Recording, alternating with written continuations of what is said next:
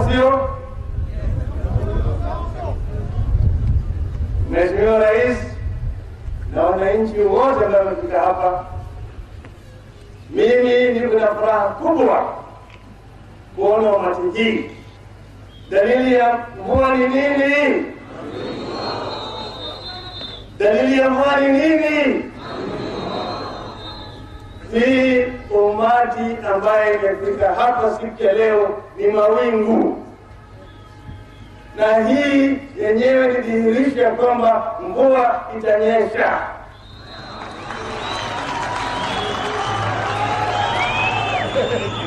Lakini kama mvua hiyo itanyesha, kuna upepo, ile upepo mkali ambayo Waswahili wanaita dharba au tufani. Hiyo upepo inavuma kutoka kaskazini kuelekea kusini, na hiyo upepo inachukua takataka yote na kupeleka baharini.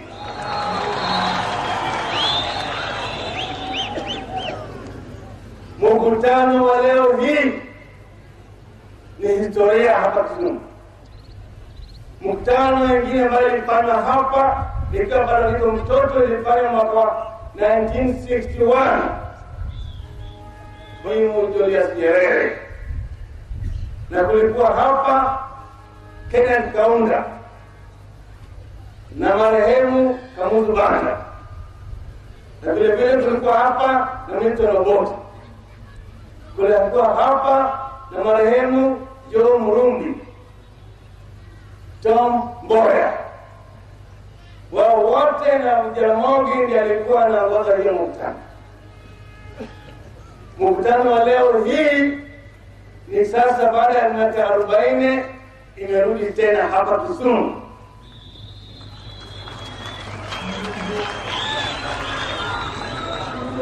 Mkutano hiyo ilitangaza ya kwamba Mzee Kenyatta afunguliwe kutoka gerezani mara moja. Mkutano wa leo imeleta sura ya Kenya yote hapa, na mimi nataka niwatambulishe wale.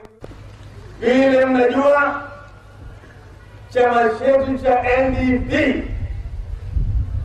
ilikuwa miezi mitano peke yake mwaka wa 1997 tulipokuwa tukienda kwa uchaguzi, lakini tulipoenda kwa uchaguzi tulipambana kivili mpaka tukawa namba 3 baina ya vyama 15. KANU ilipata nidhani ya dhahabu, DP ikipata nidhani ya fedha, NDP ikapata ile bronze medal, sio shaba. Kwa hivyo sisi tulisema hatuwezi kuangalia nyuma, tunaelekea mbele, na sisi tulizunguka Kenya yote. Kwa hivyo chama chetu cha NDP ni chama cha taifa, si chama cha ukabila. Tena tuko na madiwani Kenya yote mzima. Sisi tulisema mtindo ile ya kupigana ile ya nini imekwisha, manake asiyekubali kushindwa asiye nini. Tulisema tutasonga mbele, na ndio sababu sisi tukaja na sera ya siasa ya kushirikiana, yani cooperation. Tulisema ya kwamba mbeleni huko tulikuwa na ile siasa ya confrontation, tulikuwa tunapigana kwa sababu KANU vile vile ilikuwa inapigana. Na tulisema kama wao wataonyesha na sisi vile vile tutaonyesha. Lakini baada ya haya yote tukasema yasiyopita si ndwele, tunaganga yaliyomo na yajayo. Tukasema tushikane pamoja. Mimi najua kuna watu wengi wanauliza, Mariam Matano ameuliza hapo, anasema yeye ni mjamzito, ana utungu, lakini hazaa ya juu yatazaa mtoto mwana wa kike au wa kiume. Wajua ni punda na farasi wakiingiana wanazaa nyumbu, na nyumbu yenyewe yakizaliwa yeye ni tasa, hawezi kuzaa tena. Kwa hivyo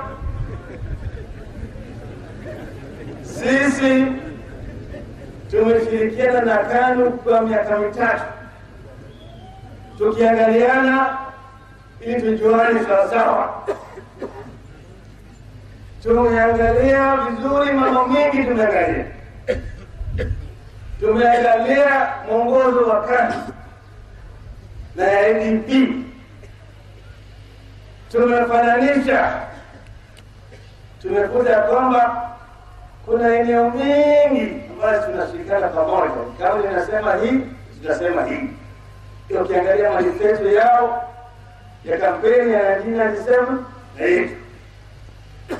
Lakini kuna upande zingine ambayo bado tofauti kidogo. Kwa upande ya elimu, maana sisi na KANU tunakubaliana, tunapigana na maadui matatu makubwa ya binadamu, ambayo ni ugonjwa, ujinga na umaskini.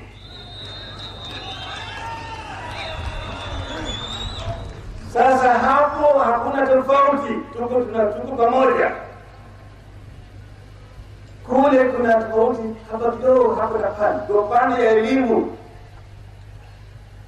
KANU imelazimishwa na wabadili kubadili ili msimamo yao mbele. Sasa wanasema cost sharing.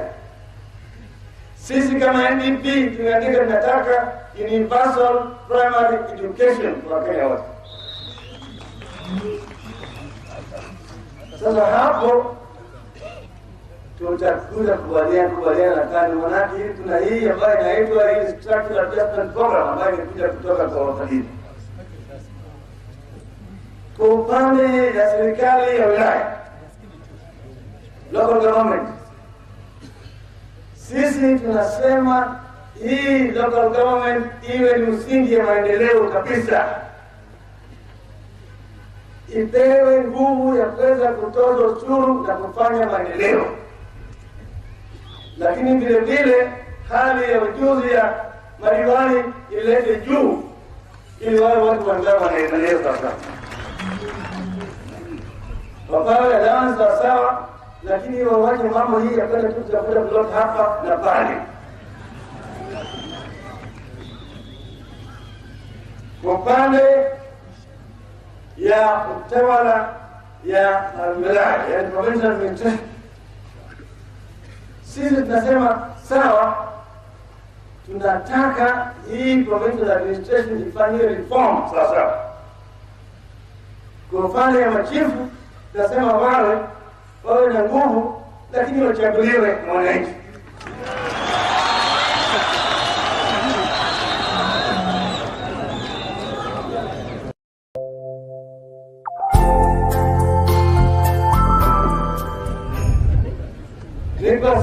Nilipokuwa niko na shida na chama cha Ford Kenya, nilijiuzulu, nikawacha chama, nikajiuzulu kwa bunge, nikarudi kwa wananchi.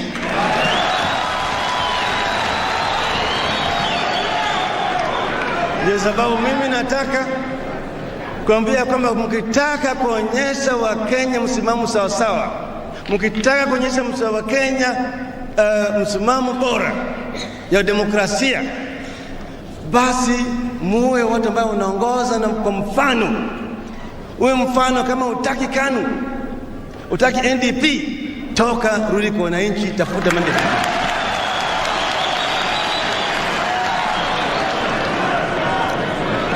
Lakini usiwe tu kama vile walikuwa nasema fisi alishindwa na tamaa, sivyo?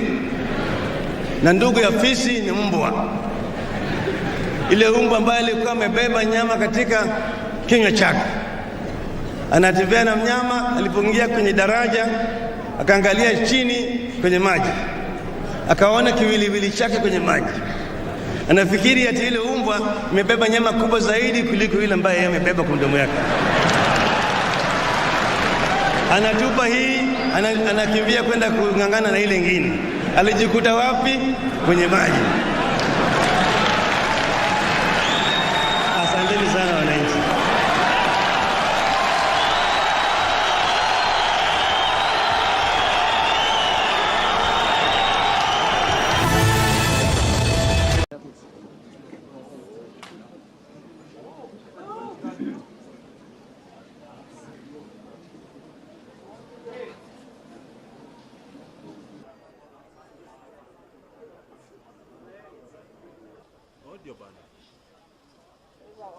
Audio, sound. He doesn't want another camera.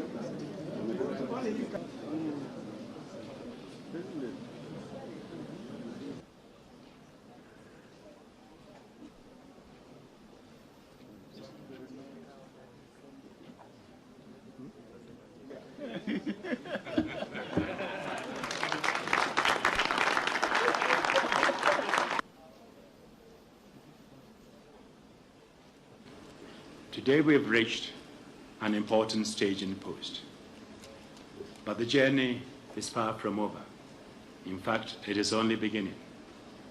The real challenge now is for President Kibaki and Honorable Raila Odinga to work together to heal and reconcile this nation, working jointly to implement the reform agenda on which they have agreed, and sustaining the effort until the job is done.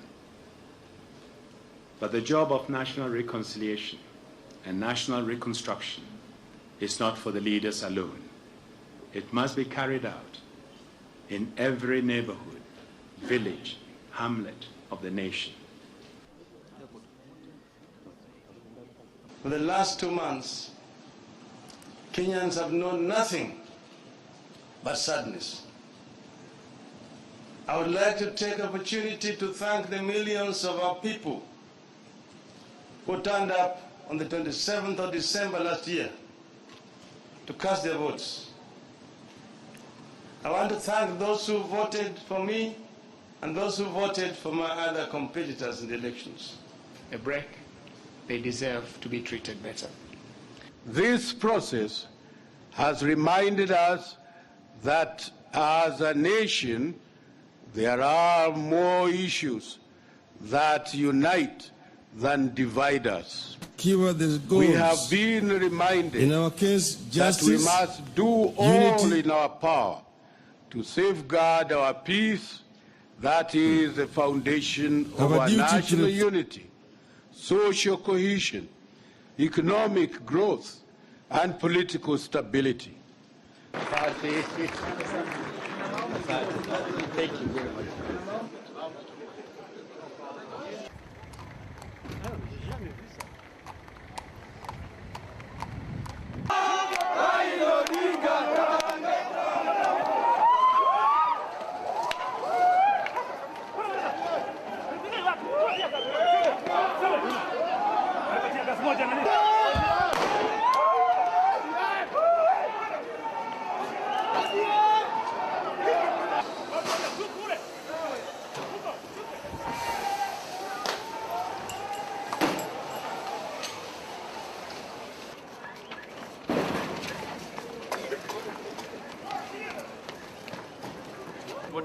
The signing of the agreement, that's a very big step ahead.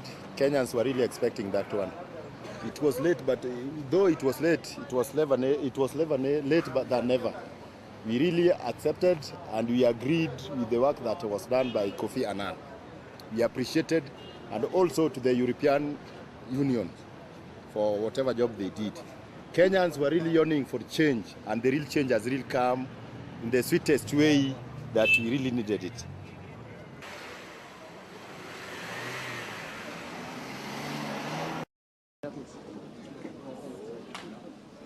Reflects on their performance in the search for these hallowed goals.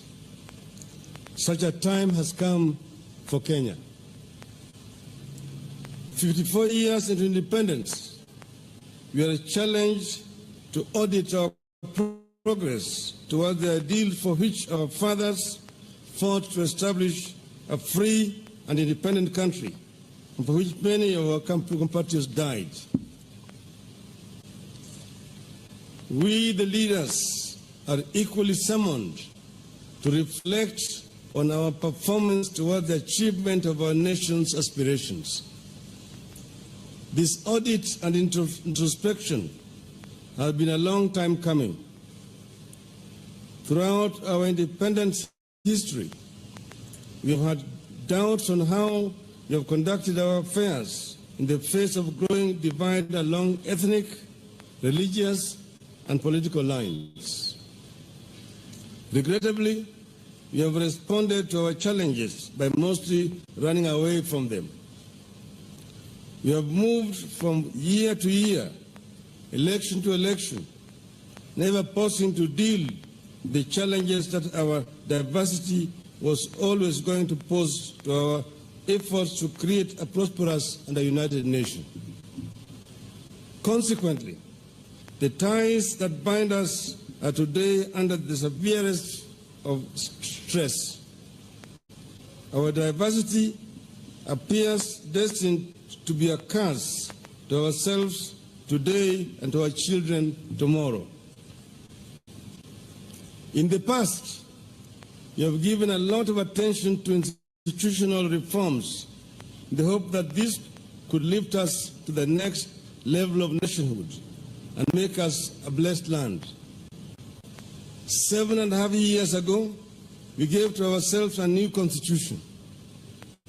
We put our faith in it as the instrument to revolutionize our nation. In this way and many other ways, we created some of the best hardware any country has ever possessed to engineer their affairs. We must be courageous enough to admit that it has not worked. It has failed because we are yet to upgrade our software. We have been pouring new wine into old wineskins. The gospel tells us that new wine needs new wineskins. The time has come for us to confront and resolve our differences. These differences are becoming too entrenched. No two Kenyans agree on the origins of the differences, what they portend. Millions of our children continue to be born and married into these differences. People are dying out of these differences. Many of these differences are already well entrenched in the third generation of Kenyans that are currently leaking the fourth generation in primary and secondary schools. Yet in many instances, Kenyans cannot remember why and where they disagreed in the first place. As we fight ostensibly to save ourselves from each other, the reality is we need to save our children from ourselves. My brother and myself have therefore come together today to say this descent stops here. We refuse to allow our diversity to kill our nation. We refuse to be the leaders under whose watch Kenya's lead into a failed nation. This is a call to self-reflection. We have to look into ourselves and challenge our readiness to make the changes that will allow our institutional reforms to work. So long as we remain divided, acrimonious, selfish, and corrupt, no amount of institutional reform will better our lives.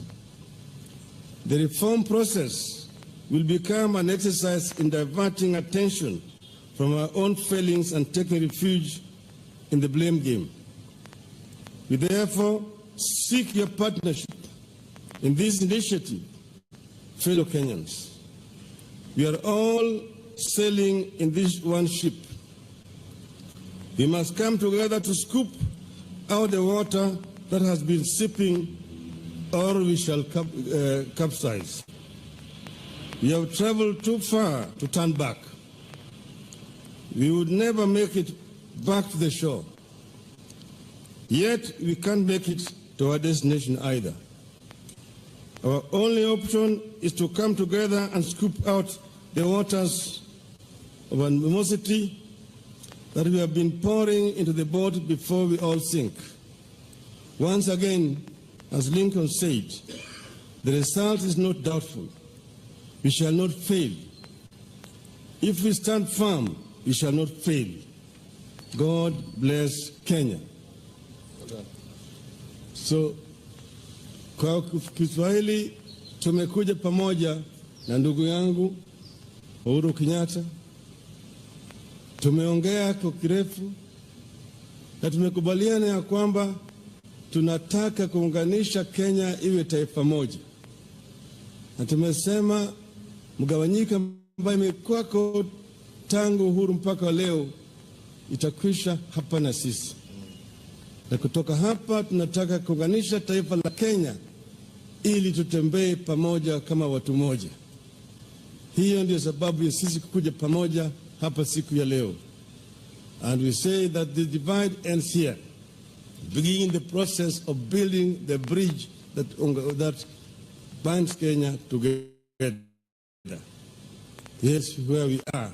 Sasa ndugu yangu wataongea. God bless. Thank you. Good afternoon, everybody. First and foremost, I have taken great pleasure this morning in welcoming my brother Raila to Harambee House, where, as he has clearly indicated, we have had the opportunity for extensive discussions on matters Kenya. And we have come to a common understanding, an understanding that this country of Kenya is greater than any one individual. And that for this country to come together, leaders must come together. Leaders must be able to discuss their differences.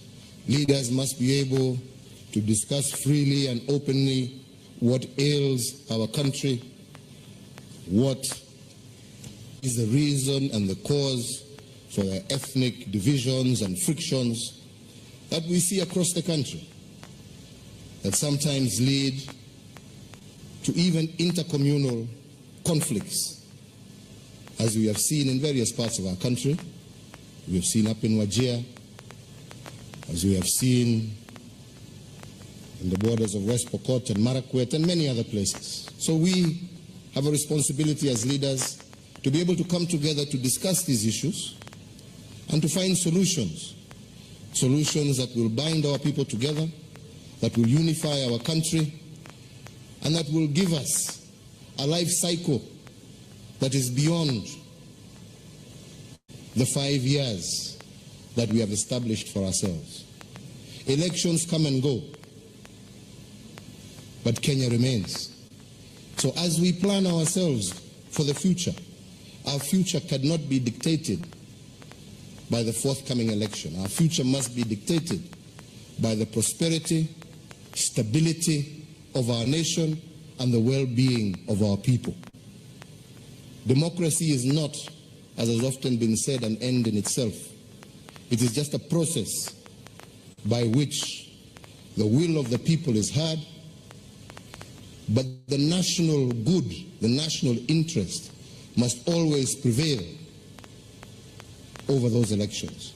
And this is what me and my brother have agreed, that starting today, we will begin a process of bringing our people together, that we will begin a process of discussing what ails us and what creates division amongst us. And we look forward to the support of every single leader. We look forward to the support of every single Kenyan, so that we can build together a united, harmonious, stable nation where no individual feels left out or left behind. So to me, this marks a new beginning for our country. a beginning in which we hope that we shall march together as Kenyans, and that we can differ in terms of political alignment, but always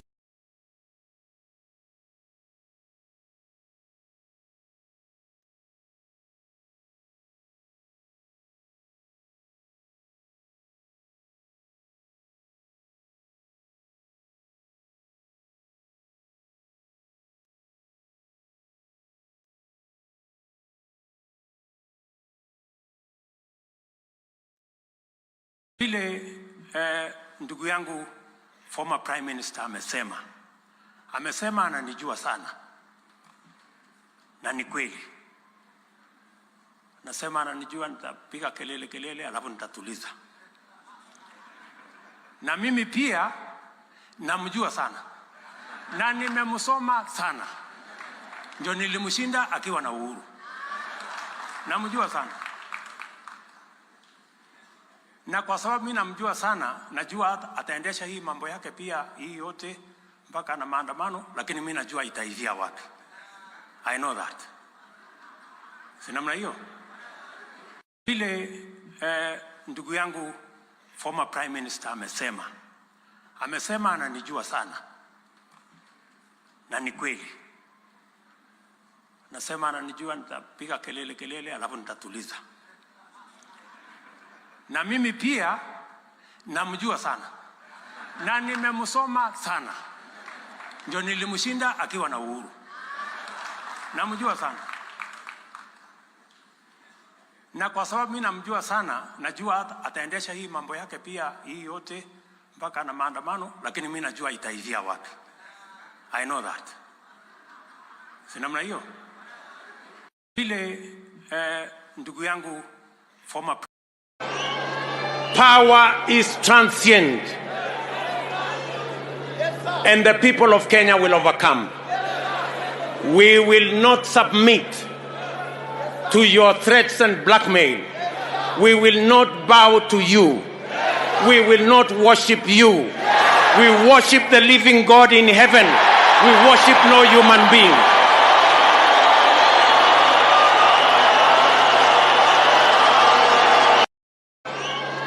Power is transient, and the people of Kenya will overcome. We will not submit to your... All right, good afternoon, good evening, ladies and gentlemen, from wherever you are. Thank you for joining Afrique 24-hour. This is our open political talk show, a talk show that gives you an opportunity to interact with the African stories and connect you with what is happening within our political sphere. So welcome on board, and kindly, if you're joining me for the first time, start by subscribing to our YouTube channel. Of course, we are live in our YouTube channel, we are live in X, and we also live in our Facebook pages. So just check for Afrique 24-hour TV, and you can keep tweeting at Leo Nyabaya, and you can also follow us on our Facebook and our X accounts. So if you're joining me for the first time, this is Afrique 24-hour TV. This is our open political forum where we get an opportunity to discuss and have a conversation on what is happening within our country. I know a lot has been happening today, being 18th of July 2024, Thursday, and most of you expected that there are going to be some demonstration within the town, but today we didn't have much activities. I don't know why. And also some of the stories that we are going to update you and are going to form part of this conversation today is the Azimio presser that was aborted when some goons, I don't know whether they are hired or they hired themselves, stormed Jaramogi Oginga Odinga Center and disrupted the Wiper party leader and the Azimio co-principal, Stephen Kalonzo Musyoka, when he was just about to give his, he was about to read the statement by the Azimio coalition. So the question we're asking, could this be the end of Azimio, as the political parties that came together to form Azimio chart their own ways? It seems that they've not been able to agree on certain issues. To remember that yesterday the ODM party also had their parliamentary group meeting whereby they came up with some of the resolutions, and among the resolutions was that they're not going to take part in the current demonstrations, and they're going to embrace alternative ways of solving conflicts. And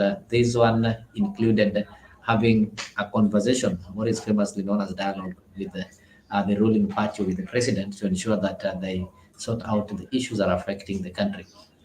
So you can join the conversation using the comment section there. Of course, from wherever you're joining, just let me know where you're joining from. Use the comment section, and I've also shared a link on the comment section that you'd use to join the studio and be part of this conversation. So allow me to give you some updates as we proceed with the conversation.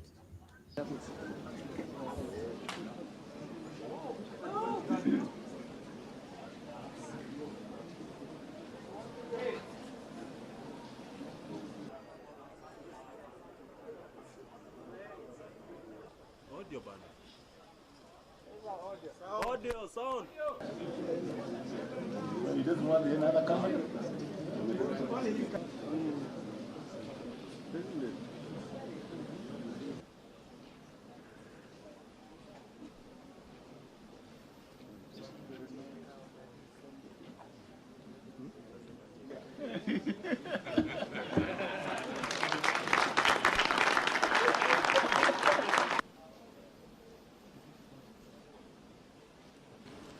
Today we have reached an important stage in post, but the journey is far from over.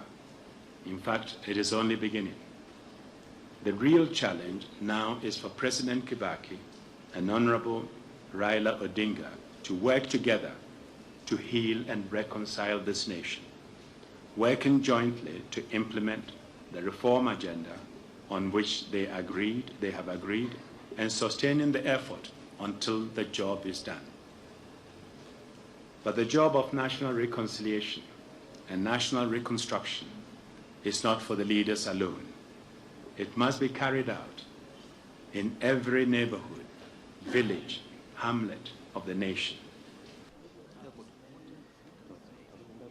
For the last 2 months, Kenyans have known nothing but sadness. I would like to take the opportunity to thank the millions of our people who turned up on the 27th of December last year to cast their votes. I want to thank those who voted for me and those who voted for my other competitors in the elections. A break. They deserve to be treated better. This process has reminded us that as a nation, there are more issues that unite than divide us. We have been reminded that we must do all in our power to safeguard our peace. That is the foundation of our national unity, social cohesion, economic growth, and political stability. Thank you very much.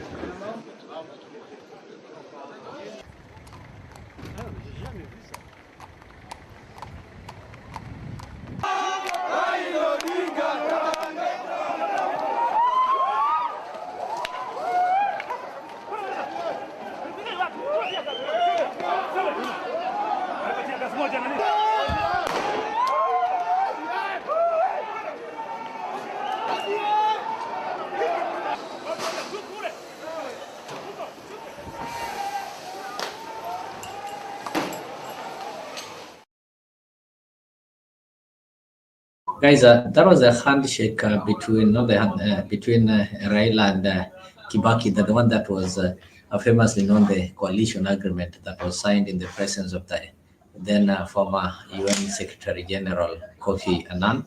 And I know we are going to discuss it, and of course we are going to try to analyze as we look at this history of handshake and how it has always shaped our politics, and some of the benefits and some of the political implications that it already had.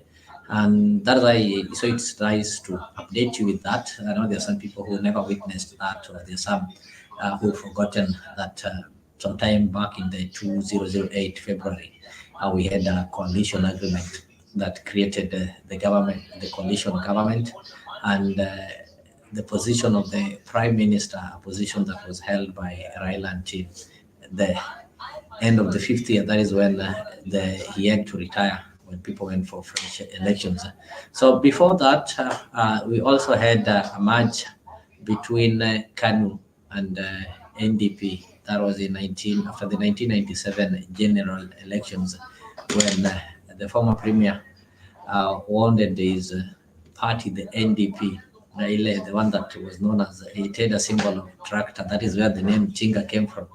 So he had to wind the Tinga party and join KANU when he was made the Secretary General of KANU at that point. Remember William Ruto also served as the Secretary General of KANU. So also maybe play your reminder on that as we wait for other panelists so that we can kick off this conversation maybe in the next few minutes.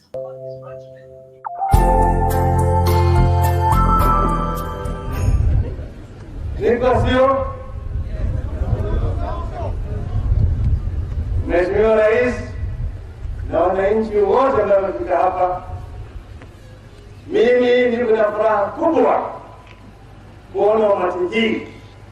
Dalili ya mvua ni nini? Dalili ya mvua ni nini?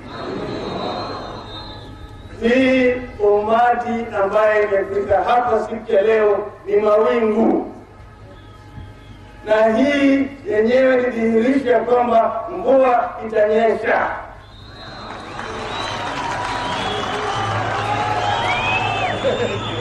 Lakini kama mvua hiyo itanyesha, kuna upepo, ile upepo mkali ambayo Waswahili wanaita dharba au tufani. Hiyo upepo inavuma kutoka kaskazini kuelekea kusini, na hiyo upepo inachukua takataka yote na kupeleka baharini.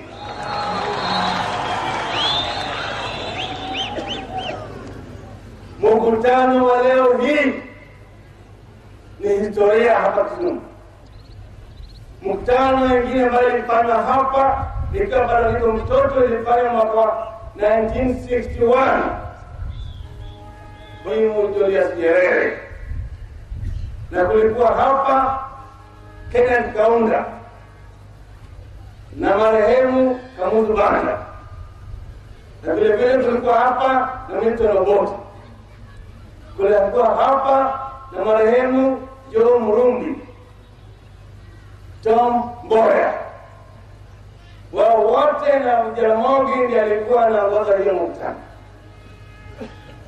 Mkutano wa leo hii ni sasa baada ya miaka 40 imerudi tena hapa Kisumu.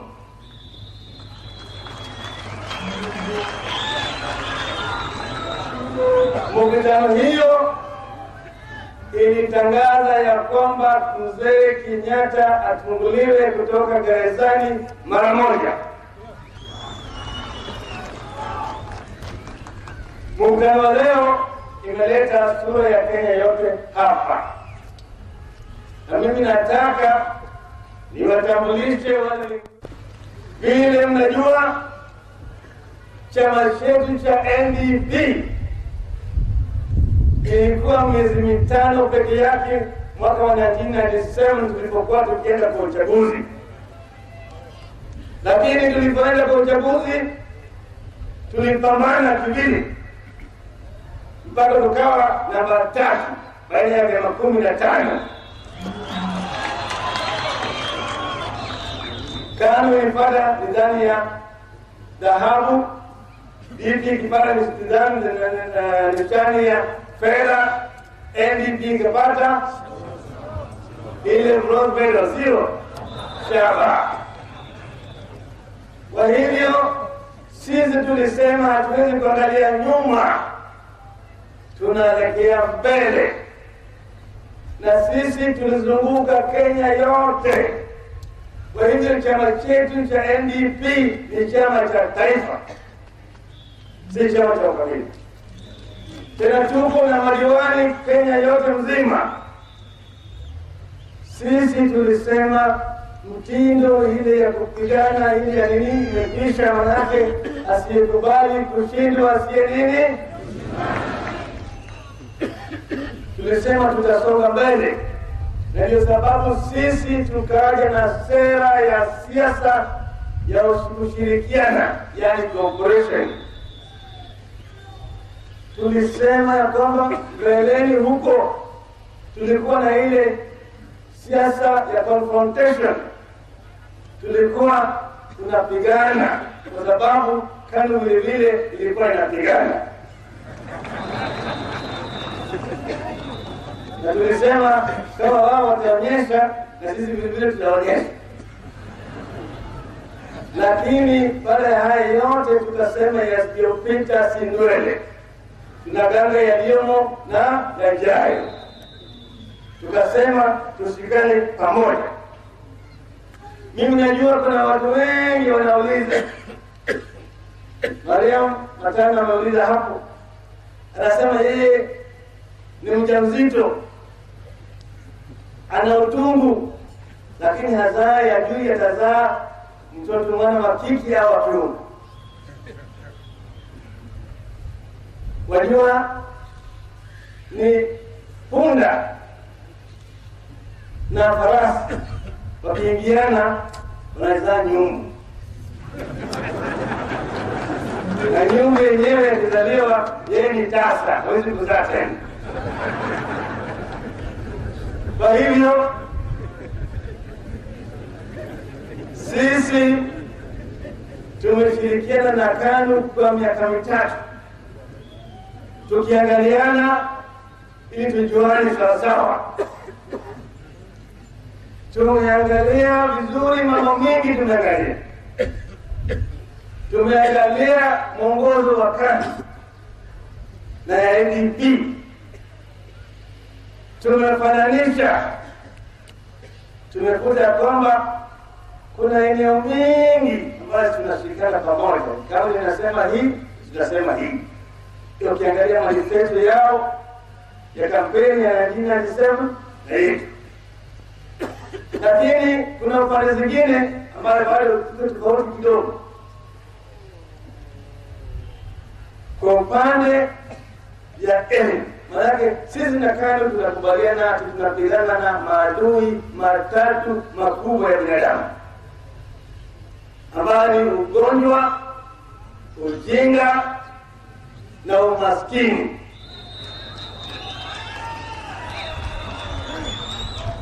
Sasa hapo hakuna tofauti, tuko pamoja. Kule kuna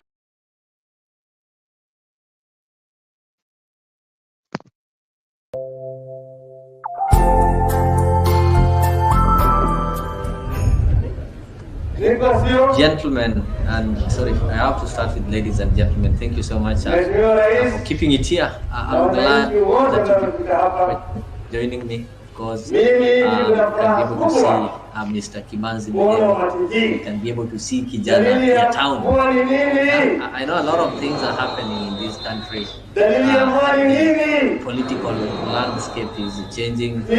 People begin to realign themselves.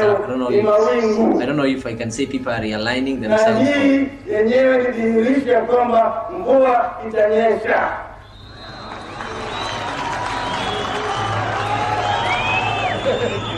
Lakini nilipokuwa niko na shida na chama cha Ford Kenya, nilijiuzulu, nikawacha chama, nikajiuzulu kwa bunge,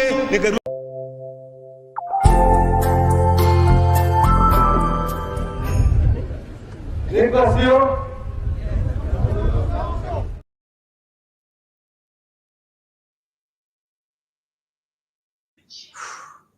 Boni, am I audible? Can you hear me? Right, I think Boni akona shida ya connection, but he'll get back. So I just want to start with you. What is not going on? I know you have your own political party, but your party is a friend. You are amikai of the Azimio coalition, even though you're not a member of Azimio, but I know your party is a friend of Azimio. So what is not happening in Azimio before tuendelee? I hope sauti yangu sasa inasikika. Barabara kabisa. Habari gani bwana? Niko salama, niko sambamba kabisa. Many things are happening in a very fast time, in a high speed. Unanisikia? Things are running. Mbona mnakimbiza syllabus hivyo? Nipeleke yeah. Unanipata? Nakupata vizuri. Hello? Hey, lakini No, Raila has nakupata really vizuri. this. Am I clear? Am I audible? You're audible. I can hear you. I Am I can hear audible? you. Just proceed. You're audible. You know, I read an article today that was saying that Raila one day brought goons to his father. Okay. He actually one day arranged goons to come and disrupt his father's meeting. And I think this is a curse he's carrying for generations. So, personally, being a supporter of Raila for many years, I'm so disappointed because at the age of 80, I don't know what, I don't think you should be a father to Ruto to a point whereby he should not be a person who is guiding you, you know. So Mzee to me has outlived his usefulness, and I think he is destroying all the things he has done for this country. Having built a very good career and fought for many things, I've always admired him. In fact, I've always fought for him and said he is an institution. But when he joined, for example, I can tell you, even when he joined Uhuru Kenyatta for Handshake, that was the end of his career, because he knew if he could not have joined Uhuru Kenyatta, he could have been very popular by the time his by the 2007 and 2022 had come. So for me, I think Raila will be remaining with those people who worship him, particularly those who think he's a small god. But majority of us and the people who thought he had ideology, I think have just left him, because he seems to be a person who can be bought and a person who lacks a vision. Like when he was asking today, he's asking, Ruto moves or goes, then what? I wondered, is he the same person who was a prime minister in the days of Kibaki and the constitution that had not envisaged a position like that? Because let me ask you, the constitution that Kibaki was using and Moi were very radical and ruthless. It was one man show. But when an extraordinary thing happened, extraordinary measure was taken to a point that the Bunge was reconstituted and they passed what we call a national accord, and his position was created. So when you ask like that, you make people look stupid. We are saying Ruto must go, not because we want Gachagua, not because we want any Kenya Kwanza stalwart there, even Wetangula, because we want a Kenya that is responsible. We know what the constitution says when the president dies or is killed or resigns. We know it is Gachagua who takes over. But nobody wants Gachagua. Nobody can tolerate Gachagua. It's even worse than Ruto. What we are saying is, can we have a country where we constitute a caretaker government? It is not in the constitution. But when the push comes to the pull, when the pull comes to the push, when the rubber meets the road, then we make decisions per that time. The law is not made for man, you know. Yeah, Man I get you. So for me, I think nothing is cast on the stone, and nothing is cast on the stone. And Yeah. I think we can have a caretaker government. My proposal is to have 2 elders from every county. Then get you. they get to a room, maybe State House, and they produce one leader who goes for 7 years. And that is what we want. We don't want a Kikuyu or a Kalenjin. In any case, personally, I'm a person who is anti-Kikuyu leadership, anti-Kalenjin leadership. I think it is very poor. It is hapo naona iko maneno hapo nyuma Sorry. brother, you're living large bwana. Sisi tunaumia na baridi huku bwana, kumbe wewe Proceed. Awesome is saying, Leo, I know the political nilisahau atmosphere currently favoring your thoughts and your friend, Mr. Kamau. That is awesome. That the least we expected was Ruto must go, but it is going to be long before he goes 2032. Do you think that maybe if Raila decides to go the way he decided or something like that, do we still have, do we really need Raila to send Ruto away? Let me tell you, it is very difficult to stop an idea whose time has come. Let me put it this way so that you understand what I mean. Sometimes a system or a situation might push you out.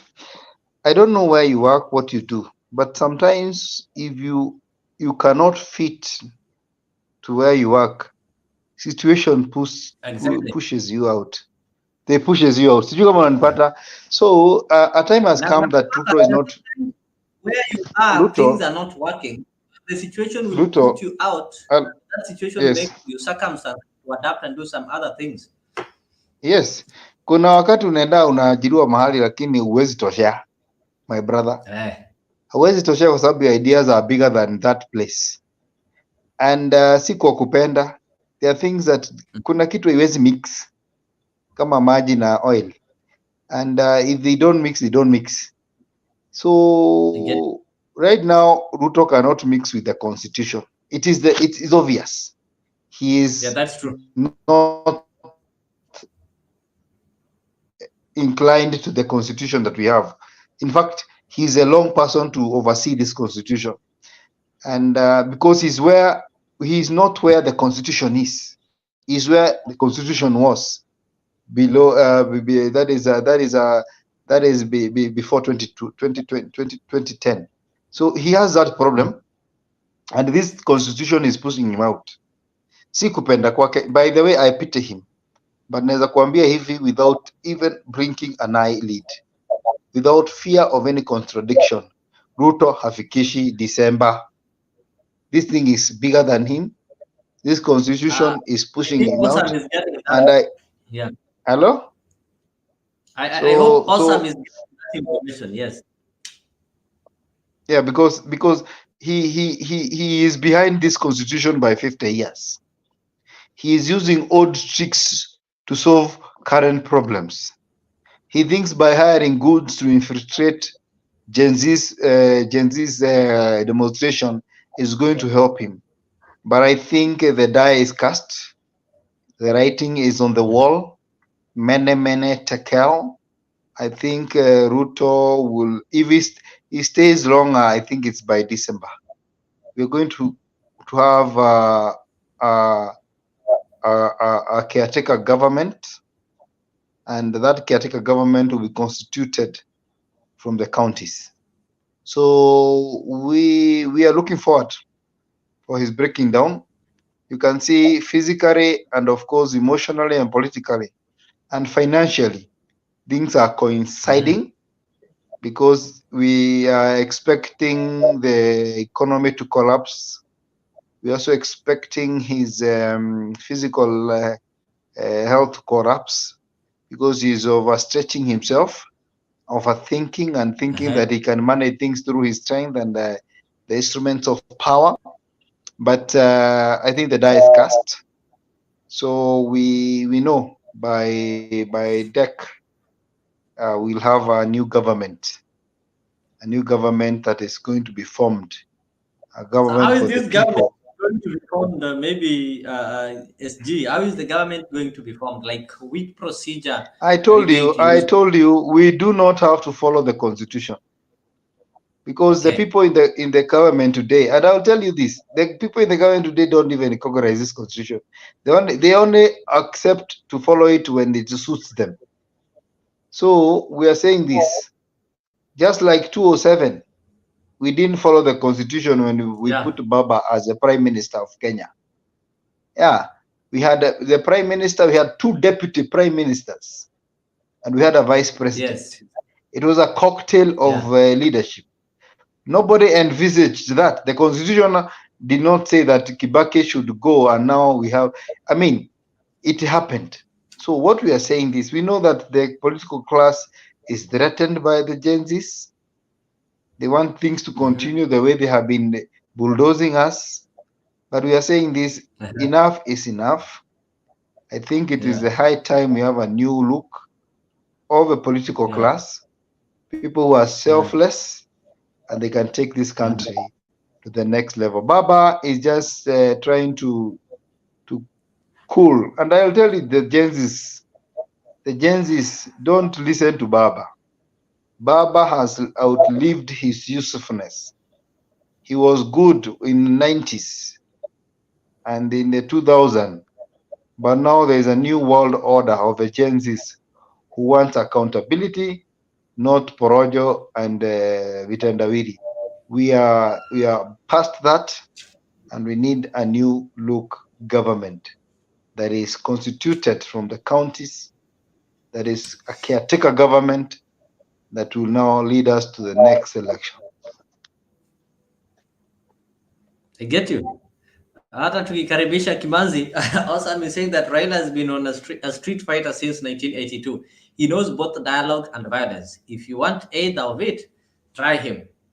You know, he's trying to tell us that the least we expected was Ruto to go, but as it stands, it seems Ruto is not going sooner than 2032. So Kimanzi, karibu sana. I don't know what you take of the political happenings, what is happening in the country. I remember yesterday there was an ODM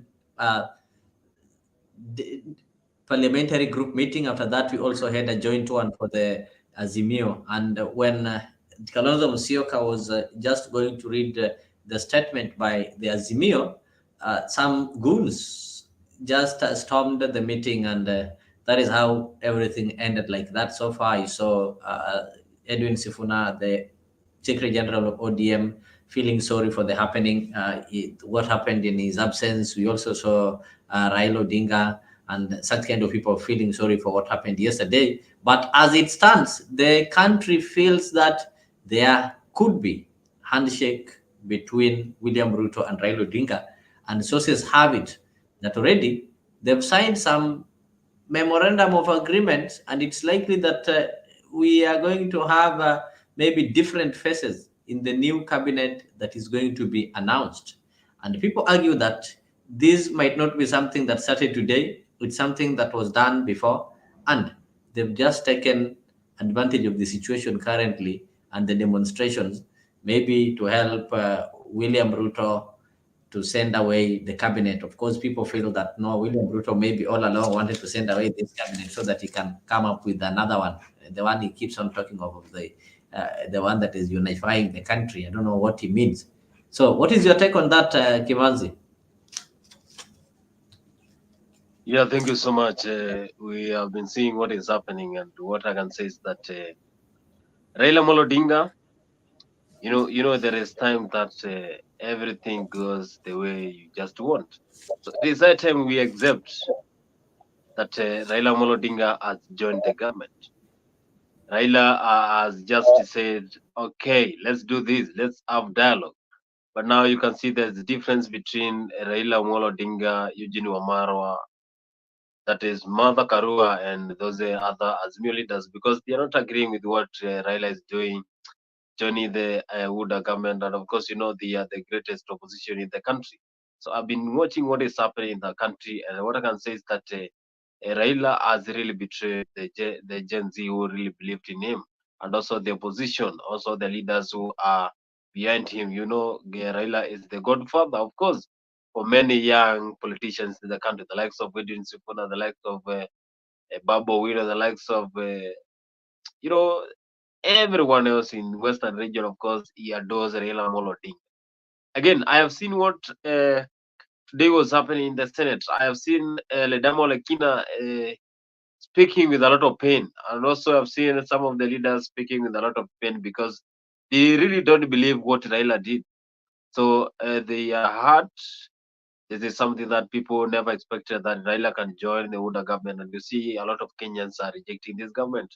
So I believe Raila has really made a very big mistake by joining this kind of government, because everyone is rejecting the government. But again, a person who people believed, people believe Raila is the president of the people, but now he has just joined the government that is trying to make everything go worse for the common Mwananchi. And the aim is to make sure the cost of living for the common Mwananchi is not that pressing. So what I can say is that Raila, maybe you saw yesterday there was a conference that was happening in Apple, and it was it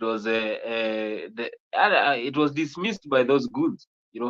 I don't know what happened, but what I can tell is that there is some differences between the Azimio leaders, and this one is all caused by acceptance of this dialogue by the government. So I think there is a problem, and this problem is affecting the Azimio leader coalition. So those guys, those people from Azimio, they should come together and solve, because if we don't have opposition in the country, then we are done. Kenya is done. The government will just do whatever it wants. But we have the Gen Z revolution that is coming, that is making sure that the government should do whatever it promised. So my view is that the government has already absorbed Raila. So they are trying to reorganize themselves, the other leaders of Azimio, so that they can see what next. So a lot of things are going to happen, because if Raila joins the dialogue, so what next? That is the question. Thank you. So much. I think that's the question that people are asking, that if Raila joins maybe the government, what next? Because it's evident. And when Raila said that he is now going to vie for the AU chair, it was evident that he was now leaving the scene, he was now leaving the politics. And people thought that, okay, people like Kalonzo will now take that space and continue with the Raila's politics.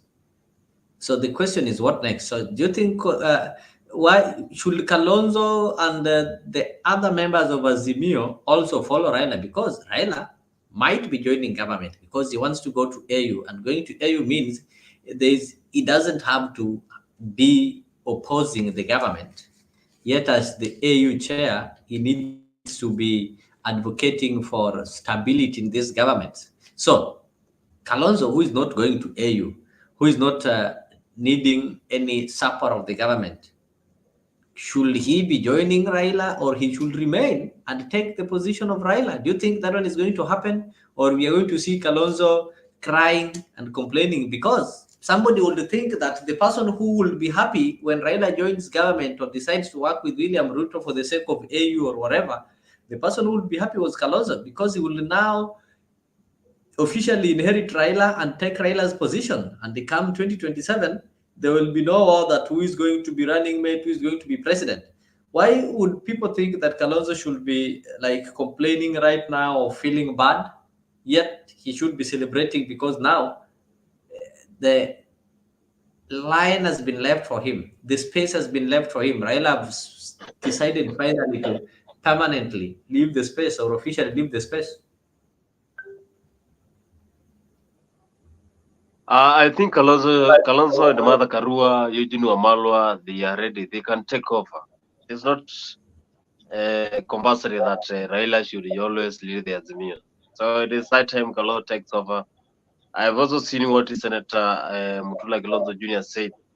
So Azimio is still there, even if Raila joined. Azimio has been having very strong leaders who are following Azimio. So I think Kalonzo and Mother Karua, Eugene Wamalwa, it is now the high time they take off, because they can still stand on their own. Not all the time they depend on Raila Amolo Odinga.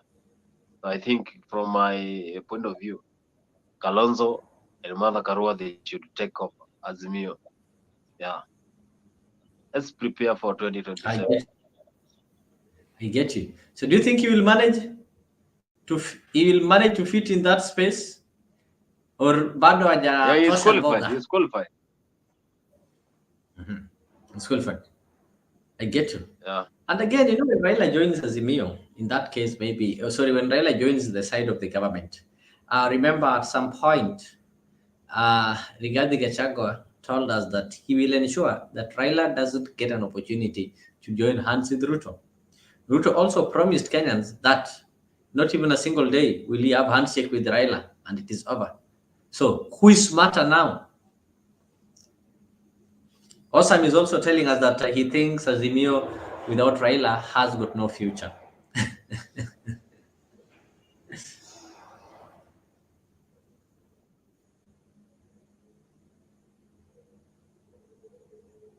Boniface. Ruto told us, okay, listen to this. Just want to listen to this. I think Ruto also predicted this. Vile ndugu yangu former prime minister amesema ananijua sana, na ni kweli. Nasema ananijua, nitapiga kelele alafu nitatuliza.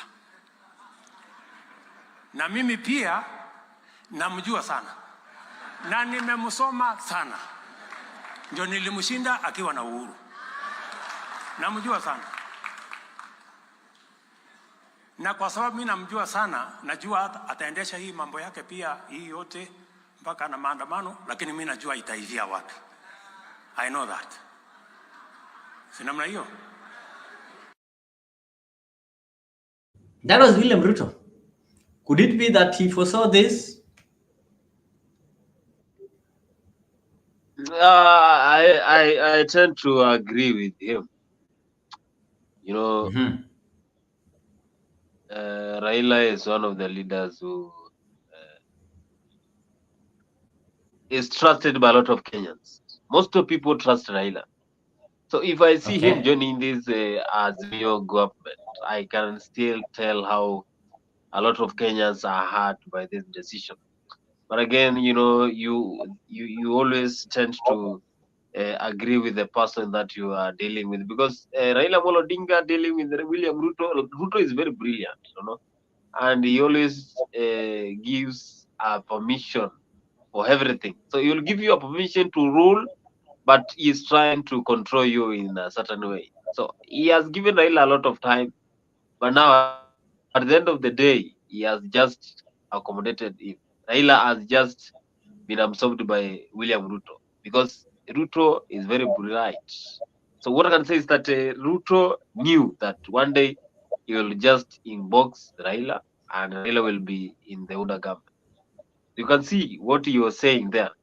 So my opinion is that Raila joined. So we agree, we accept. As we followers should just accept this, because Ruto saw this. He is a prophet. He believes in God. He knew that one day I will just be next to Raila Amolo Odinga, and the country will have zero opposition. But I believe Kalonzo, Karua, those loyal Sifuna, loyal Azimio followers, they can form still the opposition. So they should just do ending that Raila used to do. I will not agree with our son who is saying without Azimio, without Raila, Azimio has no future. He has a lot of future.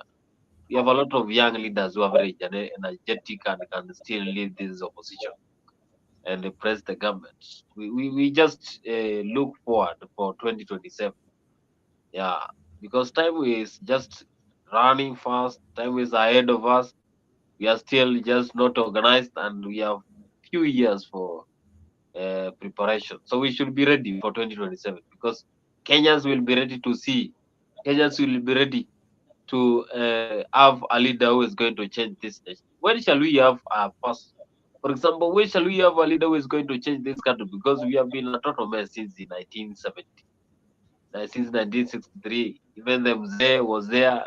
Jomo Kenyatta. Now we have Ruto. Out of all 5 presidents, who has done something that Kenya can remember? Only Kibaki. I was not there during Moi era, but still I have read history. I can see what happened here 19. I read history what happened in the year 1980 up to 1992. A lot of events happened there. So we need someone who can. So who is going to lead this Azimio? Because Huda, people believed in Huda. Huda has just failed terribly. Now who is next? Are we going to choose Gladys Wanga to be the president of Kenya? Maybe a woman can try. Maybe a woman can be so good to this country. That is my point of view. Thank you. Thank you so much. Let me welcome Ochuka. I can see Ochuka is there. Ochuka, karibu sana. I don't know what is your take in what is happening. I've seen today there have been issues over since what happened yesterday. You saw Kalonzo's speech was disrupted when he was about to read the Azimio La Umoja One Kenya coalition statement. And there is a feeling, of course, that but I don't think it's a secret that there is some working relationship between Raila and William Ruto. And you saw people like Martha Karua, Jeremiah Kioni, Eugene Wamalo, and Kalonzo Musyoka are not happy with that. It's like they don't want to embrace it. And the issue of the demonstrations that have been taking place, I don't know what is your take on that. And people today were out like calling Raila as a betrayer. Specifically, if you listen to the bloggers and maybe the opinion shapers from the central part of the country, they are really bitter about what happened. And today, I think in social media, what was trending was Raila Amolo Odinga. Thank you so much. I just want to say hi to you guys. Muko poa? Kwanza nataka kusema Raila Amolo Odinga is not a betrayer because Raila Amolo Odinga amepigania nchi. Raila Amolo Odinga doesn't think mambo na tumbo yake, pesa yake, jina yake. Raila Amolo Odinga is somebody who ukiona amechukua msimamo, be it good, be it bad, it tells you that amefanya utafiti, amefanya uchunguzi, ameconsult. Yeye mwenyewe pia ako na moyo. Yeye pia si mtu kijana, yeye ni mtu mzee. Anaangalia jirani, the next door, the future, na anajiangalia mahali yuko. Nikiongezea nikisema, wacha watu wakasirike. Raila Amolo Odinga si rais. Raila Amolo Odinga yuko government. Raila Amolo Odinga was a presidential candidate. Alilose, alichukua vizuri, alijaribu kuamsha Wanakenya, hawakusikia. Hii maandamano unaona inafanyika, mimi na support Gen Z because mimi pia ni mtu yangu, na mimi napenda venye majen Z wameweka nchi, at least imekuwa si nchi ya banana republic. But saizi mahali hii maandamano inaenda, hii maandamano inaingia central, haiendi kwa the other. Actually tulikuja kugundua sisi watu wa Kisumu, Homa Bay, Kisii, Mombasa, Wakamba, hivyo Ukambani, tunafanya demonstration, hatukujua what is happening. Now tumejua game ya watu. Their game is this, na their aim is this one. They want to demonstrate to ban this country, to make sure that William Ruto ameondoka kwa hiyo kiti, waweke Gachagua. Kuna kipengee kwa constitution yenye inasema Ruto once ame step down, aendi na kila mtu. Atawacha speaker, atawacha MCA, atawacha MP, atawacha Senate, women rep na magavana. Ni Ruto ndiye ataenda. Na Ruto pia si mtu mjinga, adissolve inchi yenye hata haina IBC. So tusiwe watu ambaye tunaangalia hii vita si yetu, hii ni vita ya watu wa Central. Tangu lini wewe umeona Nyandarua, Nanyuki, Karatina, Kitengela, Wayakiwe, Githurai 44, 45 wamegoma? Tangu lini? They always say even it was when Uhuru Kenyatta was a president, when things were really getting let me tell you So what happened? They say because it doesn't have tribe and things. Yeah. Just wait. Hii maandamano si yetu. Hii maandamano iko na watu nyuma yake, na wenye wako nyuma yao tunawajua, tunawaona, wamevaa mangozi ya kondoo. Wanajifanya wataki Ruto na kumbe wao ndo wanataka wakue hapo. Ruto hata nimekuja kumwangalia vizuri sana. Mimi sijaipenda Ruto.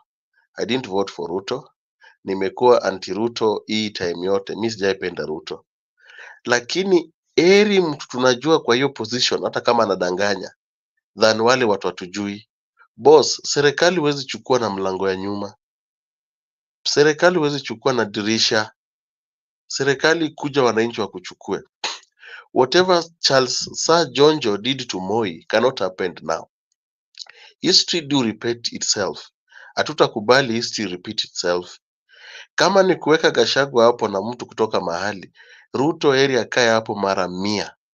Hata Ruto 5 tena fresh. Because let me tell you one thing. Baba aliuza baba care. Akauza free education. Akauza sijui women sijui with what. Akauza sijui disability. Aliuza agenda yake yote. Baba aliweka agenda yake yote. People left all that. Wakaendea hasela, mama mboga, boda boda. They thought boda boda atakuwa anafanya delivery State House. They thought mama mboga atakuwa anakata mboga inaenda State House. Let us speak the truth. They left all. Now baba ameheal. Baba ameheal. Baba is moving forward. Let me just finish. Baba is moving forward. Baba naona nchi saizi imekuwa nchi ambayo inakuwa banana republic. Hakuna vile tutakuwa na maandamano all the time. Na maduka zinaingiliwa, mavitu zinachomwa. What happened in Kitengela? That Ruby's petrol station ime lose over 38 to 30 million. Tusidanganyane pale. Watu walibeba paka unga ngano ya pizza ile imekandwa. They carried everything. Watu wa bodaboda walikuwa wanajimwagia mafuta kwa petrol station ambayo si yao. Let us be honest. Where we are heading is not right. And that is where baba naona. Mimi sijaipenda Ruto, lakini when comes to inchi pia saa zingine lazima iundwe na kuna watu lazima wasilapiwe vizuri. Mount Kenya walitupa Ruto wakasema ni mcha Mungu, si ushawi, ni maobi. Tunatumia maobi. We cannot allow watu wa Mount Kenya tena wachukue inchi warudishe kwa choo. Baba amesema vizuri sana, ana support. Whatever Kalonzo Musyoka, Martha Karua and the rest are doing, it is not right. It is time tuache kuwa selfish. Tuweke inchi mbele. Tuunde inchi kwanza, we blame ourselves later. We only have 3 years. Ruto amalize serikali yake. Hizi 3 years kama tujakuwa very careful. Even right now venye tunaongea mimi na wewe sisi watatu hapa na wanatusikiza. Tukiendelea venye na hii maandamano hatutakuwa na hii uhuru. Tukiendelea hivi hata hatutakuwa na inchi. Watoto wetu hawataenda shule. Wale wako na ugonjwa wa diabetes hawatapata dawa. Wale wako na ugonjwa za pressure hawatapata dawa. Cabbage itakuwa 1000. Chakula itakuwa ngumu kupata. Tutaanza kujichinja sisi wenyewe tujikule. Let us be honest. Whatever baba is doing, wewe piga tu kelele sema baba ni ame to betray. Boss, all of us can only pay. Saizi nchi kichomeka, sisi wote tutalipa hizi marent zetu. 1 year, 6 months, 8 months. Kuna mwenye ako tu na rent ya 2 months. Kuna mwenye hata hana hata moja. So let us be very careful. Whatever we do, whatever we say outside here, tuangalie mbele. Tuko na watoto na tuko na familia. Vita ikitokea hapa nchini, itatumiza sisi na watoto wetu na kila mtu. Tuwe very honest and very careful. However much we don't like Ruto, tusiweke tu ati ni handshake. Baba doesn't need handshake. Ruto doesn't need that shake from Baba. Whatever we are fighting for, it is for the right na inchi iendelee mbele. Hii mambo ati sijui ati Raila akichukua. Raila hakuzaliwa na Kalonzo na Martha Karua na kina Kioni. Alizaliwa yeye mwenyewe. And it's high time I make decision yeye mwenyewe. Get you. And there's a question people are asking. Raila have been calling for demonstration in most of these elections. And whenever he calls for demonstration, people have always said that, demonstrations are bad. It leads to destruction of property, of course. it leads to loss of life. And at some point they used to say, Raila awache kutumia damu ya Wajaluo na wale ambao wa ODM wafuasi wake ili kujinufaisha mwenyewe. But now, like right now, the demonstrations have been called, but not by Raila, by the people who maybe were abusing Raila and the people who used to follow the demonstrations. And Raila is coming in and saying, no, you guys, we don't need to go on the streets. We don't need to send our sons and daughters on the streets to go and maybe get tear gas and something like that. We can give some dialogue and opportunity so that we sort out these issues without going to the street. Because that is what majorly people have been telling Raila, that look, you don't need to go on the street. People can see it. Why do you have to take people on the streets to be killed by police and such kind of things? Then Raila maybe have gotten that feeling that, okay, streets are not good. Now he's telling people, no, we don't need to go on the street. But the same people are now telling you that, you see, Raila, you are a betrayer. You see, you are a coward. You see, now you want dialogue with us. You don't want dialogue. But when Raila calls for demonstrations, it is evil. So does it mean that Raila's demonstrations are unconstitutional and all sort of things, but other people now get holy demonstrations and safe demonstrations and such kind of things, Achuka? Let me tell you one thing, eh? Yeah. Mimi si mtu mkabila. Na mimi sipendi ukabila na sijawahi penda ukabila. Actually, I have kids and I want my kids to get married to somebody. My kids speak English and Kiswahili. They don't even know Luo. Na wakijua Kijaluo pia shukuru. Lakini I want them out there to get married with a person, my son or my daughter. Mtu mwenye pia anajua Kiswahili na English. Waendelee na maisha yao. They look for money, waendelee hivyo. If they can, whatever, unajua. The problem yenye, na mimi nataka kusema venye iko, mimi sitaki kuficha. Problem yenye iko hapa, Kikuyu people are tribal. They said hapa nyuma ati maandamano ni ya Wajaluo ndio wanatupa mawe, Wajaluo wana demonstrate, wanaharibu biashara. Right now demonstration inafanyika country mzima. Why can't they say whatever they used to say? Hawa vijana wanaharibu mali, hawa vijana ni wabaya. Wamenyamaza kwa sababu wanataka kusukuma Ruto aondoke, wachukue serikali. Number 2, ukiangalia hii ya majenzi, watu wadosi kutoka Mount Kenya wamejificha kwa hao majenzi. Na ni venye tu Ruto ajui, I don't know kama anajua. Raila Amolo Odinga is always right, atabaki kuwa right. Raila akikanyaga mahali hata kama kuna giza, kuna mwangaza. Na Raila Amolo Odinga is the only person who can slap you na umpe the other side atakuslap na you won't do anything. They are thinking that we are joking. They are thinking man Raila Amolo Odinga kanyaga ni mchezo. Wajaribu watapiga kelele wiki mzima. Baba si mjinga. We might look like fools, tuseme sisi ni mang'ombe huwa tunamfuata, ni sawa. But hatuwezi kubali inchi ipelekwe mahali pabaya. Hata saizi tukipewa 5 slots kutoka ODM ingie cabinet. Imeingia na ni sisi tumeingia huko. Let me tell you one thing. It takes only one person to change the country. It takes only 2 people to make sure that changes za maisha inaweza fanyika. Unaelewa? Hii mambo yao wacha watapiga kelele na bado. Hatuwezi kubali inchi irudi kwa venye wanataka inchi irudi. Na hatutawahi kubali. Inchi ni yetu sisi wote. Na William Ruto ni mtu ambaye amefanya makosa. William Ruto amechange. Amesikia maneno, amesikia kilio ya vijana. William Ruto akasema ako tayari kufanya kazi na vijana. Hakuna siku rais mahali amekiloa chini akakuja kwa wananchi. Alikuwa case. William Ruto ameacha kusign. Let me tell you one thing. Acha nikwambie leo. Hii kitu ilianza reject. Hii kitu ilianza reject the finance bill. Hii kwanza Ruto ilianza reject the finance bill. Yeah. Ruto alireject the finance. Did exactly the way they said. Yeah, just wait. Ilianza Ruto reject the finance bill. Ruto akareject, akusign. Ikaanza Ruto change the cabinet, reshuffle. Actually, baadaye ikakuja ikachange, fukuza cabinet yote iende nyumbani. Ruto akafukuza cabinet nyumbani. IG resign, fire IG aliresign mwenyewe. Saa hizi imetoka from reject the finance bill to Ruto must go. Who is pushing this Ruto must go? That is the most important question we are supposed to ask ourselves. Ilianza reject finance bill, imetoka kwa reject, imekuja kwa Ruto must go.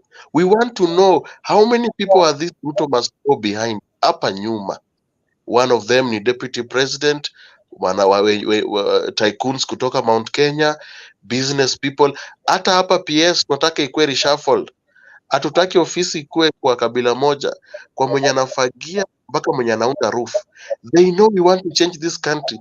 That's why wanafanya manyuanda mingi, so that we don't clinch na kuclean whatever tunataka. Baba ameingia hapo. Now they know baba ni mchapakazi. They know baba huwa anakuwa na team. They know when you meet baba things do happen. Now they are scared. Why is it that people from Mount Kenya ndo wako scared kuliko the rest of the people? Why is it wao ndo nataka kuweka iende kwa mtaro ati Gen Z? Why is it that hata wenye wanatoka saizi wana demonstrate, they are not saying hao vijana wanaharibu biashara, wanafanya vibaya. Wewe mwana Kisumu, Homa Bay, Migori, niambie biashara ile imeharibiwa. Nowadays people in Kisumu we demonstrate mpaka kwa presidential lodge, state house, ile lodge ya serikali. We don't even destroy anything. Tunafika pale, polisi anakuwa friendly, wanatuhug, wanatupa maziwa na maji, tunaruka tunarudi nyumbani. Why is it nowadays awasemi ati Kisumu kuna maneno yanafanyika? It means serikali huwa inatumia watu kutupa mawe, alafu watu waseme Luos are bad. Why is it now Luos are not bad? Why is it now that other countries, Nyandarua, Nanyuki, Baringo, other places imekuwa worse kuliko wenye huu wanafanya maandamano? Tunajua game yao na tuko game yenyu.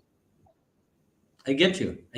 On the comment section, I can see awesome. He's saying Ochuka and Elder speaking. Gypsy Kone is asking if we are being tasked for putting on the name tags. Of course, we are not being taxed. Put it there. Finance bill was rejected. Anything Raila does, he puts common sense. First, he's not an hyena like other politicians. Eli Omondi Odhiambo, you're enjoying some good beer at your local village. Eli, karibu nyumbani, karibu Kenya. I'm sending you the till number. You know the brand. So, Kimazi, before I bring you, let me bring the world has issues. Gaddafi, karibu.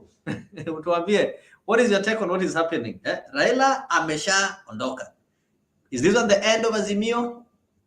It seems Kalonzo, Karua, Jeremiah Kioni, and Wamalwa are trying to say they are not part of this. They are not bodying. Okay? What is it that Raila has seen that is making him say that, no, we don't need to continue demonstrating? Yet, he's the one who's been calling for demonstration all along. Ameokoka ama nini? Umesema mengi, watu umesema mingi. Nasalia watu wote wako kwa panel hapa. Nimewamisi sana wazee wa nguvu hapa. Nimechukua Mzalendo naona hapo na Ochuka mwenyewe jina mzito kabisa. Thank you. Kitu hiko Raila ODM ukitoka Azimio wawache wao wengine, kwa sababu nimesikia news nyingine, sio kana ukweli, sio kumepitia hiyo news kuna news nimesikia sio Ruto amepea Azimio kiti cabinet 7, sio kana ukweli ni uongo. So ODM the cabinet to be restructured. What we know is that we want to be competent people, so whether Azimio ama wakana support nani, kwa sababu hiyo ndio nasikia umekosana, kwa sababu nasikia hiyo ndio umekosana juu ya hiyo kugawa. Nasikia ODM wamepewa 7, ODM watakikana achukue 4. Dunia wacha nikusaidie kidogo. The majority, not Kenya doesn't have even an elected leader, so you are having a circle. And in this circle there are 10 buses. Mtu akona basi 7, mwingine akona basi 2, mwingine basi 1, mwingine hana basi. Mnataka kuchagua chairman wa circle. Mtachagua mwenye hana basi akue chairman wa circle? Seriously? Let me tell you something before I go. Let me tell you something. Hapa tuko na timu tatu. Tuko na timu Gachagua, Kalonzo, Corning. Okay. Tuko na timu Okay. tuko na timu Ruto Raila, looking for the future. Okay. Na hapa Okay. tuko na timu wenye wana pesa na wenye walikuwa kwa former government na saa hizi hata ama ministers wamejishika kupiga Ruto.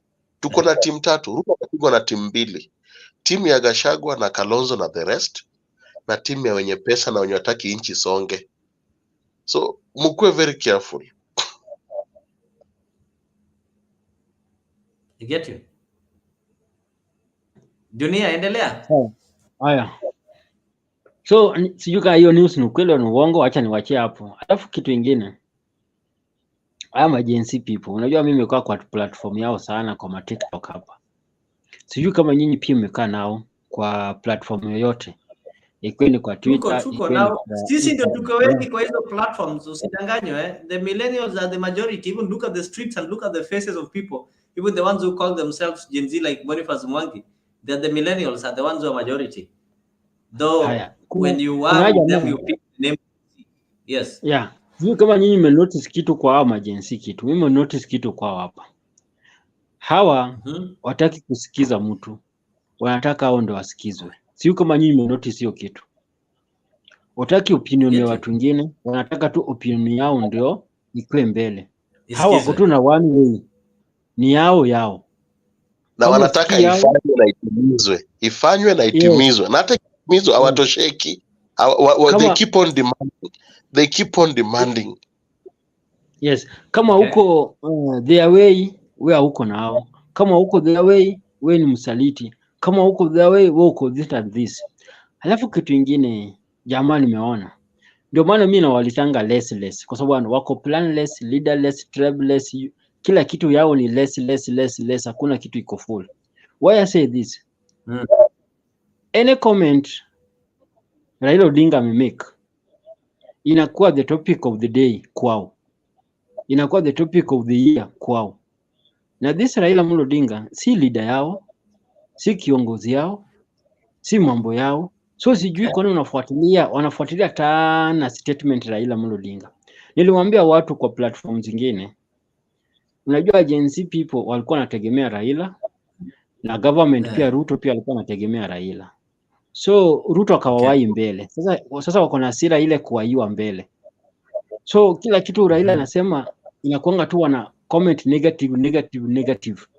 Na watu wengine wakiongea kama kina Gachagua, akina nani wachukuli heavy kama bila ya Raila inachukuliwa heavy.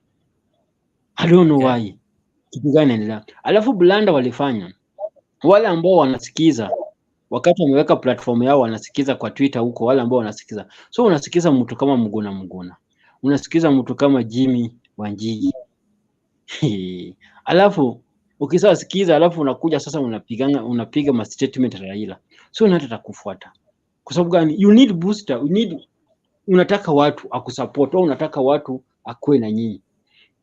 Hii mambo ya kusema Raila anasaliti Ruto, mambo ya Raila anasaliti Kalonzo, anasaliti timu yake. Mtu wangu, kitu mimi iko hapo naona, unajua siasa ni mtu kubenefit, unaangalia benefit yako before ufike kwa watu wengine. When Raila Odinga need wanajiita Gen Z people. So walivotia Ruto. Unajua vijana ni jina tu imekuja mpya, lakini ni wale tu walivotia Ruto. Si hao ndio walikuwa natuimbia wimbo zingine hapa atupanguangi. Wale walikuwa naimba atupanguangi. Turnout yao kwa last election ilikuwa 15%. Turnout ya watu adult ilikuwa 35%. Turnout yao ilikuwa 15%. They used to say, mimi I don't care about Raila and the rest. I don't care about politics. Why are they caring about politics right now? Where were they? Yeah. Na kitu kingine pia, mimi pia obvious nawaambianga kila siku. Kila kitu ambao iko na hai iko na kiongozi. Hata madudu, nawaambianga hata dudu iko na kiongozi, hata ndege iko na kiongozi, hata wanyama iko na kiongozi. Hii group ya binadamu ambao wako na akili yao timamu na wanasema wamesoma, wanatuambia hawana kiongozi, ni tribeless na leaderless. Kuna kitu hapa. Alafu basi wanasema tuendelee na maandamano. Walikuwa na maandamano ya finance bill. Haya, Ruto amewachana nayo. Cabinet zimeenda. Sasa hiyo ukiulizwa swali, Kwa nini unaenda maandamano? Utasema unaandamana juu ya nini? Hatupe jibu. Haya, wanasema government mzima iende home. Wakaulizwa swali kwa Citizen. Ilikuwa ni Citizen au ni NTV wakaulizwa swali. Government mzima ikienda home. So what next? Nini itafanyika? Na bila Kenya tuko na kabila hivi. Si tutanyoroshana mtu wangu hata kuliko Libya. Sasa government imeenda, Ruto amesign, ameenda. Gachagua wote ameenda, kila mtu ameenda. Sisi tutanyoroshana hapa Kenya bila tuko na ukabila hii ya kiongozi. So, Gen Z people, ujeni na plan. Hata waandamane December to December. Kitu muhimu, bado watu wakaa chini wataongea. Najipange nyinyi pia ukuja na watu wenyu uongee. Ndio kama hiyo keki na share, nyinyi pia useme nyinyi pia ushare kwa sababu watu wenyu pia wamekufa, vijana wamekufa. So watakufa tu bure. Hata wewe mwenyewe ukikosana bibi yako sasa hii ndugu yangu, tuongee ukweli. Wewe mwenyewe umekosana bibi yako, umekosana ndugu yako, umekosana familia yako. Kitu ya kwanza inafanywa na nini? Tini dialogue. Watu wakae chini waongee. Hata kama hautaelewana lakini watu nakaa chini wanafanya nini? Wanaongea ndio tupate solution. Nyinyi utaki dialogue. Unataka maandamano. Kivipi? Nchi itaendelea.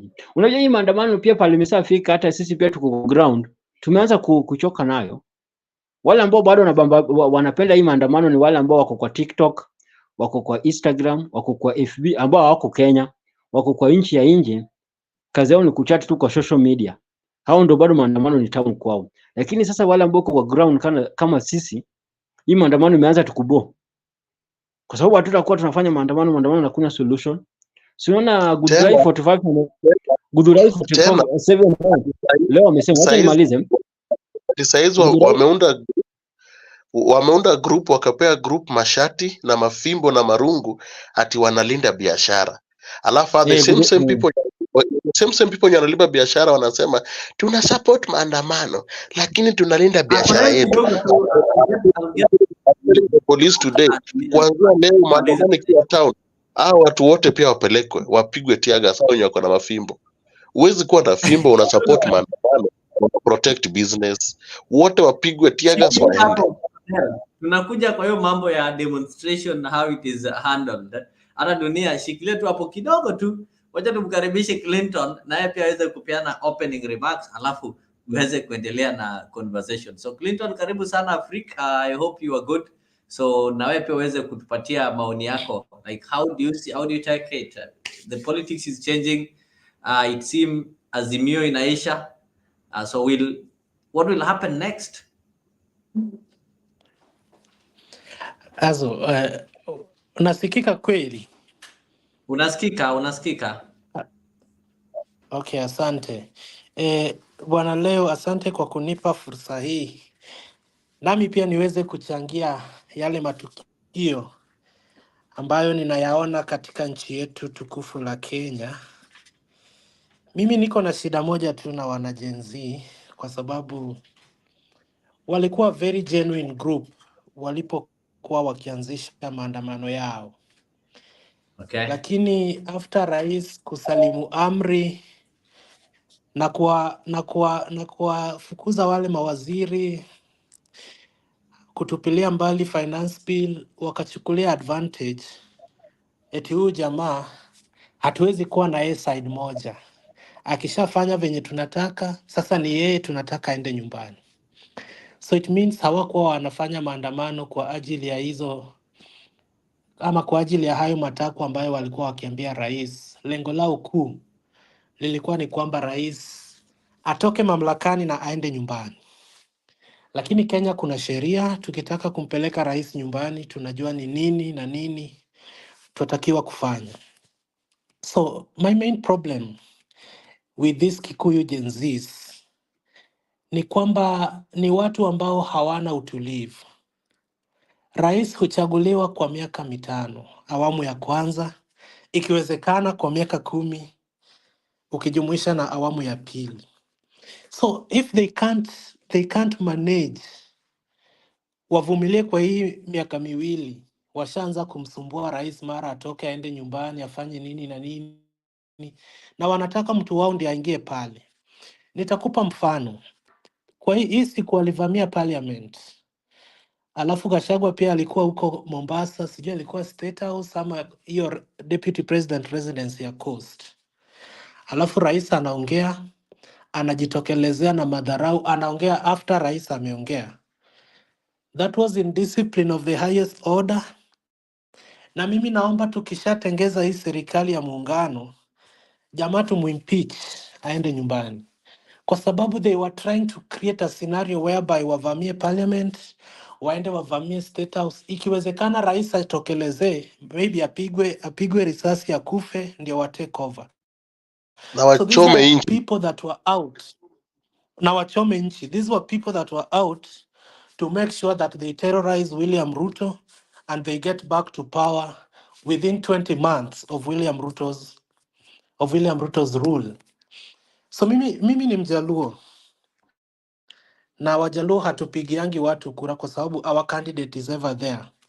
But on this, we stand with Ruto 100%. Walimwambia miaka 10, washampea 5, wanataka wachukue zile zingine 3, afanye 2.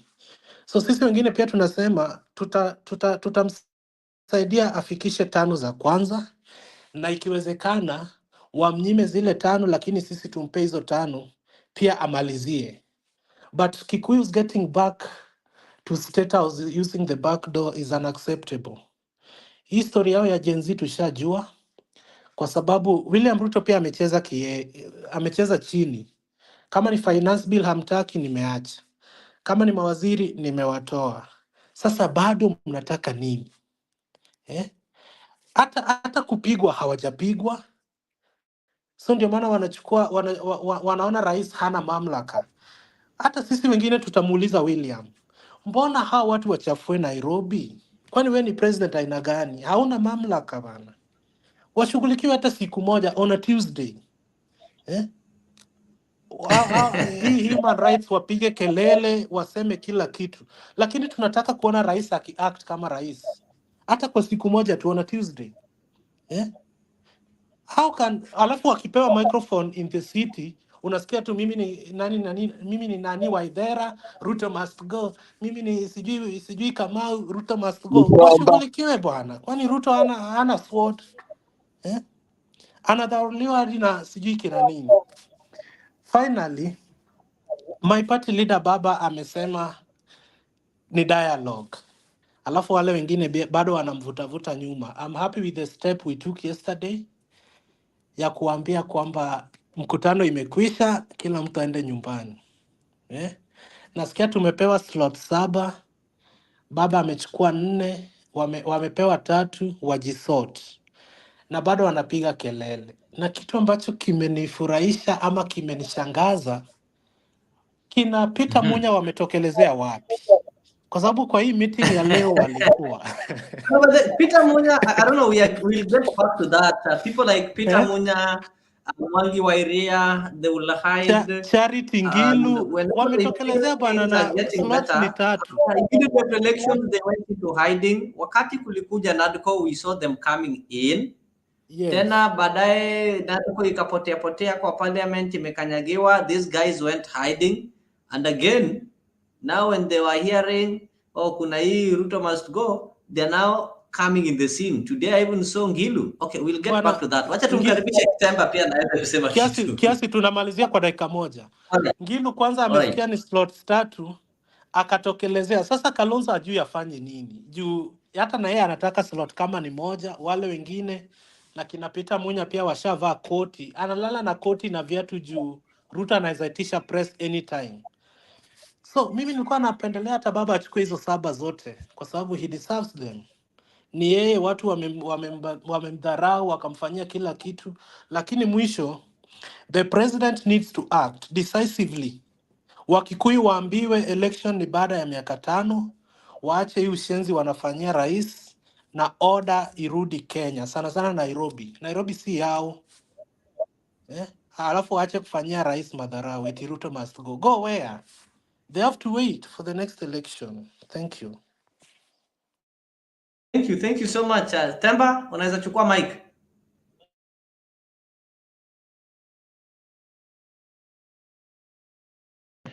Leo nipatie dakika kama 10 hivi. Okay. Okay, amna shida, wacha basi kama unachukua dakika 5 wacha niende kwa Cornell alafu ndio tuende round hivyo. Cornell, you can proceed.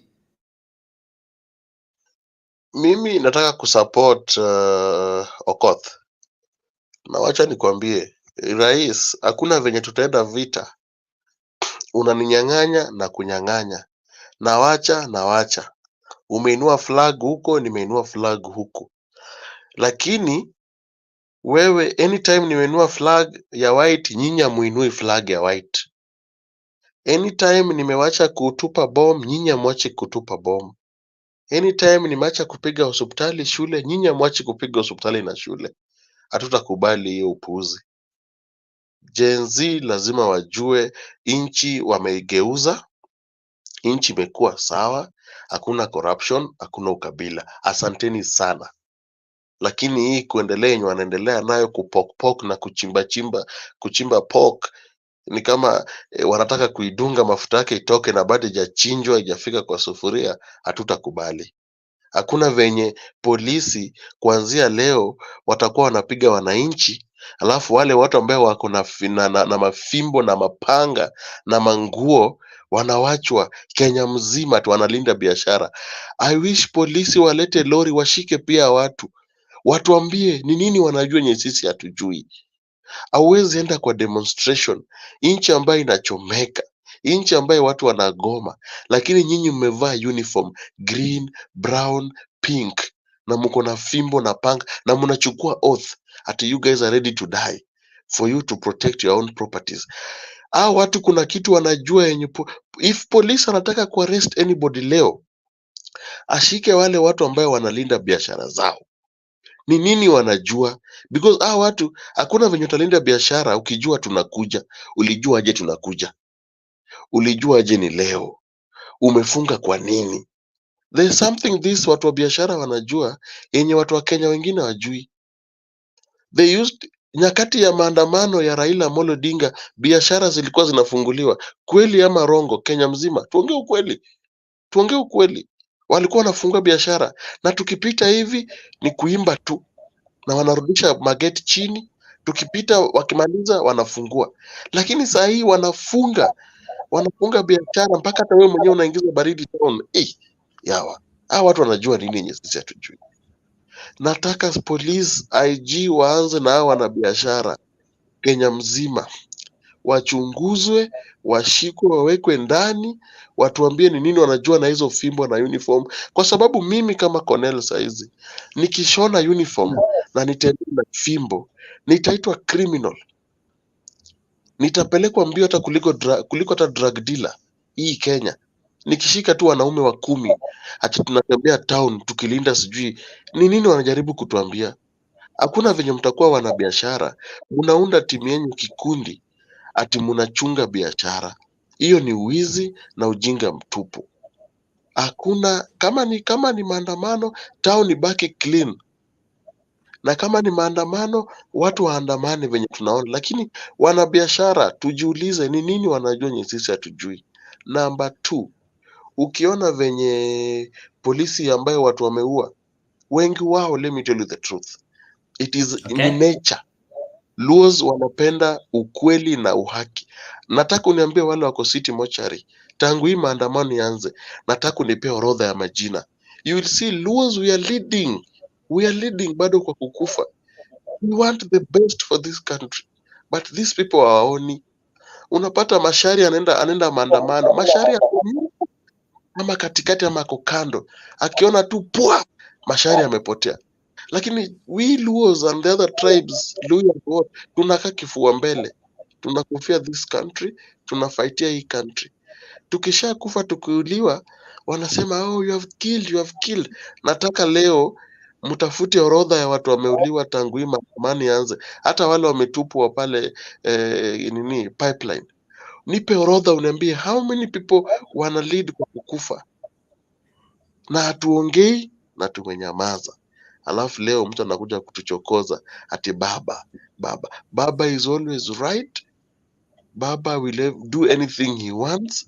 Baba will go baba will meet anybody, hata kiwete watasalimiana na yeye. I get you. Shikilia hapo. Oh, niliona Kenyan maandamano ni kama akona shida ya connection kidogo, but I know. Namuona pale Brother Benson, karibu sana. Greetings to Clinton and Themba. Brother Ben, of course ni siku mingi hata wewe uonekani. Gypsy Corner Leo, is can I also add there. one thing on Cornell's submission? All right, okay. Okay, on the issue of Raila Odinga joining hands with William Ruto, that one I also support 100%.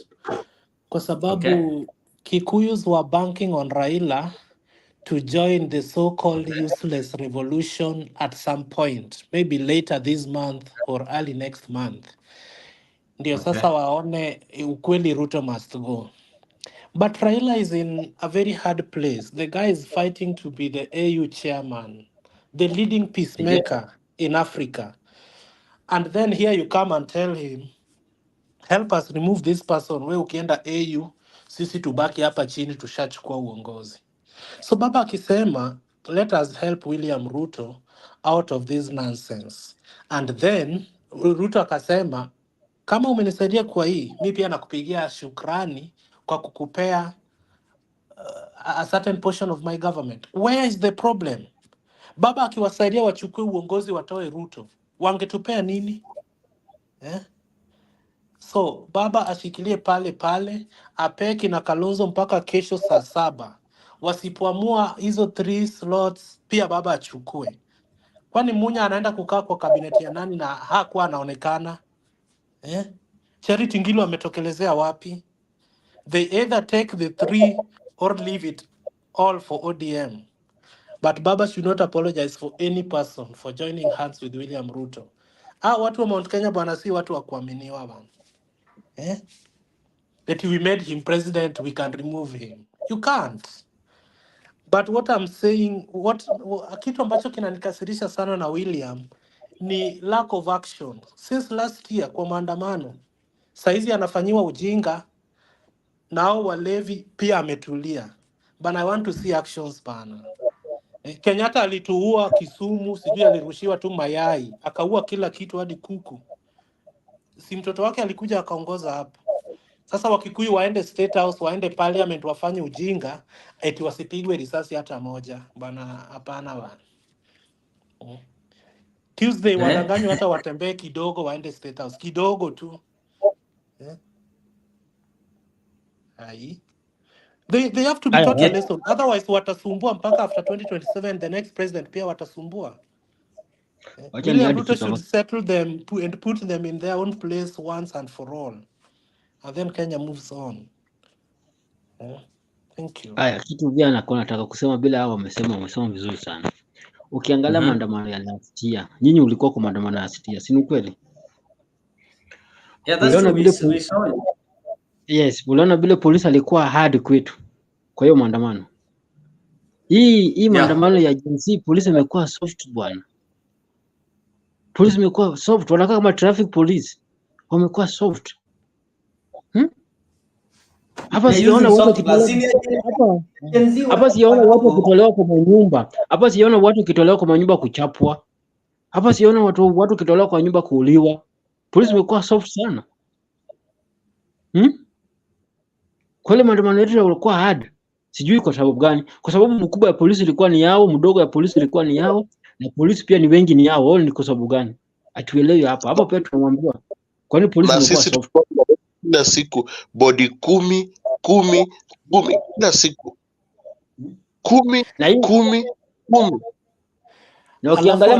Alafu anasema Ruto ni mkabila, na Uhuru alikuwa na Chief Justice Mount Kenya, Speaker National Assembly Mount Kenya, Chief of Police Mount Kenya, Speaker Senate Mount Kenya, Kangata wa Barua hiyo position yake Senate Mount Kenya, Majority Leader Amos Kimunya Mount Kenya. Gasia bana taka Ruto ashughulike bana toe sword. Ruto anamaliza zake 5 zenye alipewa na Mount Kenya, ndio Wajaluo tunamweka kwa uongozi, ile deni yake ya 207. Hatutaki mchezo. Mmefika hapo? hata mtu wa Pokot pia anataka kutest government, mtu wa Baringo pia anataka kutest government, mtu wa si ati tu watu wawili, hata hawana haya, wakitaka kupigania bado kuingia, na wamekaa 30 years. Watu wanakaa saizi how many years? 30 years, hawana aibu. Kwani kabila wengine, hakuna mtu kutoka Vihiga, hakuna mtu kutoka hapa Gusii, hakuna mtu kutoka mahali pengine, they still want wao ndio waongozi. Bwana, wacheni bwana, hii nchi ni ya kila mtu. Hatuwezi itwa 52 ama 55 million for nothing, just in numbers, but in action, position, job wise, richness, we only count 2 people. But when Kenya, how many numbers mko wangapi? Tuko 55 million in numbers. Don't count us in numbers, count us in every slots zenye ziko Kenya, every positions zenye ziko Kenya. Yes. Tuweke mahali Alafu Cornell pia huwa wanatishia watu eti tuko na 8 million votes, sijui tuko na 9 million votes. Ikifika referendum wanaongeza numbers zao, zinakuwa crazy na hawana hizo numbers. Ruto kaba hajamaliza 2027, watu wahesabiwe upya bana, tujue hii 8 million votes iko wapi, na hii one man one vote eti wako wengi pia iko wapi. I just beg to read this. These people should be counted again, bana. We need fairness in Kenya. These people should be recounted.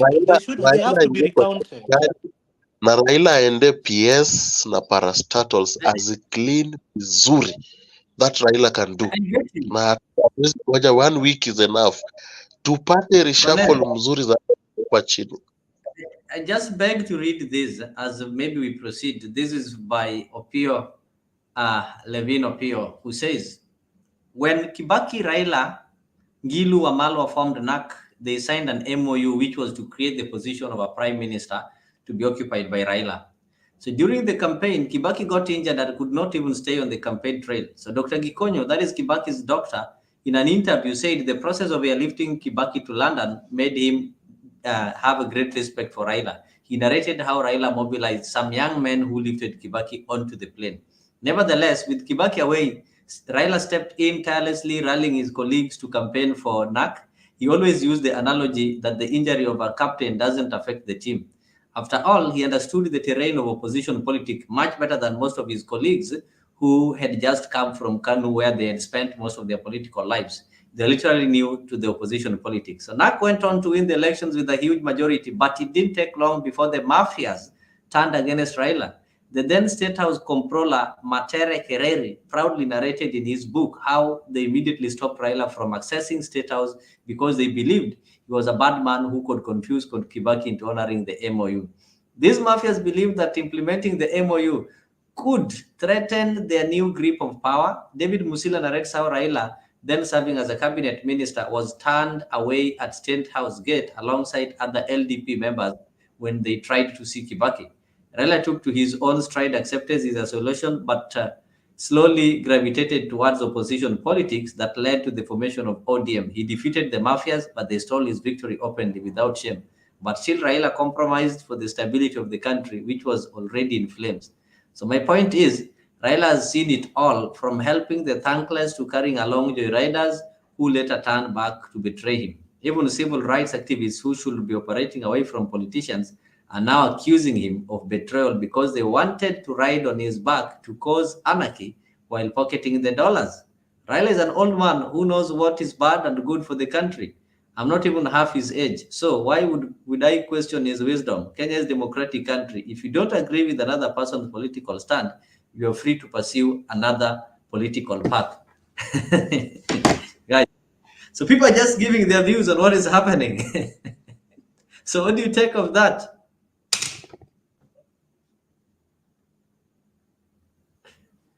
With me, I support that 100%.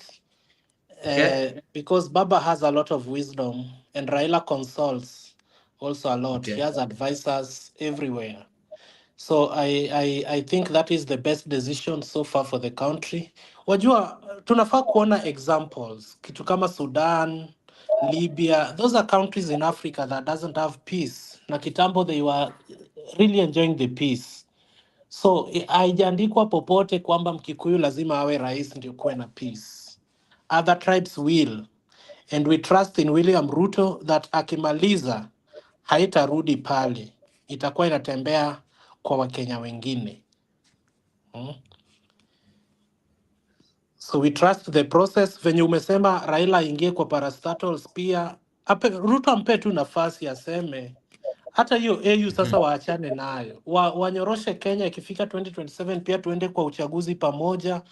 Turudi tena tunyoroshe Kenya bana. We want to have better lives in Kenya.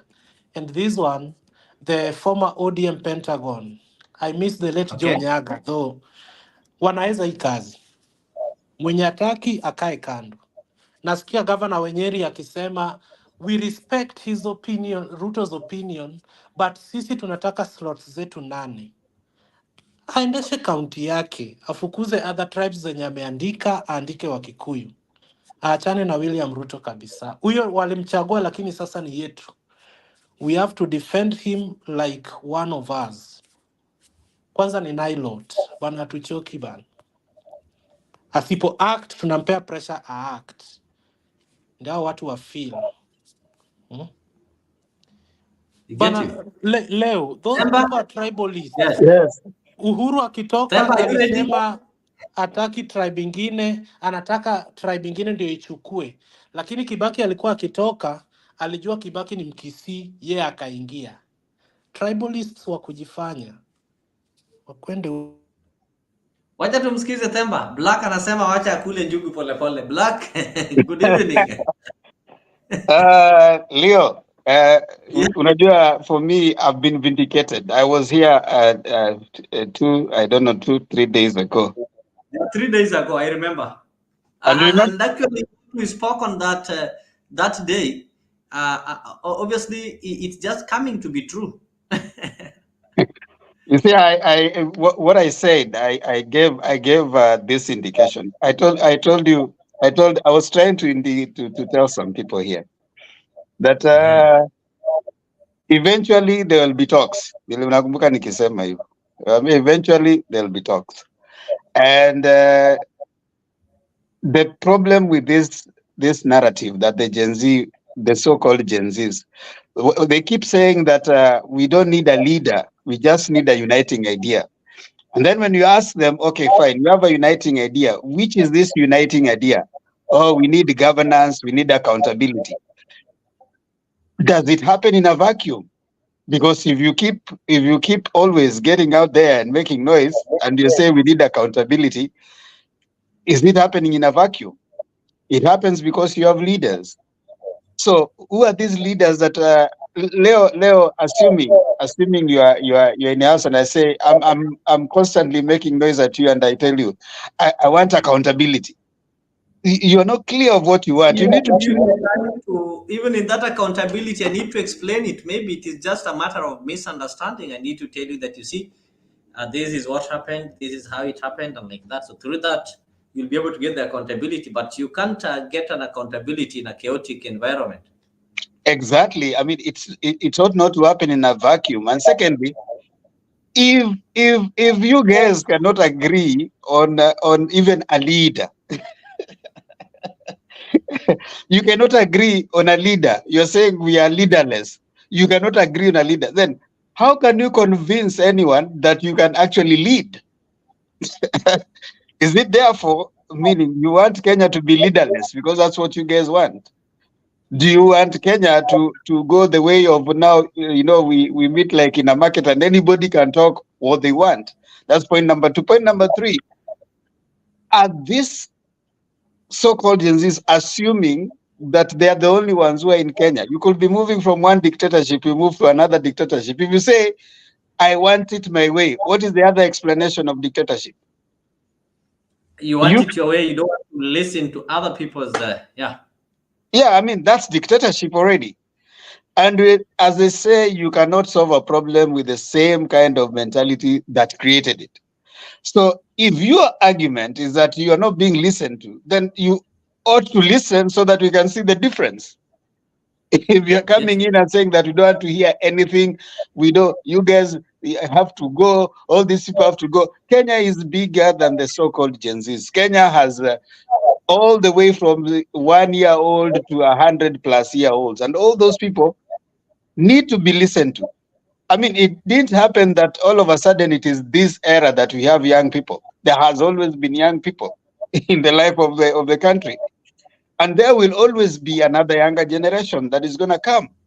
So accommodation, yes, the idea about accountability, the idea about corruption, fighting corruption, the idea about fighting nepotism, those are great ideas that can be actually bought by across generations. Those ideas that other people have fought for them. Raila has fought for those ideas: governance, accountability, lack of corruption. I mean, look at the many, many things that have happened across the time. There was a period where, when we had the young tax, they fought for multipartyism. That was governance they were fighting for, and accountability. Many years later, they fought for other things that came in, So all these ideas, it's not like they have fallen from heaven. All of a sudden, we have great ideas that have just shown up. They say the more things change, the more they remain the same. Nothing is new under the sun. The only thing that is different is the people who are fighting for those things. So imagining that just because they have come in, now the world needs to stop. Kenya needs to stop. Everybody else should close shop and go home because the so-called Gen Zs have arrived. No, Kenya is for everybody. Kenya is for the old, the young, and the infants. Kenya is for everybody that is in Kenya. And therefore, if they do have a need to push for what they stand for, then they need to make it accommodated across the population. They need to convince the population that these are the ways we want to. You don't force people to vote your way. I heard that in some places they're saying, come 2027, we will go and we tie all the old people at a certain place and you are the ones who are going to vote. That is unconstitutional. Constitutionally, people should have the free will to make a choice that they want. That means what? If come 2027, everybody, the young, the old, they will go and make a choice of whom they want to vote for. And they should have that freedom to express their choice, not being coerced by either the young person or whatever person, because that is what you're trying to fight for right now, accountability and governance. If they had a leader, they would have thought on a strategy. That is what I'm trying to say. They would have thought, okay, fine, let us first of all mobilize from grassroots mobilization. Have all the young people. Yes. If I can add something, kuna kitu ambao pia wanashtua nayo watu ati wao ndio wanajua kuvuta pia bangi, pombe, they are rude, they are careless, they are fearless. Let me tell you one thing, hata sisi tumetoka huko, hata kama tujui hizo sijui godha, tutajua hizo godha. Mahali tumetoka pia sisi tumetoka mahali. If you guys think that Gen Zs wanaweza kuja waongee lugha yao ya Kisheng ati so that tuogope, tuingize maji, I'm very sorry. Wamefikiria vibaya. We are just walianza vizuri, lakini saa hii I'm very sorry for them. Wasidhani hao ndio wako na kila kitu. They will give birth and they will get wameogopa marriage. Wacha wagope marriage, but things will catch up with them.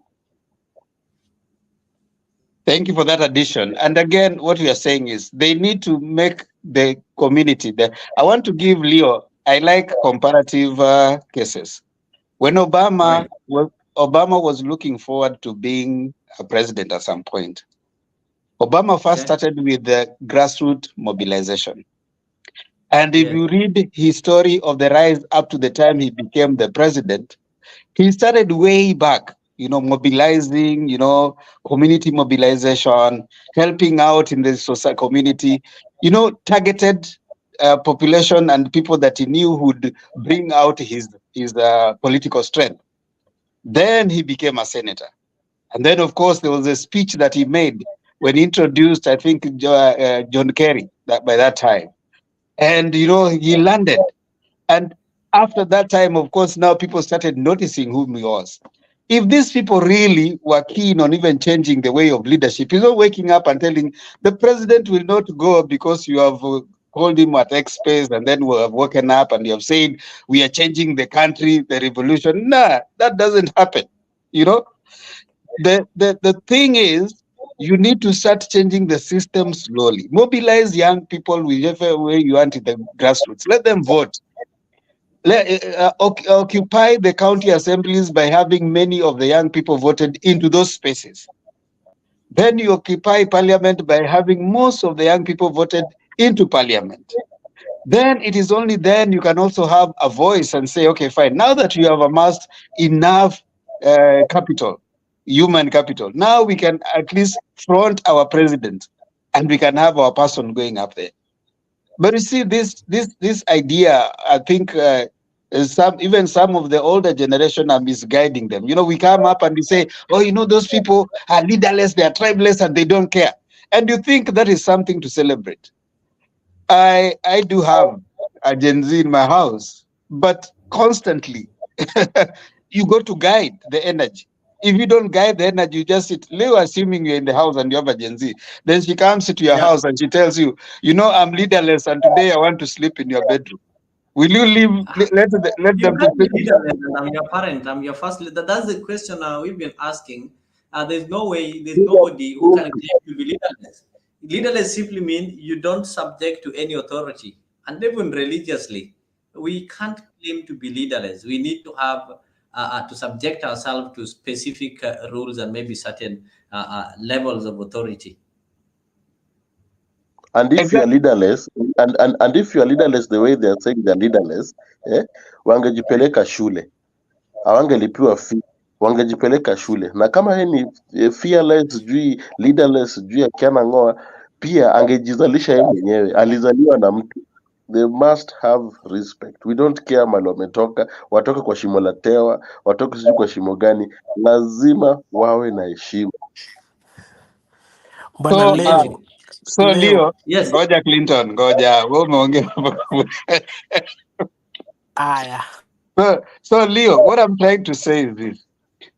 We don't need to celebrate the idea that they are leaderless, they are tribeless, they are fearless. You can be all that, all right? You can be all that, but you need guide. You need to be guided. You need to be guided with that kind of, okay, assuming now you give a leaderless group to lead a country, are they going still to remain leaderless? You know? That's the kind of, you are not convincing the bigger population that this is the philosophy we believe in. These are the things you want to do. If you cannot agree on such a small thing like who is going to carry forward, you know, ants, the wanyama, wanna agree to follow one of them. And even birds, if you see them flying, they don't necessarily talk, but you see them following a certain kind of you know, one of them that gives them direction. Even animals, you know. So this thing of leaderless, and then some of the adults are celebrating that and clapping for them. Yet with those Gen Zs in your house, if they come and tell you that from today, move out of this house because we are tribeless and leaderless, will you move out of your house and say that, you know, because now they are Gen Zs, now we have to give them room? You have to guide. The earlier generation guides the next generation. You make the next generation avoid the previous mistake you did by giving them a guide. You know, if you guide them, they're likely to, yes, direct their energy. We need to tell them, yes, the president can go, can resign, but it requires parliament. So have you considered that? Have you considered that if he goes, there'll be the deputy who will take over? You don't just come, we don't care. You go even if we ban the country. You know, that's the countries are banned. You have the benefit of age. You have seen other countries that have banned, that have gone through turmoil. You have seen how people have lost their lives. They may not have the benefit of having seen that. But do you want them to see that and experience it? Is that something that now we want to celebrate? I don't think so. So as I land, Leo, for me, I'm very much like, it's like things are happening the way I had actually predicted. It's a prediction I had made.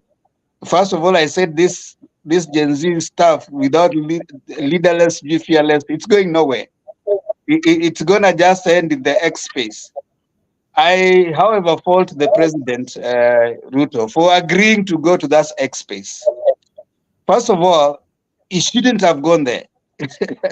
There's a team that had been appointed to handle some of those things. He should be the last line of defense. He should have all those people, first of all, to take care of those things before exposing himself. So for me, that is not, was not what I agree with.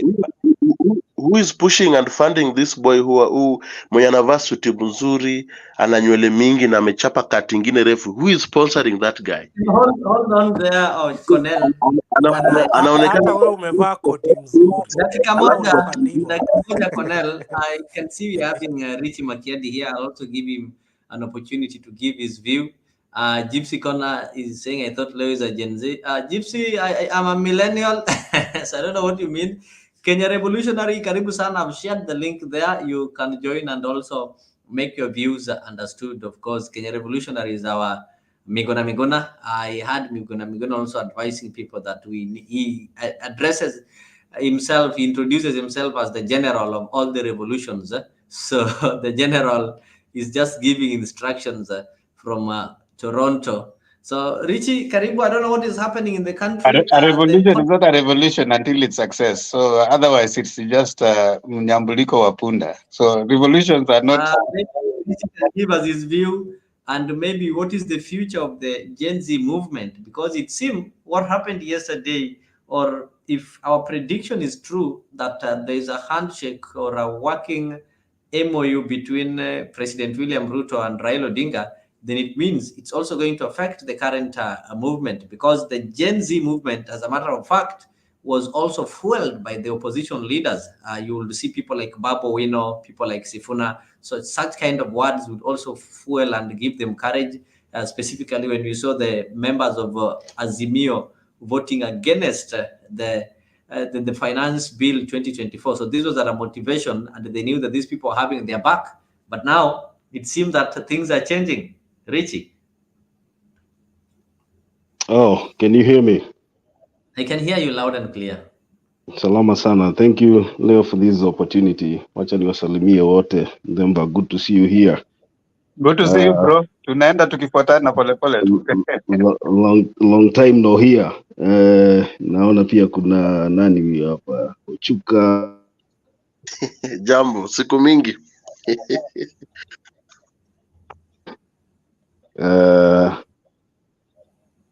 Kama nimepotea.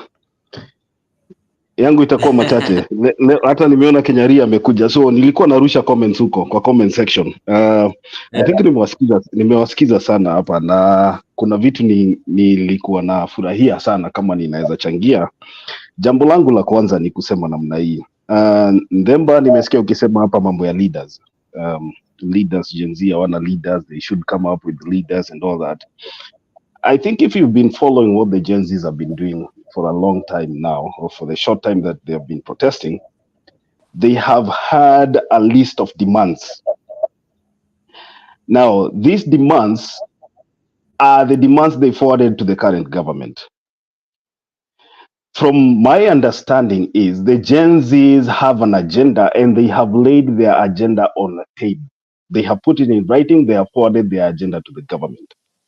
If you go through the list of the demands that Gen Zs made to the president, so far, and we are counting, almost 3 out of the initial 8 have been fulfilled, including dropping the finance bill, firing the ministers, and others.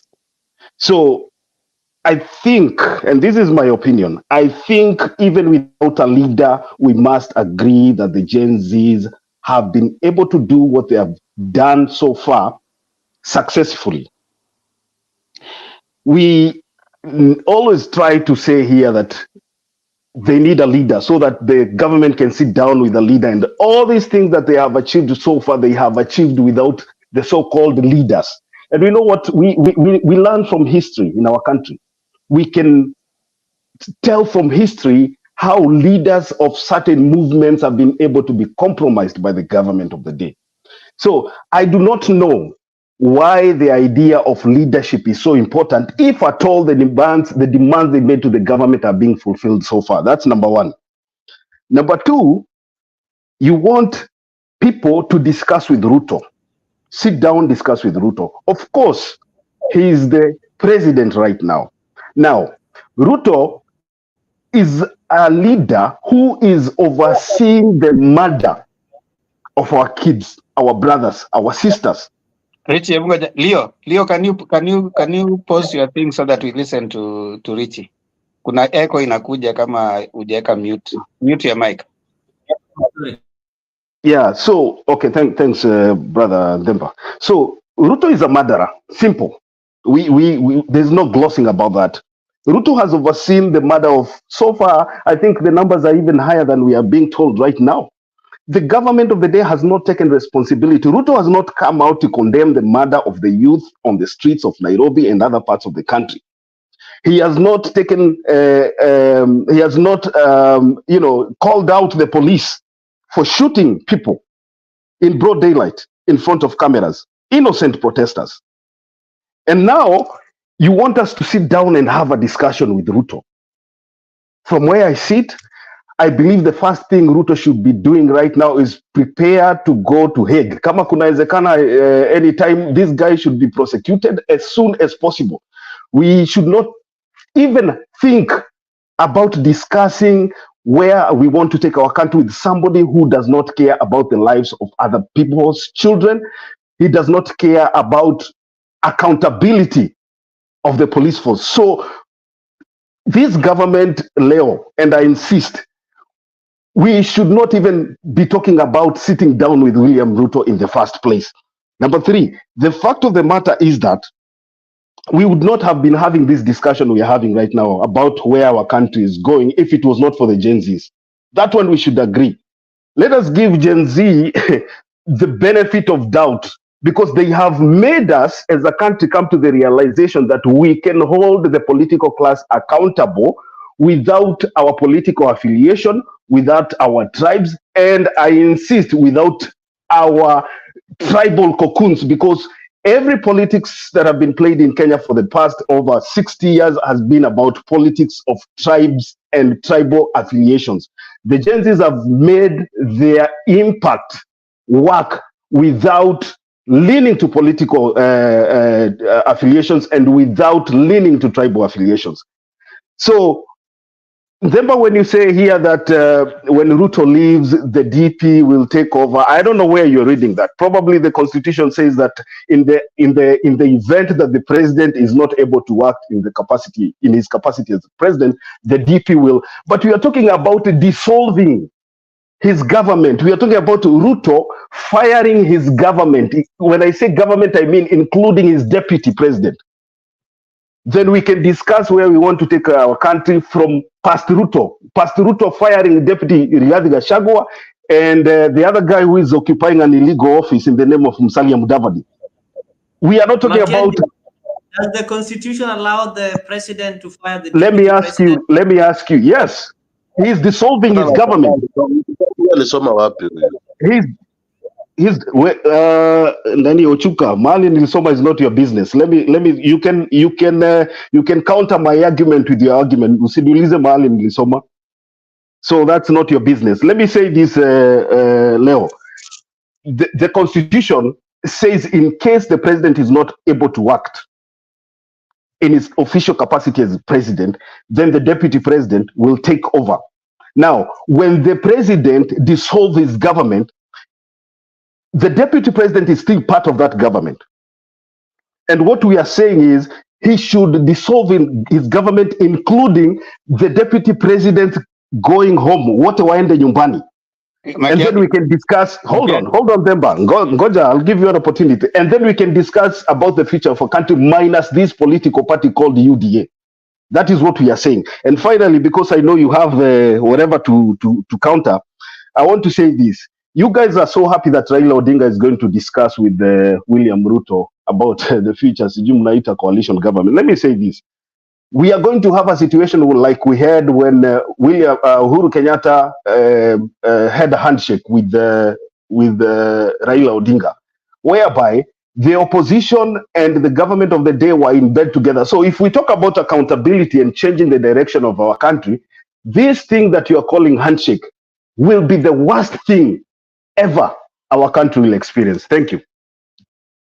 Makiadi, my question was only one. But, Where just I'll one, give you time to Leo, respond. Leo, I'll just give one you question. time. Yes. One question to Makiadi. Makiadi, I won't respond to Makiadi. I mean, it's a discussion we'll keep having. Makiadi, which part Yeah, of I the know. which part of the constitution indicates that Ruto can dissolve and fire Rigathi? I will ask you another question. As I answer your question, hold on. Hold on. As I answer your question, I'll ask you.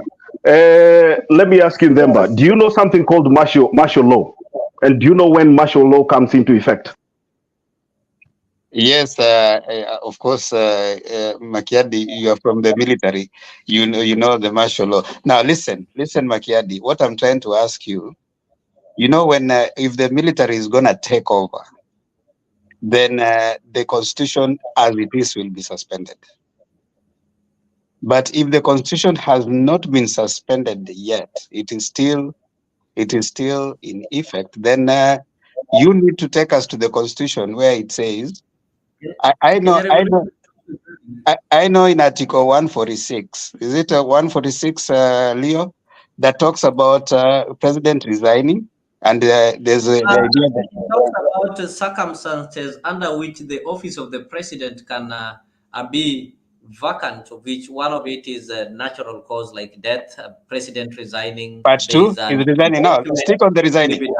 And there's an article that Hold on. revolutionaries to share to talk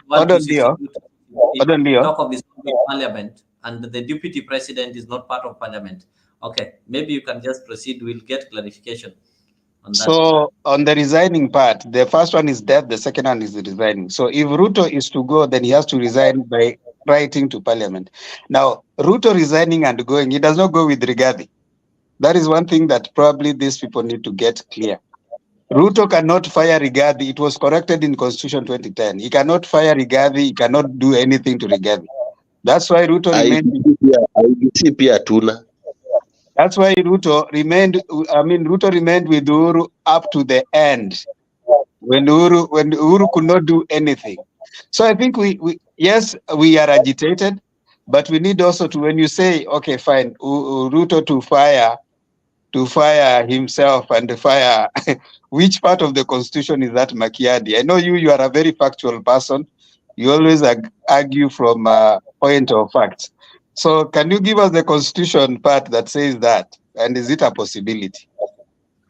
Okay, good. Let me ask you, Themba, and I think we should have a clear direction on this. So when the president decides that the country is ungovernable and cedes power to the military through resignation, where does Rigathi Gachagua stand?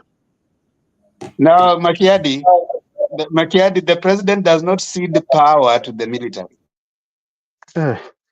Man, there's nowhere in the constitution the president cedes power to the military. The president resigns by writing to parliament, to the speaker of parliament. Yes, he resigns by writing to parliament, not the military.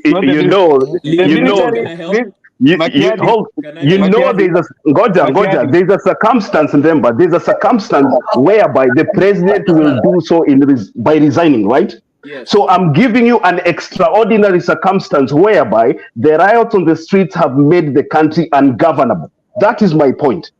Now, when the president sees that the country now has turned chaotic and there's no way that we can live in civility, we cannot apply the rule of law, the president decides now, let me cede the leadership of the country to the military. No, that is my argument. That's why you're getting it wrong. The president does not cede to the military. Normally what happens when the military takes over, remember, president, he's the commander-in-chief of the military. So when the president decides that, okay, fine, the military will realize that, okay, fine, according to what is happening, this country is ungovernable. So what the military does, it suspends the constitution. It suspends. Let me correct you. But the military is suspending the constitution after the president has left office. That is what we are talking about here. Bwana, kama unatoka kwa military, hamtapata power anytime soon. Let's listen. Just a minute. Kenya Revolutionary Eden, I saw something on the comment section. Let us get to hear from him, then we can, as we try to get a clear maybe interpretation of that. So Kenya Revolutionary, maybe I can tell you are a legal expert, so able to tuonyeshe hii sheria yako ulisomea. Okay, listen, Leo. Listen, can you hear me? Am I audible? You are audible, but just move next to your microphone so that you be better. Okay. Article 261, 62, 63. If you read it, it explains. It talks about the parliament, dissolving parliament. Yes, listen to me. Please listen to me. Okay. If the parliament fails to pass a law, like they have failed, like the gender rule, whatever, in the specific time that they're supposed to pass it, you can petition in the High Court, and if it has been ascertained that they did not pass it on time, Koome can will advise the President Ruto to dissolve Parliament. And remember, Maraga also did that one, advice to Uhuru Kenyatta to dissolve the Parliament. Please listen. You know what? I'd like we have a decent discussion. When I finish, then you continue. Okay, I'm saying Koome will advise, that's the word that's been used there, you can read it, the president to dissolve the parliament. When the parliament is dissolved, that means everyone goes home, including Ruto, Gachagua, and his whole cabinet, and we have fresh elections, okay? That is the which can happen. In fact, there's a petition that has been filed right now. I don't know who filed it, but I read it last week. That's the same thing that happened under Maraga. He asked Uhuru to file it, and Uhuru did not want to dissolve the parliament, and he did not want to do it because he wasn't popular. He knew he would not come back if people went to elections. So what I'm trying to say is this notion, yes, I agree the president cannot fire his deputy president, but if he dissolves the parliament, that means his administration will have to cease to he'll cease to be the president, which means him as the executive with Gachagua and the whole executive branch, they have to stop being, they'll not hold their power anymore, and everyone goes back to fresh elections. And that is what the Gen Zs was saying. And lastly, back to this whole idea, and I agree with Richie, it's silly to say that they need a leader. The Constitution is their leader. They're saying the president has lost legitimacy, but there's some things that he needs to fix, which is to respect the Constitution. You don't need a leader. Look at the leader that you had on ODM. He's prostituting himself. He did that the same thing with Kenyatta. He did the same thing with this president. He did the same thing with Revolutionary. Can you just help our viewers and the panelists to understand what a leader is or what is leadership? Like here right now, we are here, 7 of us. Okay?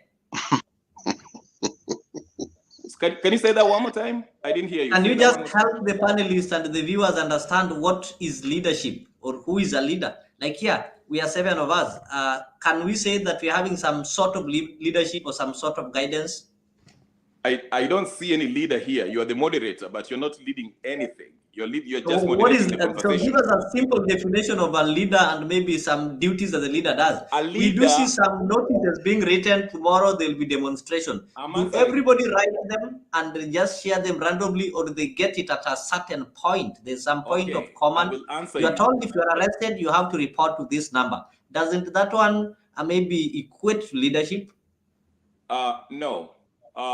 A leadership in this context is representatives, the people we voted. Now, if you're talking about the Gen Zs, these are people who organize all leaders voted. Listen, they have not chosen or voted anyone to represent them, one person to represent them. They organize themselves, they post things how they want to, they want to meet, where they want to protest, but they don't have someone who represents them as their leader. At home, that's what I meant. People have their parents. Like me, when I go home, my dad is not there, but my uncles are leaders there. Do I elect them? Leo, you're being silly. Leo. You're being, listen, this organization, these are people who share the same idea. They have the idea is, we know this country is not working, and this is what we want to put forth through the internet and and our phones to meet up to protest against this president. How are the meetings in X space coordinated? Don't we normally have somebody who is coordinating the meetings in X spaces? Are those ones not leaders? Leo, I'll finish. Okay, please, Black, we can allow you. Help us understand this one. I'm finishing. If I host people to meet in my channel to talk about how we can meet on Sunday and remove Ruto, that doesn't mean I'm the leader of the organization. I just provided a platform for you to come and express yourself, views, how we can do things. That doesn't mean that I'm the leader of the organization, or you're not the leader. You chaired the meeting, so a chairperson is a leader. You are moderating. You're providing the platform. You're not a leader. Please. Okay. Leo, maybe one thing that I wish to point out. Number one, it is not true, as Kenya Revolutionary have said, that if Parliament goes home, Ruto goes home. That is not true. The executive and Parliament, it's just like if you say that if Parliament goes home, then all the other arms of the executive go. So even the judiciary goes home. It doesn't work like that.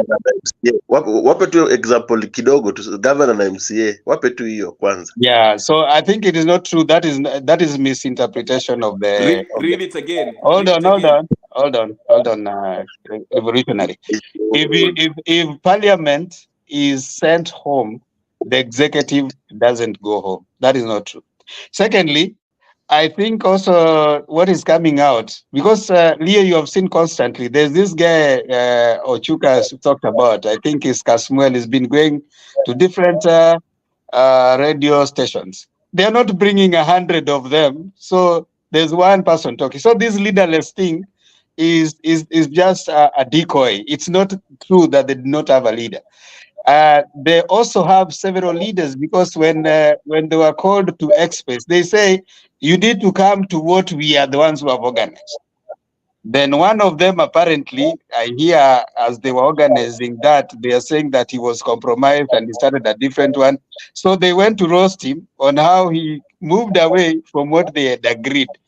So they have some case of a leader that can be traced. And that is what is happening. They have been isolated. Some of them have come out and they're being, traced to be put as leaders. So this idea of leaderless, or you just need an idea, it is very romantic. It's romanticization of politics, which is good. And some people are buying it. But at the end of the day, if you don't have a structure, if you don't have where you go, these people here, they are the same ones who teach their children. You must have a goal. You must have a way. You must know how you're going to go. They are being asked, okay, fine. What is your end game? They can't answer. What is the end game? Okay, we just want good governance. How do you have good governance in a vacuum? We want Ruto to go where and when and how. Even Makiadi, when you're asking them, okay, you guys just want Ruto to go. How, when, and who takes after that? We can tell you. Then last time, Revolutionary came and said, we can meet somewhere in Kamkunji and we agree who is going to lead. If you cannot even agree right now on who can be a leader. Let me tell you one thing. Revolution. Give me 2 seconds to deconstruct this Lemba guy. Can I go? 1 minute. I just need 1 minute. Okay, Revolutionary. Okay. Can you stop? Can you mute Constitution yetu ya Kenya. Just wait kidogo. Constitution yetu ya Kenya si kama kuuza matunda. I don't like the fact. Is it my end or is because Temba na katika? Kidogo tu. I don't like the. Okay, one person to mute. Cornell, 1 minute. Then Kenya Revolutionary has got, I think, some response to Temba. Then I'll bring in Black. Okay, Cornell, 1 minute.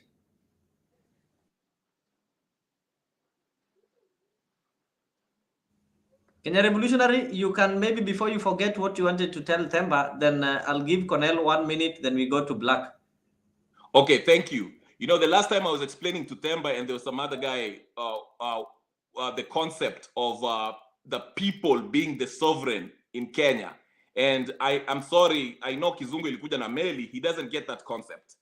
I was explaining this. Wacha zako revolutionary bana. Wewe ongea your point yako. Sasa mbona niambia Kizungu ilikuja na meli? Just, you know, a point is a point. You can shout it, you can speak it slowly, but speak the point. It's not about Kizungu. You can say no point and say it so many times and say it too loud, but it's still no point. Just go to the point that you're trying to say. I'm going. If you listen, that's the problem. The last time when I was speaking, this is exactly what he was doing. Later. Okay. Leo unaharibu hii debate. If you cannot make us mute our mics, mtu mmoja aongea malize, because kuna feedback na atuelewi. We give Kenya Revolutionary his time, then after that, if you want to respond, you will respond later. So Kenya Revolutionary, can you proceed? Thank you. This is what they were doing last time, so I left. In the Article 1, 2, hapo kudino subsection 2, soma hapo. The people may exercise their sovereign power either directly or through their democratically elected representatives. And this is what I was saying. The people have lost faith in all arms of government, the executive, the parliament, and the judiciary, right? No one can look at me with a straight face and say they have confidence in the parliament or the executive or the judiciary. So this is what I was saying. Themba and his friend, they were saying that you have to follow the constitution, that it is, if you want to remove Ruto, it is written how you have to do, you have to impeach him or whatever. And I was saying this, if the people, the process involves the very arms of government that we have, which have already been compromised by Ruto, then we the people, the sovereign people that we have, and please go look at the word sovereign, we withdraw the power that we gave them to represent us, to exercise our name, the power that they gave them. And we can decide and say, we are going to choose our interim government that will move us to the next election so we can choose new representative. Currently, we can't do that because the first step of that is to show Ruto that you cannot govern because we are the people who the power is vested in us. It is our authority that we gave you to sit in that office. You are working for us. So we are protesting to show the world that he's illegitimately holding that office because we don't have confidence in him. That's why we went to the parliament, and that's why we want to go to the state house and even judiciary if we have to. So I was saying this, we can choose if we feel that we don't, this judiciary cannot, parliament cannot have a vote of no confidence to remove Ruto. We are going to ask him nicely, dissolve the parliament so we can go Ninio. If he refuses, then we the people can choose our own interim government, even if it means the military to hold the space for 3 months as we prepare for the next election. We can do that because the power lies with us. Understand the concept of the sovereign authority that the people have. Thank you. Thank you, Kenya Revolution. I'll not ask you a question and allow maybe. I wanted to bring in Black. Cornell, unless you're taking a minute, I'll allow you for a minute. Mimi napendaga Revolution, hata anajua mimi nampenda akiingia hapa, because kuna kitu moja napenda na watu ambao walichagua serikali, wako na mdomo tamu tamu, wanafikiria constitution ni kama kupeleka tissue paper kwa choo.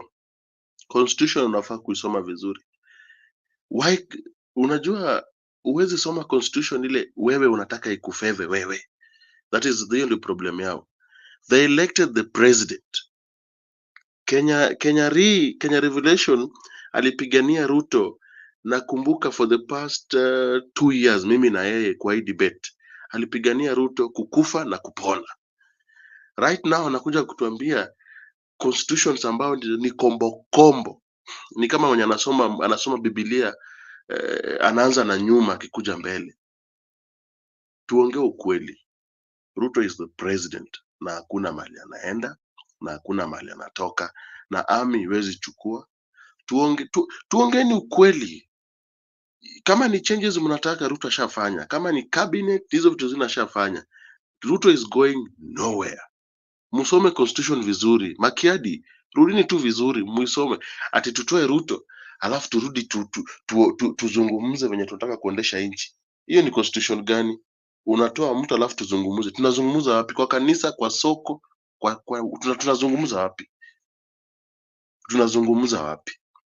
Na constitution iko hapo clear ya 2010. Tumepigania, tumeleta constitution mpya ambaye kila mtu ana understand, kiwete, kiziwi, kipofu. Hizo article mnasema sijui we can dissolve sijui parliament, we can go to sijui judiciary. What did Maraga do? Maraga aliambia Uhuru dissolve parliament, dissolve, hata akaongeza tano fresh, dissolve. What are you guys saying? When you're in power, you are in power. Ruto is in power. Nyinyi ndio mliweka Ruto kwa power, na mtaweka hii nchi iende venye mnataka. Ati msipopenda right mnaivuta left, msipopenda left mnavuta right. Hizo constitution mnasoma hizo, mwende mzisome vizuri. Hizo vitu ni movie. Hizo ni kama hizo ni movie. Hizo si reality hapa. Leo, can you allow me to read just one part of the constitution? That is what revolutionary has been. This is temper. Let me just read the constitution provision. Okay, I'll give you 1 minute. You read it, no response. Then I'll bring. No. I'm not even responding to revolutionary. No, I'm not. I'm just reading this. Okay. 1:1. All sovereign power belongs to the people of Kenya, and shall be exercised only in accordance with this constitution. Okay. In accordance with this constitution, the people may exercise their sovereign power either directly or through their democratically elected representatives. Then it goes through down. Then part 3 says, sovereign power under this constitution is delegated to the following state organs, which shall perform their functions in accordance with this constitution. So, Leo, what I'm trying to say is, whatever it is that happens, at the end of the day, it has to happen according to this constitution. You can't say that we are going to withdraw. Then which document will you use to sit? Because the moment you are saying we're withdrawing, you suspend the constitution, give to military. You have suspended this constitution. So what are you using to sit and agree? That's all I wanted to say. Maybe you can give Black. Thank you. Let me bring in Black, then we'll have to proceed. The Black, Karibu, I know it's been hot, and you also have to give your view. Yes. This revolution. Yes. The future of Azimio and Kalonzo. Yeah, and maybe what is going to happen? What are Raila supporters going to say? Are they going to embrace William? Yes. All right, proceed. We can hear. Yeah. First of all, thank you. Glad to. Yeah, can you hear me? First of all, Yes, Santeni, glad to meet Temba, Makiadi, Kenya Revolution, Cornelia. It's been a long while since we met the same, let me say, the same table at the same time. I think it's been the last time we had this. We shared a platform together like this was, I think, during the elections. So yeah, it's interesting. For the viewers, asanteni pia. I hope you're all doing fine. Now straight into it. Unajua sasa ile unaingia kama sub, maana nimepata mkiendelea sub anaingianga kama ameanza mbio kuingia ndani kwa game. So getting into it directly, Temba, yes, as you have said, the constitution says what venye umesoma. Now when you talk about what next, the constitution is very straightforward. When they say that the people may exercise their power, directly or indirectly. So in this case, you're talking about directly. So directly, in a sense, now they have decided to remove the president. We have 3 arms of government. Serikali si executive wenye unafikirianga watu ufikiria ni president tu. We have the speaker, that is also a head of government. We have chief justice, that is also part of government. That's also a head. So when the constitution talks about in line with the constitution, that's what it means. They may choose to remove whoever it is that they believe is not functional. In this case, since wanasema president must go, then what does the Constitution say if the president is not there? That is the thing. The speaker takes over, isn't it? If we don't have a president and a vice president, then the speaker takes over, isn't it? If the speaker is not there, we have the chief justice, isn't it? And the Constitution also talks about in the absence of the presidency or in the absence of whoever, then within how many days we should have elections held again to people when, where, how. It's just trying to act smart, kujaribu kusukuma watu kukuta, not like, sort of like to intimidate them, to feel like they don't have a say or they don't know what they're talking about. The Constitution is when they exercise their sovereign right, which is by taking power kwa mikono yao. Wameshaondoa president. What does the Constitution say? Now that tumeshatoa president, what does it say?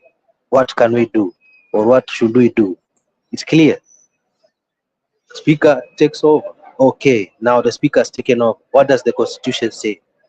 There is some re-election that has to be done. Okay, so how should it be organized? So everything is clear. Now, in the aspect of, I had Makiadi talk about the president can fire the cabinet as well as the deputy. I think I hope we all address that he cannot do that. He can only maybe by the fact that he controls the parliament, the way people say he controls the National Assembly, he can initiate a motion of impeachment for the deputy president against those grounds which are clearly mentioned about gross violation or misconduct, so on and so forth. So he can initiate a motion of impeachment through the National Assembly. We all know that at least 1/3 has to pass the motion for it to be brought to Parliament. I mean, for it to be discussed, and then 2/3 of the Parliament have to vote for either the president to be impeached. If he is impeached, then the report is passed on to Senate. Senate again sits down. They start questioning him so that he may get an opportunity to defend himself, just like the way we usually have the case of governors on Itwanga for Senate. Then it's taken, and upon which, if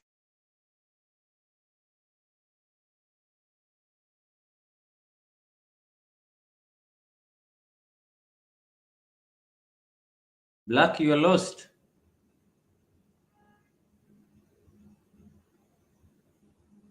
Black, I think you cannot be able to get your voice. What's happening with you?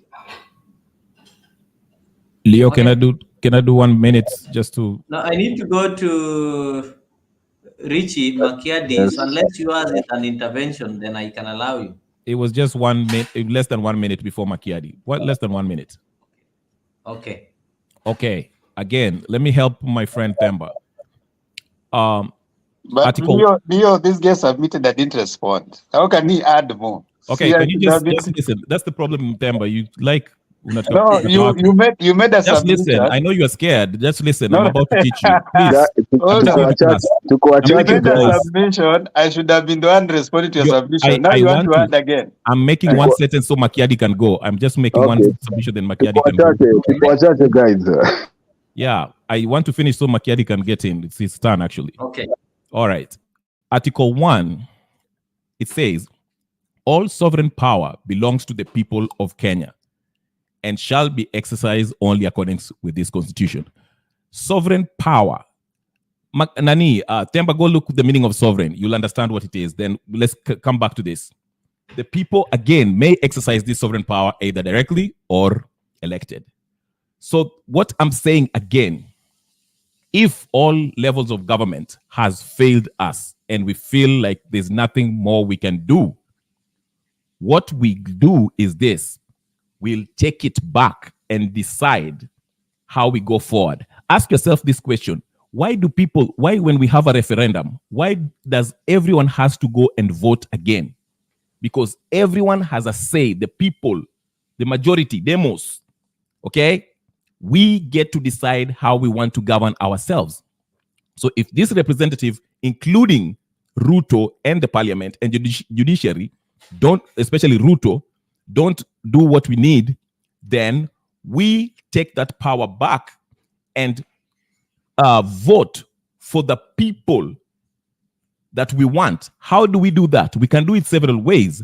The Miguna school of thought says we can, the parliament can be dissolved and we let the Ninio Koome oversee the transitional Ninio, the transitional government transition time, where she sets up a Ninio for next election. Some people are saying they can have the Ninio, what's his name, the speaker Wetangula, to do that, or the people can actually vote to choose a transitional government which can last 3 months, 2 days, 5 days, whatever the case is, to the next general election, because they have that sovereign. Go look at the word sovereign. So if these people don't want to follow the constitution, the people can choose, because they have the sovereign power, as it says. No, go look at the meaning of sovereign. If you understand that concept, that the people have the power and they have the sovereign power, they can do that, choose their own transitional government to the next election part. That's what I mean. But anyway, go ahead. Thank you. Give it to somebody else. Not Makedia was to come to you, but just with due respect, I want to request, if you allow me, to bring in Mama Mary. She tried joining, but I think she was having some connection problems. So finally, I can see she's configured. So, Kenyan Madam, you can just proceed. Thank you, Leo. Nasalimia kila mtu, but I'm in a place where there's a little bit of noise. Please just bear with me. I will not talk much. Yeah. What Kenyan Revolution has said actually was in my mind, and I'll concur with him just a little bit. Kenya yetu hakuna constitution inatumika kwa wakati huu. Watu wanafanya kienyeji tu. Ile mambo yote watu wameendelea kufanya the whole time for these 2 years since this government came in, ni kienyeji. Hakuna constitution. Constitution wanahitaja saa ile tu wanataka kufaidika, ama saa ile wanafanya kitu ambacho hamtakiwi muongee habari yake. That's when they mention, not using it but mentioning constitution, at constitution yetu, constitution ya Kenya, all that, like how they say democracy, and we have no democracy. Those words, they come to be useful when they want to cover themselves. That's all. So for Kenyan revolutionaries saying that people have the power, they can decide which way to go, I believe that. That is my way of feeling, because hii Kenya imekuwa kama mchanganyiko maalum, kila mtu anafanya vile anataka. Now look, this Gen Z have really come and have woken up people have come to realize what really was going on. Vichwa vimeanza kufanya kazi, akili zimechemka na maswali mingi ambayo wengine wanauliza tu maswali, but they are not even together with the movement that is going to do the reselection of our country. So when I look at people when they're asking questions, kusema ati Ruto akiondoka, what is all this? Yes, we can be in a dilemma, but let's be like ametoka, hatuwezi kufanya kitu. First of all, right now, anatuongoza nini? He's leading nobody. Yeye ametutupanisha, ametufanya mambo mbaya, na bado anaendelea kufanya hiyo mambo mbaya. So where are we? We are not being led by anybody. Ile mambo inaendelea Kenya, we don't have a leader. We have got only ourselves. Na sisi ndio inafanya watu hao Gen Z wapiganie, kwa sababu wanajua hakuna uongozi wowote huko Kenya. Shida tu na mambo mingi. Gen Z wameonyesha watu namna ya vile nchi inaweza simama. And if you listen to them and see what they are talking about, really you can resonate with them. Na utaona kweli kabisa tuko nyuma sana. That is why we have remained that world for this many years. Kwa sababu watu hawataki kwenda next step. Wanasema ati tukisema tutauawa. This is now the moment that people ought to come out and support the movement for the goodness of the country. Gen Z have made people realize their dream However, we haven't reached there, but the people have seen, oh, really this can work. We can head somewhere. Lakini mambo ya watu kuwa wanasema ati kwani Ruto akiondoka ati tutakuwa wapi? Ruto akiwa hapo, si watu wanakufa, wanauawa kiholela holela, mambo machafu machafu yanaendelea kuwa mabaya mabaya. So what are we holding him for? Ati akiondoka kutakuwa na shida. Huyo Rigathi, kuna mnyama ambaye watu huwa wanasikia sauti yake, lakini ukisikia hiyo sauti yake unaweza toroka. Lakini ukienda ujifanye tu mtu ambaye ako na ujasiri, uende uangalie huyo mnyama, utakuta ni mnyama kidogo namna hii, hata nikutoroka katatoroka, lakini ile sauti kalikuwa kanatoa, everybody will run away. That is how I'm looking at this picture of people talking about Rigathi. Who is Rigathi? Why should he be not, called for the many things that he has done? We want all those people out. They have done damage in the country. Na wametuweka tuwe watumishi wao. We have become slaves in our own country. About military, I'm not for it. But if it happens, nafikiri hata military mkiwaangalia, for me, my own opinion, they might be even the best to take, and then we have those times that are being corresponded that we can have 60 or 90 days and do our election. That's my feeling, and that is my opinion. And I think I may be wrong or right, but hii fear ambayo mna install kwa watu ati Ruto akiondoka sasa mtafanyaje, sijui nini. Hawa watu wote ambao wamerudi tena kwenda kuungana na yeye, wameungana na yeye kwa nini? Why?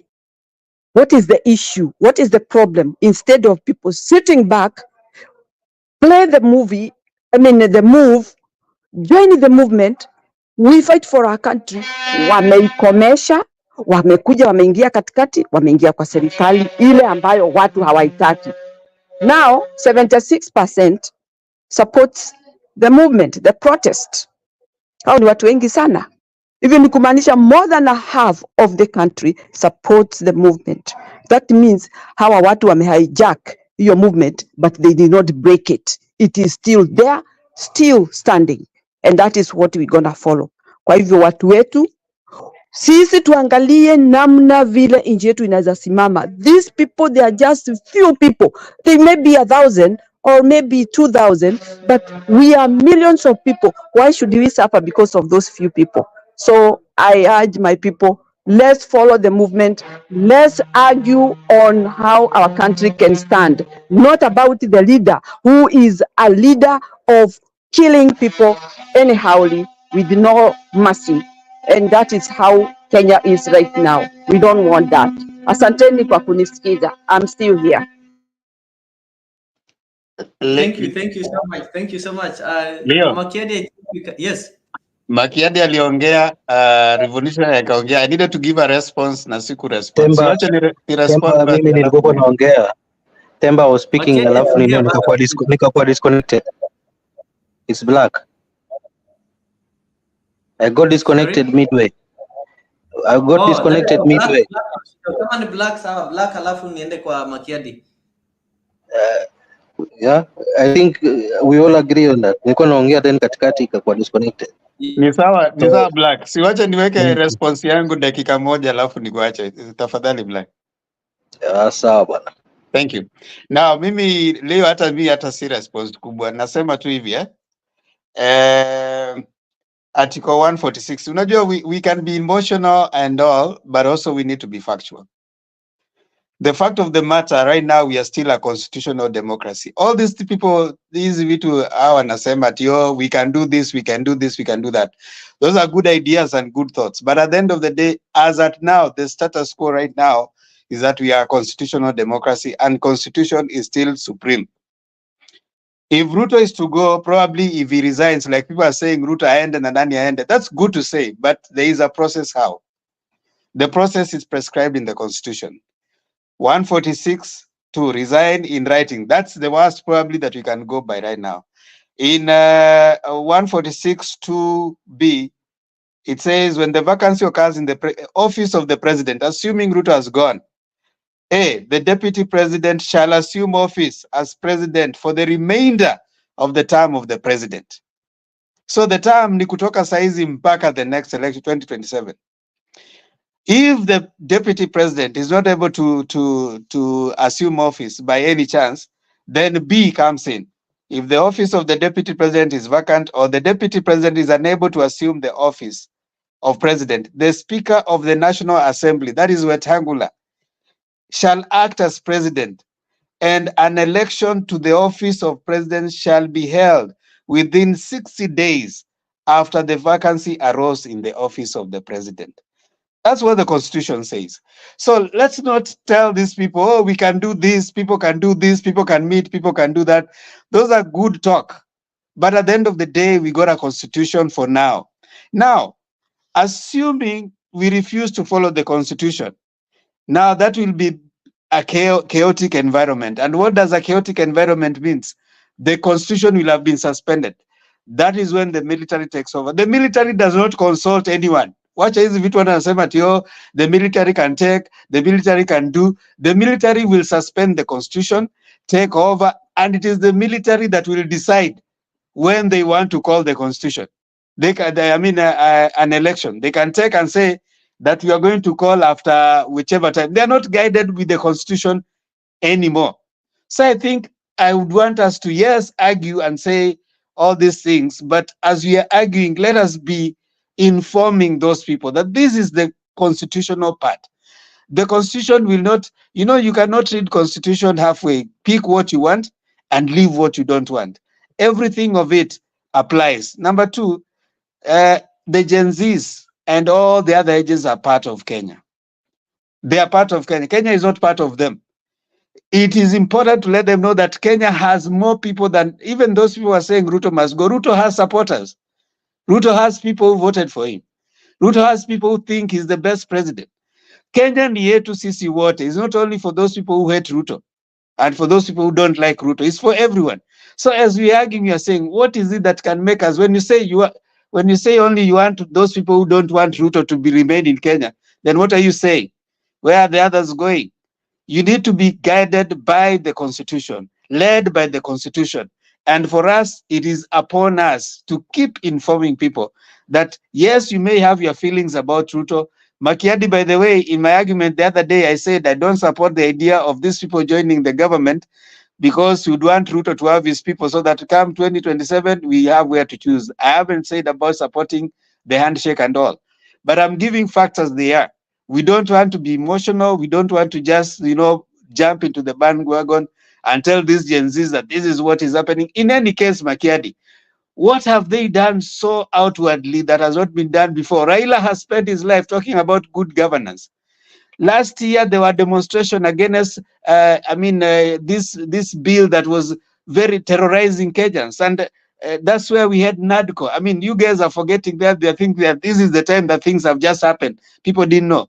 These are the same people that were lied to by this government, and they voted for it. So right now, they have realized they are Wanyanyasa. Now they are coming up with the idea of Gen Z. In my view, there's nothing new they have brought. They have just brought new ways of interacting with the thing, X-Space and stuff like that. But good governance, excuse me, people have been talking about bad governance forever and ever. It is not the first time they're talking about it. Accountability, we have always had that being talked about. Bad leadership. This cabinet was supposed to have gone even before. You remember Badi saying that this is a skunk. That was way before Gen Zs came. So when they're saying that they have said, one thing that I want to give to them is that at least they have brought to fore the idea that MPs can no longer go into parliament and vote against things because they have been paid. That one, we give it to them. Other than that, the rest are things that have been fought for by different activists over and over. So for now, I think I'll stop there, Leo, and I'll be here listening in. Maybe I'll come in later. I know Makiadi is here. These are very people who argue from facts, so I like. And even revolutionary can come back. Thank you. Okay, all right. Let me now get it to Makiadi finally. You keep skipping me. I don't know what you have issues or what. But no, I think you're a gentleman. You're the one who allows them. It don't make sense. Point now here No, is Temba. Black, I've not kept you. You've just Temba, spoken right before Temba. no, I mean, Black. I was Yes. to speak. I was just being a gentleman. So at least give it back to me. Huh? I think before Temba, it was speaking Black, if I'm not wrong. It's Anyway, fine. so Wacha black Okay. ongea black ongea. Si tuko hapa. So Leo kuna issue zake. So now the point here is this. Temba, you exactly mentioned what the constitution does and it's supposed to be, and it basically umesema tu venye nilisema. So you've already answered yourself when you speak about what next. What next is what you've just said right now and what you've just quoted right now in the constitution. So the question which you asked is the one that you've answered yourself right now. Now, whether I'm advocating for the president to go or not, for me personally, I think I would want to see him take care of those demands that were put across by the Gen Zs, which I believe are issues that cut across every age group. And if addressed, then it would make Kenya great. And I think when they were saying Ruto out, and I said this before, in my view, this is my own view. In my view, I think what they meant is along with those lists that they had mentioned of the demands that they wanted met. If those demands were not met, then at that particular point, Ruto should go. Because like I said before, it won't make any sense for those young kids to put up a list and then at the same time saying Ruto to go. I mean, it doesn't make sense. It's like, I mean, why, if you were placed in Ruto's shoes, you are the president, tumeambiwa fanya hizi alafu na utoke, so, kutakuwa na haja gani ya kuzifanya? Afadhali tu utoke tu bila kuzifanya, So in my view, I think trying to decipher or to translate what they were trying to say, it is basically, we have this list, we want you to do 1, 2, 3, 4, 5, 6, 7, 8, 9, 10, and if you don't do this, then you should go. I think that's what they must have been trying to say, our vijana. Now, yes, I agree with the Kenya Maandamano Kamili with her sentiments about the constitution not being followed, because now when you look at even how these people have gathered together to decide who should be the CS and divide these government posts, the cabinet posts. I mean, in the first place, who said or who decided in Kenya that it should be ODM or Azimio and UDA to sit down and decide who should be the cabinet and who should not be in the cabinet? I mean, because what is happening now is the same thing that happened when the NADCO committee was being formed and the NADCO report came about. I see about the same problem. The constitution was not followed then, and it's the same thing being done now. The constitution is not being followed now. Because, leave alone that, constitution aside, just morally speaking, ni nani ambaye amesema that each chama kipewe hivi na hivi na hivi? Who sat down and because this whole issue, as a matter of fact, was brought about by those young boys and girls calling themselves Generation Z, right? I mean, why have they not been involved in this? I think the role of appointing the CS and is clearly defined in our constitution. If maybe you can help the panelists and the viewers to understand who appoints the cabinet and who approves the cabinet. There is no way you can go and have a public participation. Once they've been appointed and they are in parliament for vetting, that is when they invite the public to go and give information. Or if we know that. But the question is, under I'll ask you a simple question. Under what grounds were the previous cabinet taken out of office? Who initiated that? No, the president, we can say the pressure made the president maybe to do it, to take them to the office, and which is constitutional. Even Kibaki at some point after the We know what Kibaki did. He felt that people lost confidence in his government when people failed to vote for the constitution. So the people, when people demonstrated and such, so it was his personal decision, but we cannot force him again to come and ask us, who do you want to be put there? Constitution allows him to do it without involving us. Now I'm asking, who initiated that process, or who not really initiated, who pushed for that process to happen? Because without the Gen Zs, then he wouldn't have done that, would he? Maybe he would have done it. We don't know. He done reshuffle before. You know, for us to have a proper debate, it's best also we be honest with ourselves. You know, we be honest with ourselves so that we can get to point out the real core issues that we have, so that we can find the proper solutions for our nation. But if we try to act smart to constitution, no, no. As much as he's the appointing authority, but morally, it wouldn't seem right that the very people that were calling him names can now see and start calling him nice names now, having not even consulted the very people or the very generation who are calling themselves Generation Z for their views in anything whatsoever. Now they're even fighting for positions. I mean, the opposition. Where's the morality in that? So I think tayari siasa yetu is rotten, in my view. Siasa yetu is rotten. Now on the issue of having the military rule a country, I'm against that, to be honest. I'm always of the view that wananchi should always decide what is best for themselves, whether they make good decisions in the choices they make in regards to elections, or good or bad decisions in the elections, whether they make them, they ride with it. But at the end of the day, it's their decision that they made.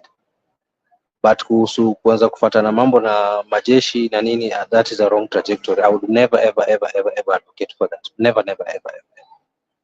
So just to clear that, and to finish up, my view, I hope Tembo amenielewa, that the Gen Z, in my view, or rather my opinion, is they only had those demands, and the word Ruto must go was just a pressure, I mean, a form of trying to pressure the government to ensure that those demands were met.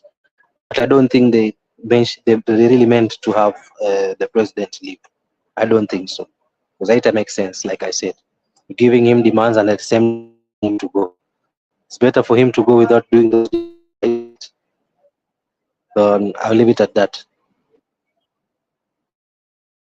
Thank you. I think finally Makiadi's time has reached, and maybe we'll also be able to, I don't know if he will be able to help us understand what the constitution says about the appointment of this cabinet. Should the president be consulting before he does that? The last time that one happened is when we were having a coalition government, whereby they say that the president should consult the prime minister.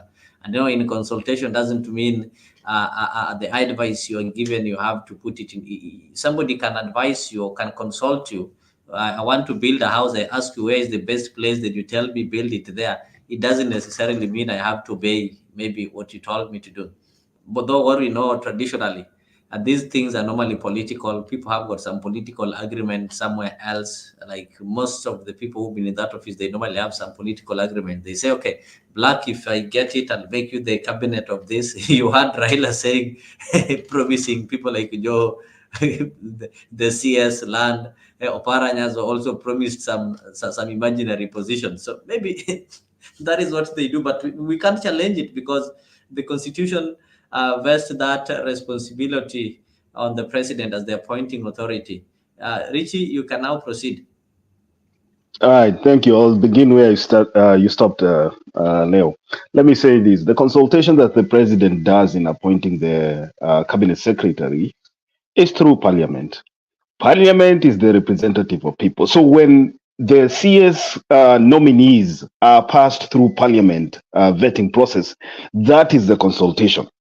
So you cannot say that the president has the authority to appoint those people without consultation, because we have people that we have vested our interest in, and that is parliament. So that process alone is consultation.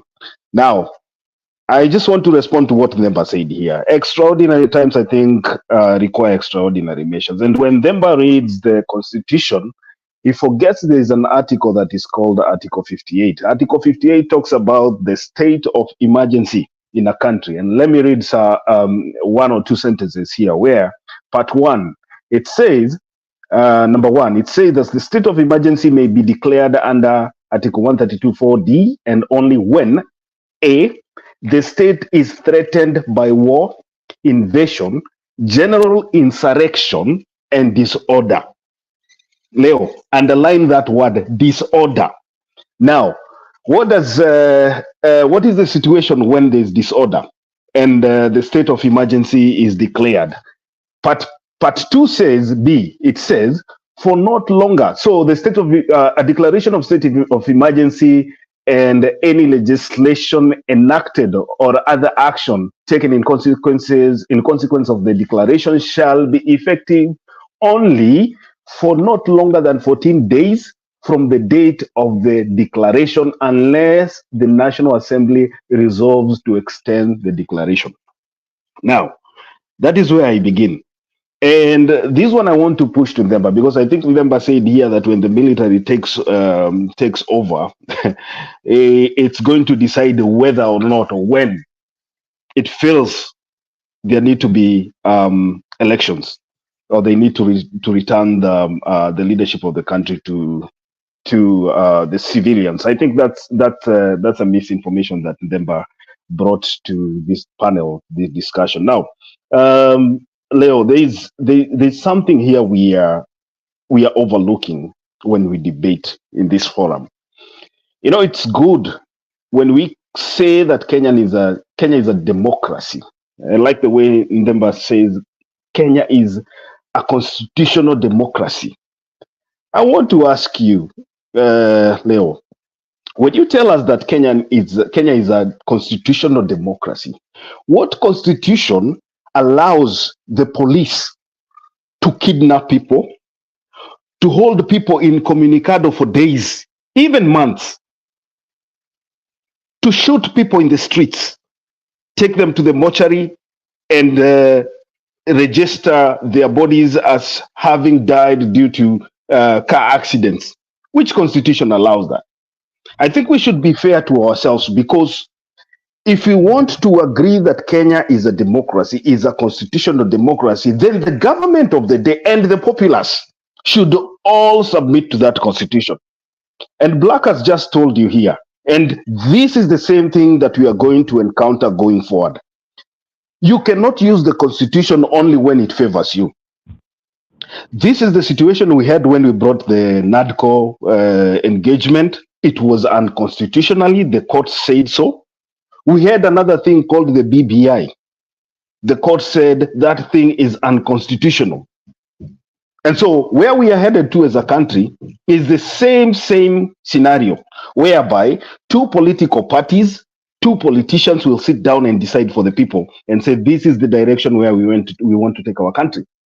And I know, and we will have this discussion another day, anything that comes out of the discussions between ODM and UDA will be declared unconstitutional. Take that to the bank.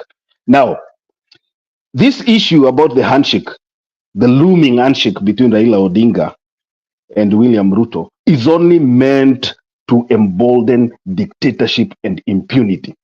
When you're fighting in the streets to kill an enemy, and then your friend joins the enemy, that friend becomes an enemy too. So the Gen Zs have an agenda, and their agenda is a generational change. It is a change of the leadership of our country in terms of how our country has been governed for decades. When you see somebody going to dine with the person that is fighting, dining with the person that you are fighting against, then that person ceases to be your friend. Now, there's this issue about dissolving government. I think, Black, you got my statement wrong. I said here, I did not say that the deputy president can be fired by the president. Mark my words. I did not say that. Those words did not come from my mouth. I simply said, what is a situation where the president dissolves his government? KKA ceases to exist. Do you still want to tell me that the deputy president will hold office? Because from where I stand, or from where I sit, the deputy president is part of the government. He is part of UDA government, or KKA, or whatever they call themselves. So if William Ruto at some point feels like the country is becoming ungovernable, there's chaos, there is disorder, there's an insurrection that is happening in the country, and decides, you know what, I don't think this country is governable anymore in civility, and decides to dissolve his government. Same thing that Gen Z are saying, dissolve your government and go home. So if the president decides to dissolve his government and goes home, he will go home with his deputy president, will go home with his stupid PCS or whatever minister, and then we can start our negotiations from there. Now, I think this, I think Themba is back here. I still want to ask Themba here. Do we really believe that Kenya is a constitutional democracy? I think you've made it very clear here that Kenya is a democracy, constitutional democracy. From your understanding, what is a constitutional democracy? Is a constitutional democracy because Raila Odinga has decided to sit down and discuss with William Ruto? Because we have been in these trenches together for years, Themba, and you know very well. Is this democracy, is Kenya only a democracy when we don't get what we want, and then we get an opportunity to get into government with the same government that we criticized a few years ago because of a stolen election? Is the electoral process in Kenya legitimate? Is the way that Kenyans are governed even legitimate? So that when we talk about legitimacy and constitution, do we have a government in place that agrees with what the constitution says? Do they do their things the way the constitution stipulates that they should be doing? As I finish, let me say this. William Ruto has lost mandate. He has lost legitimacy. He has lost, the support that he had, even from his own supporters. I don't follow the polls very well, but I believe there's somebody who did a poll and said 76% of Kenyans right now agree with what the Gen Zs are pushing for. And they say that this government is in office, yes, but it has lost legitimacy. People do not believe in this government anymore. If William Ruto is a person who understands and knows how to read the mood of the country, the best thing that he can do right now to save his face and whatever is remaining of his leadership is to resign and go home. That is only what William Ruto has as an option right now. Anything else that Ruto tries to do, even including bringing the ODM stalwarts and the opposition into his government in terms of appointments of cabinet secretaries, will not give him the legitimacy that he wants to have. It is as simple as that. Kenyans are tired with UDA, Kenyans are tired with William Ruto, and Kenyans cannot stand him anymore. The best thing he can do, go home. Asanteni. Leo, allow me to respond to Makiadi. Makiadi asked me a question. Can I just respond briefly? One, is Kenya a constitutional democracy? Yes, Kenya is a constitutional democracy. are people constitutional? Because there's a problem with the constitution and constitutionalism. The fact that Makiadi does not follow the constitution does not make Kenya unconstitutional. And I say again, you cannot solve a problem with the same mental state that created it. So if we are saying that the problems that we are having is because the constitution is not being followed, then we are not going to break the constitution to solve that problem. So if you are going to say, for example, even what Makiadi is suggesting, there's no constitutional provision for Ruto to dissolve his government. There's a provision for him to resign, all right? But individually, he can choose that I'm not able to run my government, let me go. But the fact that he's not able to run his government doesn't mean that the constitution is silent on the other part. So the other things kicks in. When he feels there's no constitution, I wish you could be quoting the constitution where he can say that I'm dissolving my government. There's nowhere that it gives that provision. In any case, he's the one who will go. The other parts of the executive will remain. Parliament will still remain. Each, this is the thing. You elect to us the skunks when they're already in power. Removing them is not easy. That's how it is, and that's the constitution. Now, I agree with you. We have not been following the constitution for the longest in our democracy. It's a constitutional democracy, but the idea of following constitution is as it's something that we can argue.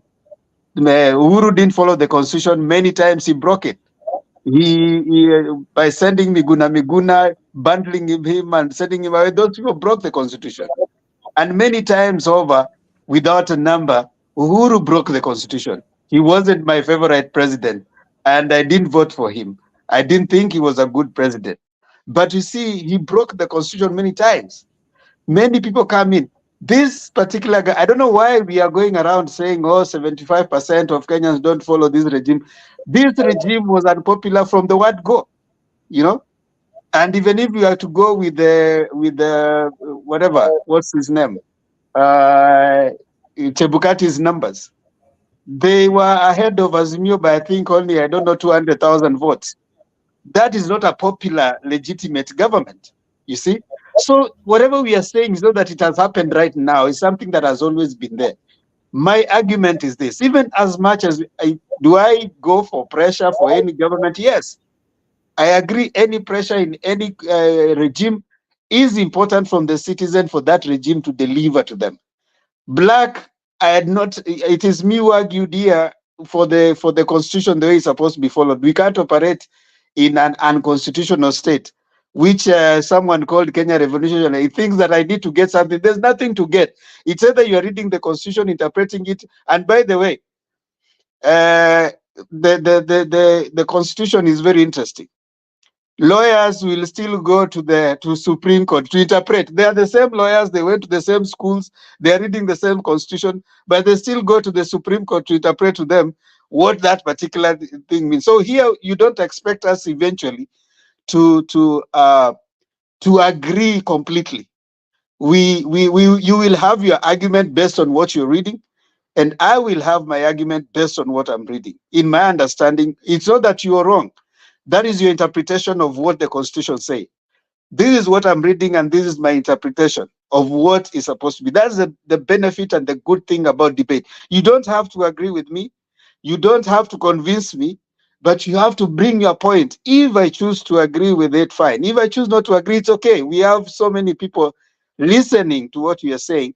Some of them will agree with you, some of them will not. That's why we're having debate. You are not right, you are not wrong, you are not right either. I'm not wrong, I'm not right either. We are just bringing out our opinion on what we think this means. So for me, where I stand, Makiadi, do I agree with the handshake and stuff? I don't agree. I don't agree with that. I said here yesterday, I may not agree with the handshake and all that stuff. I wished we could not have the same drama that we had that led to us having a very difficult moment in voting come 2022 because Uhuru and Raila were in the same boat.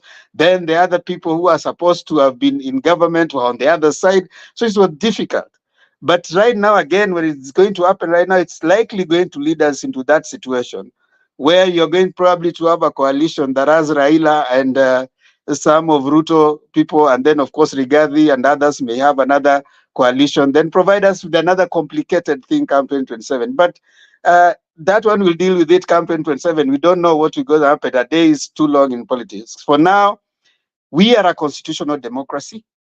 Yes, Kenya is a constitutional democracy, but do we follow the constitution to the letter? No. Is pressure to the government important? Yes. It is good that young people are getting more involved right now on the table as opposed to being used for certain political gains. But again, in that particular process, several other people might take advantage of the situation. Just remind the Gen Zs, they are not the only ones who are. Kenya is not Gen Z. Gen Zs are part of Kenya, and Kenya is bigger than just the Gen Zs. Let's get everyone involved in the conversation. There are people who don't like Ruto. There are people who like Ruto. There are people who don't like Raila. There are people who like Raila. Let everybody be accommodated in the Kenyan conversation. Nobody should be left out. And that's why it's important to dialogue, not to form a government, but to look at the issues that face all Kenyans and how they can be addressed. Let the government of the day, Kenya Kwanza, continue. There are so many talents in Kenya Kwanza, not necessarily the ones who are in cabinet. Let them be the ones to govern until 2027. Then we make a decision that time if we want to return them or not. I think up to that point, I'll stop at that. Thank you so much. Let me. Okay, I can see Osam is there. Osam is very quickly, Leo. Okay, Dario. okay. I'll give you an opportunity. Osam is saying that I'm listening to segment, but God has saved the country. Don't leave on Ruto Raila. I did not see the reason why we need a transitional government. Ruto had accepted all their demands. It was easier to use the occasion to change the country. That is in regard to, I think, the demands that the Gen Zs and not only the Gen Zs, but the Kenyans were demonstrating our giving. So Kenya Revolution, I don't know which point is that you want to make, because I have Dario here. I'll just do 30 seconds. 30 seconds. Lisa is also in the house, and Dr. William is also in the house. So I'll give you 1 minute. Leo, I'll spend 30 seconds. Can I let go 30 seconds? 30 seconds, okay. Okay, just this is one thing I was saying. I'll use this example. The word sovereign, that's why it's important. God is a sovereign being. He can decide to blow up the world and create new creation. The same thing the Constitution say, the people have the sovereign power. Sovereign power. Now, Themba is telling us that we should follow the Constitution. And he thinks that when people are exercising their sovereign power, they are outside the Constitution. No, they are not. All those articles you've read, they are you are highlighting when these institutions, these arms of government are working. People still have confidence in them. You cannot impeach the president using this very parliament that we have, because the people have lost confidence in the parliament. You cannot petition a case for Koome to advise the president to dissolve the parliament in Ninio so that we can have fresh elections, because people don't have faith in the Ninio, in the judiciary. That is the point I was making. So what do we do if everything has failed? The parliament is not working because the executive have bought the parliament and the executive have bought the judiciary. They are not working. All of them are not working. We have to go back to what the Constitution says, Article 1, which reminds us that we, the people, you talk about constitutional democracy. I think maybe you don't get it. Democracy does not mean that we have to have 99% of the 100% of the people agree. It means the majority, ruled by the majority. So we agree upon this democracy. Okay? We agree upon this constitution. So what I'm saying is this. If people say, okay, this judiciary is not working, this parliament is not working, this executive is not working, what do? We withdraw the power that we delegated these arms of government, and we say, we are going to sit down. We are not animals. There'll be no chaos. I can sit down the way I'm sitting down with Leo, Makiadi, Richie, Dario, Themba, and Dr. William. And we say, we are going to choose our transitional government, which can take 3 months or 2 days or whatever the case is, to bring in, so we can go to the next election, so we can have new representative.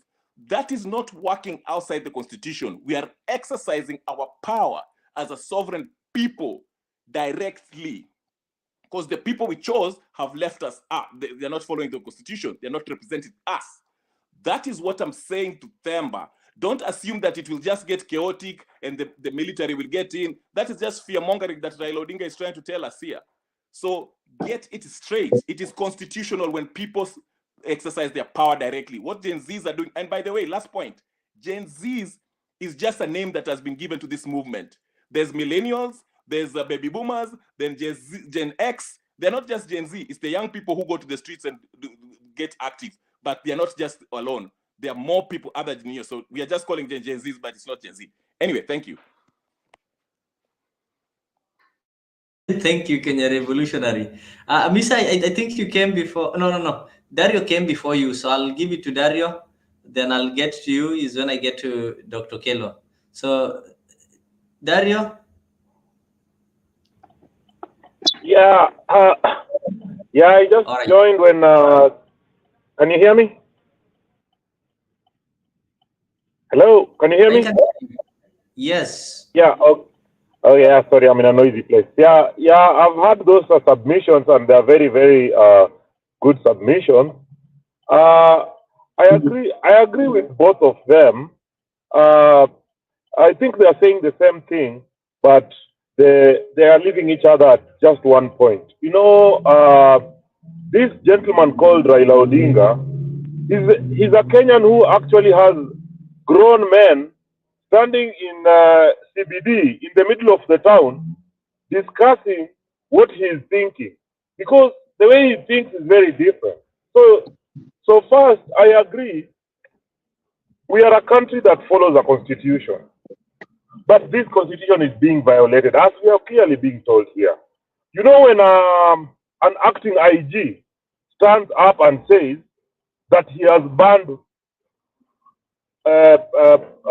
people from protesting, which is a constitutional right, I don't know why we close our eyes when a violation of the constitution is mutilated, and we just because we have governance that is mutilating it, we are clapping to it. We cannot, because, you know, even the court is looking at them and wondering, for an IG, which is a very big post, to go and say, now I have decided nobody should come for Maandamano. And it's stipulated in the constitution. It is stepping on somebody's right that is actually in a bill that you are asking me to follow. And you know, these countries like Sudan, Ethiopia, Libya, they had a constitution. But when the government was not following the constitution, it broke down. So when the people of Kenya, even I'm not talking about Gen Z, when the people of Kenya decide to behave the way the government is behaving, then there is going to be a problem. Anarchy will not be brought by Gen Z. Anarchy will be brought by a government that is not following the constitution. And that is a very big problem that people are closing their eyes. Now to my point. I follow the politics of this Raila Odinga, and I really like. This development that is happening now, I do not agree with it. But I have sat myself down and asked myself questions. Number one, what position do you think Ruto is in right now? It is very clear, as Makari is saying, he has found himself illegitimate to the people that he convinced most. The people that really believed in the story of William Ruto are the ones who have lost confidence in him 100%. This man was stamping his chest, him and his deputy, when they formed the government, that they would never require help from this one Raila Odinga. I am very shocked that in 2 years, Ruto has no idea how he can deal with these Gen Zs, because they are coming to the streets with phones and they are getting killed, and the world is watching, knowing that they are following the constitution to the letter. But they have intimidated people by telling people, you know, they are the ones who will cause anarchy. No, you had that in the constitution for people to express themselves, and now you are then panicking and pushing it back to them that they are the ones who will cause anarchy, because you cannot control them. The people that you claim voted for you then there is a problem there. Now Ruto has gone back to Raila, which I am not sure, but I'm just speaking to, if this is the truth. You know, media sometimes rushes with reports. We have not heard from the man himself. This is speculation that is very right now. If Ruto has taken the route of going to Raila for help, that is very laughable. To me especially. It is very laughable, but then, why would Raila do this? Knowing very well, this is a very unpopular move. Only two reasons. One, this guy is trying to get the chairmanship of AU. Part of your resume as an AU candidate is to be a peacemaker. This is a reason that I would understand if he comes back and tells me this is why. Number two, Kalonzo and Matakarua have the same story where we are right now. When the country was going to anarchy, they went to sleep with the enemy. So today they are wondering again, this man, if he's going to sleep with the enemy, because I'm not calling him enemy in terms of an enemy of war, an enemy in terms of a rival in trying to govern the country. The reason that you would go back to sleep with the enemy like 2007 when kids were being killed and people were losing their lives happened to these two people. So they also have no moral authority to come and tell us that we have decided we are not sleeping with the enemy. If by sleeping with the enemy, it is the only way they can constrain the Gen Z. Because to me, the government has run out of ideas. The sitting government has run out of ideas on how to deal with the Gen Z. Simply because they have gone to express. They have gone to say we want to have a dialogue with you. But these kids, these young people who are taking over the world from us, after us it's them. They have refused to do things the way we used to do. This move by Raila, is it popular? No, it's not. It's very unpopular. What next? We will see. We will see if the Gen Zs will insist on still moving on with whatever they have been doing, because whatever they have been doing is still very legitimate. Nobody has tried to turn the government the way we were told on the first press conference, that there were people who looked like terrorists. All the videos and pictures we saw was people with phones and armed with flags.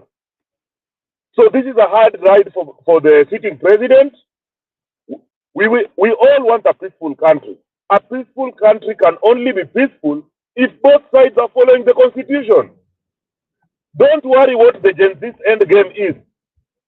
What is your end game to bring peace and control these kids?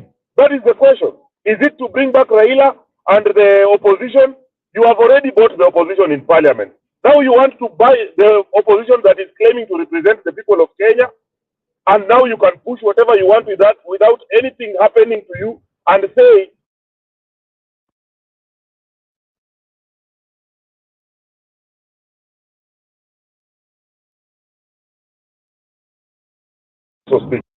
Kwani amepotea na vile ameweka point kwa. Shida ya Black ni nini yake, the microphone is not powered. I don't know. Or maybe that's a strategy. For now, sorry, not Black. Yeah. Yes, Dario, I can hear you now. Can you proceed? Or you are done? Yeah. Okay. Yeah, I'm sorry. Thank you. I was under the bridge. So what I was saying is, this is a lose-lose situation. It is not a win-win situation. Raila Odinga as a person, if I speak on Raila Odinga as a man, he is the only Kenyan breathing oxygen today that can make people go to the street without being paid to stop maandamano. Because if his goons say we are also going to do what Baba wants, those Gen Zs will be scared. Ruto knows this. He has paid his goons, but his goons keep insisting, if you pay me tomorrow 200, I'm not going. There is no other Kenyan who can bring a population of about 100,000 people from their houses just to say I'm supporting this man. This is what Ruto is banking on. These people, they will do this. If they are going to sleep together, which me I'm very, very offended with. The goons who don't hear or listen nothing else apart from the language Raila will go and say, Gen Z, you have been told to wait. If you come to town, we will be there. And that is what Ruto is projecting. Because how much can he keep paying if these kids are saying we will be doing Tuesday and Thursday, and after this is not working, we are going to do 5 days? Can he afford to pay people to do this the whole time? It's a challenge for him. And that's why he has brought this man. Hopefully for me, this is just a grapevine. This is not the real news, because at the moment, each one of us here is speaking on media reports that are not substantiated. The man himself has not said, and I'm really hoping it is not the case. But those are the only situations that I would believe he would have to do this. And lastly, unfortunately, even for Ruto himself, he knows very well that even if this Gen Z give me an ultimatum to come up with a professional cabinet secretaries and PSS and whatever, parastatal chiefs, the people who slept with Kenya Kwanza in bed, I'm sorry, but they cannot be matched by the opposition people when it comes to professionalism and the mindset. By that I mean, most of the people that were in the opposition, if it is not going to join the government, the brains are there. So when you sit down and ask yourself, where can Ruto get people that are eligible for this Gen Z to accept that this man thinks like Otiende Amolo, for example? It is going to be a challenge. So this man is really, really challenged. He has been pushed to the corner, and I'm very shocked that Gachagua is not speaking to this, because he was the one who said he will walk away if they incorporate an opposition led by Raila into his government. So if this is true, it is very offensive to us Kenyans, because when you get your vote, you need to convince people that you can do the job. At the moment in Kenya, it shows that the government that is in power cannot do the job. Now they are going to seek for help. There is no way Harambee Stars goes to play Uganda and says they are beating us many goals, give us some of your players. It is so wrong. Grown-ups and even kids are seeing this and are wondering, is this a country? If they succeed with this, may God forbid they just have the last 3 years ever in governance, all of them that are now calling themselves leaders. And I also support the fact that when a president is under siege and he says, I will resign, I even mentioned last week, he should resign with his deputy governor, president, because I don't know if that was an oversight on the constitution, if it is true, but why is it that the president cannot fire the deputy? The deputy says this is a ticket called the presidency. The presidency, which was first enjoyed by Uhuru Kenyatta. Kibaki never enjoyed it. He promulgated the 2010 as a president. But now in Kenya, we don't have a president. We have presidency, which means the ticket has two names, like Biden and Kamala Harris. So when we lose confidence in Ruto, we lose confidence in Ruto and Gachagua. When we lose confidence in Raila, we lose confidence in Raila and Martha Karua. It should be a presidency. If they didn't highlight it in that constitution, these Gen Zs should ensure that they get that there. It is very important, and lawyers know it. But they leave these loopholes for amendment. We have a chance to amend that, because there is no way you resign because we have lost confidence in you. And even people are rioting more in Nyeri, where your deputy is coming from, which means both of you really need to go if you need to go. Unfortunately, they sat with the IBC report for over 6 months. For over 6 months. Who does that? Do you know in Kenya we have lost 2 MPs? There are constituencies who have not had an MP representing them because somebody called William Ruto has sat with the IBC there since he was given by that useless NADCO, not passing it. And the country has survived without an IBC. But today we are saying if Ruto goes, the country will go to anarchy. Why? Moi died. We never went to anarchy. The country has to go on. If that IBC can be formed by a day, it needs to. Thank you very much for that, for a chance to make my submission. There for now. Village boy, Leo, may I if I respond? can, Kelo, before I come back to you, I allow you to get a parking. Yeah. So Niseme so Thank you so much. Lakini Leo mbona umeruka Black has been waiting here but. Sijaruka Black. Wewe ulihepa wakati Black alikuwa naongea. He knows sijaruka Black. Leo tunataka kusema kitu moja tu. These two gentlemen have not spoken. You see, there's an agenda you and the Temba is having. Why is he defending you, yet he knows very well you've spoken? You know, I think it is you who has the agenda, because there are people who say just 30 seconds, 1 minute, and you allow. And when I also invoke the Dario was same, giving you this is what you're saying. Dario was How many giving 1 you minutes? submission. How many 1 minutes? How many 1 minutes has Kenya Rebel had? How many 30 seconds did Colinius had in between submissions?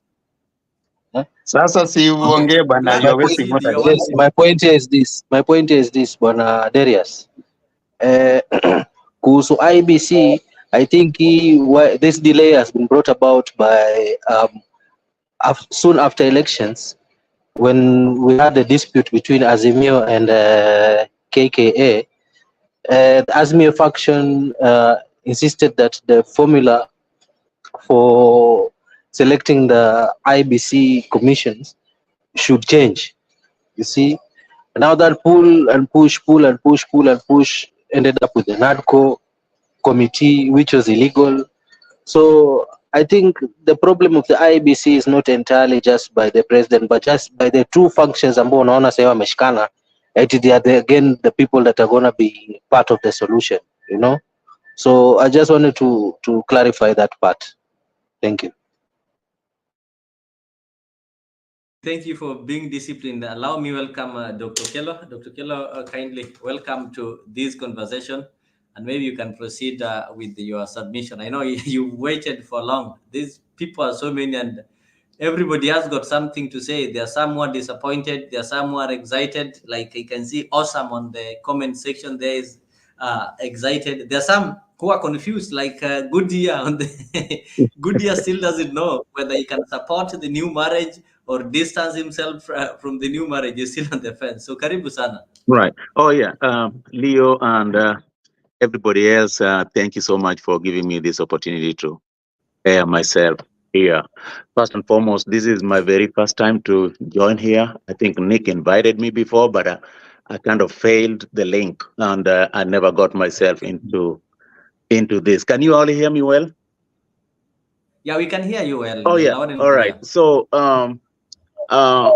at this moment here, I was just trying to chip in, and I really don't have anything of substance. But now, what is going on in Kenya, I will just comment. I got in when Kenya Revolutionary was talking, and I would say that I was impressed by most of his arguments. And you see, we are here not to pull each other, and we are not here to push each other. We are here to to brainstorm and give ideas on how to help our Kenya. Kenya is a good country, and Kenya is marvelous. But Kenya has been run down by many people that I do call nyangaus. It's not just Ruto. This one here is something that has been going on for years and years and years. Kenya, to me, this is just to me, and I may be wrong thoroughly. To me, Kenya was colonized by the British. We all know that. And during those days, most of the things were meant for the British people. Even the education system, the curriculum system was meant to benefit the British people. Now, what was given us to inherit was to help us work for them. So these corruptions and anything that is coming in that is bringing in these an equalization, these ones here were things that were designed by the British people to elevate themselves as they kanyaga us, So to me, I kind of lean on the Kenya revolutionary side that,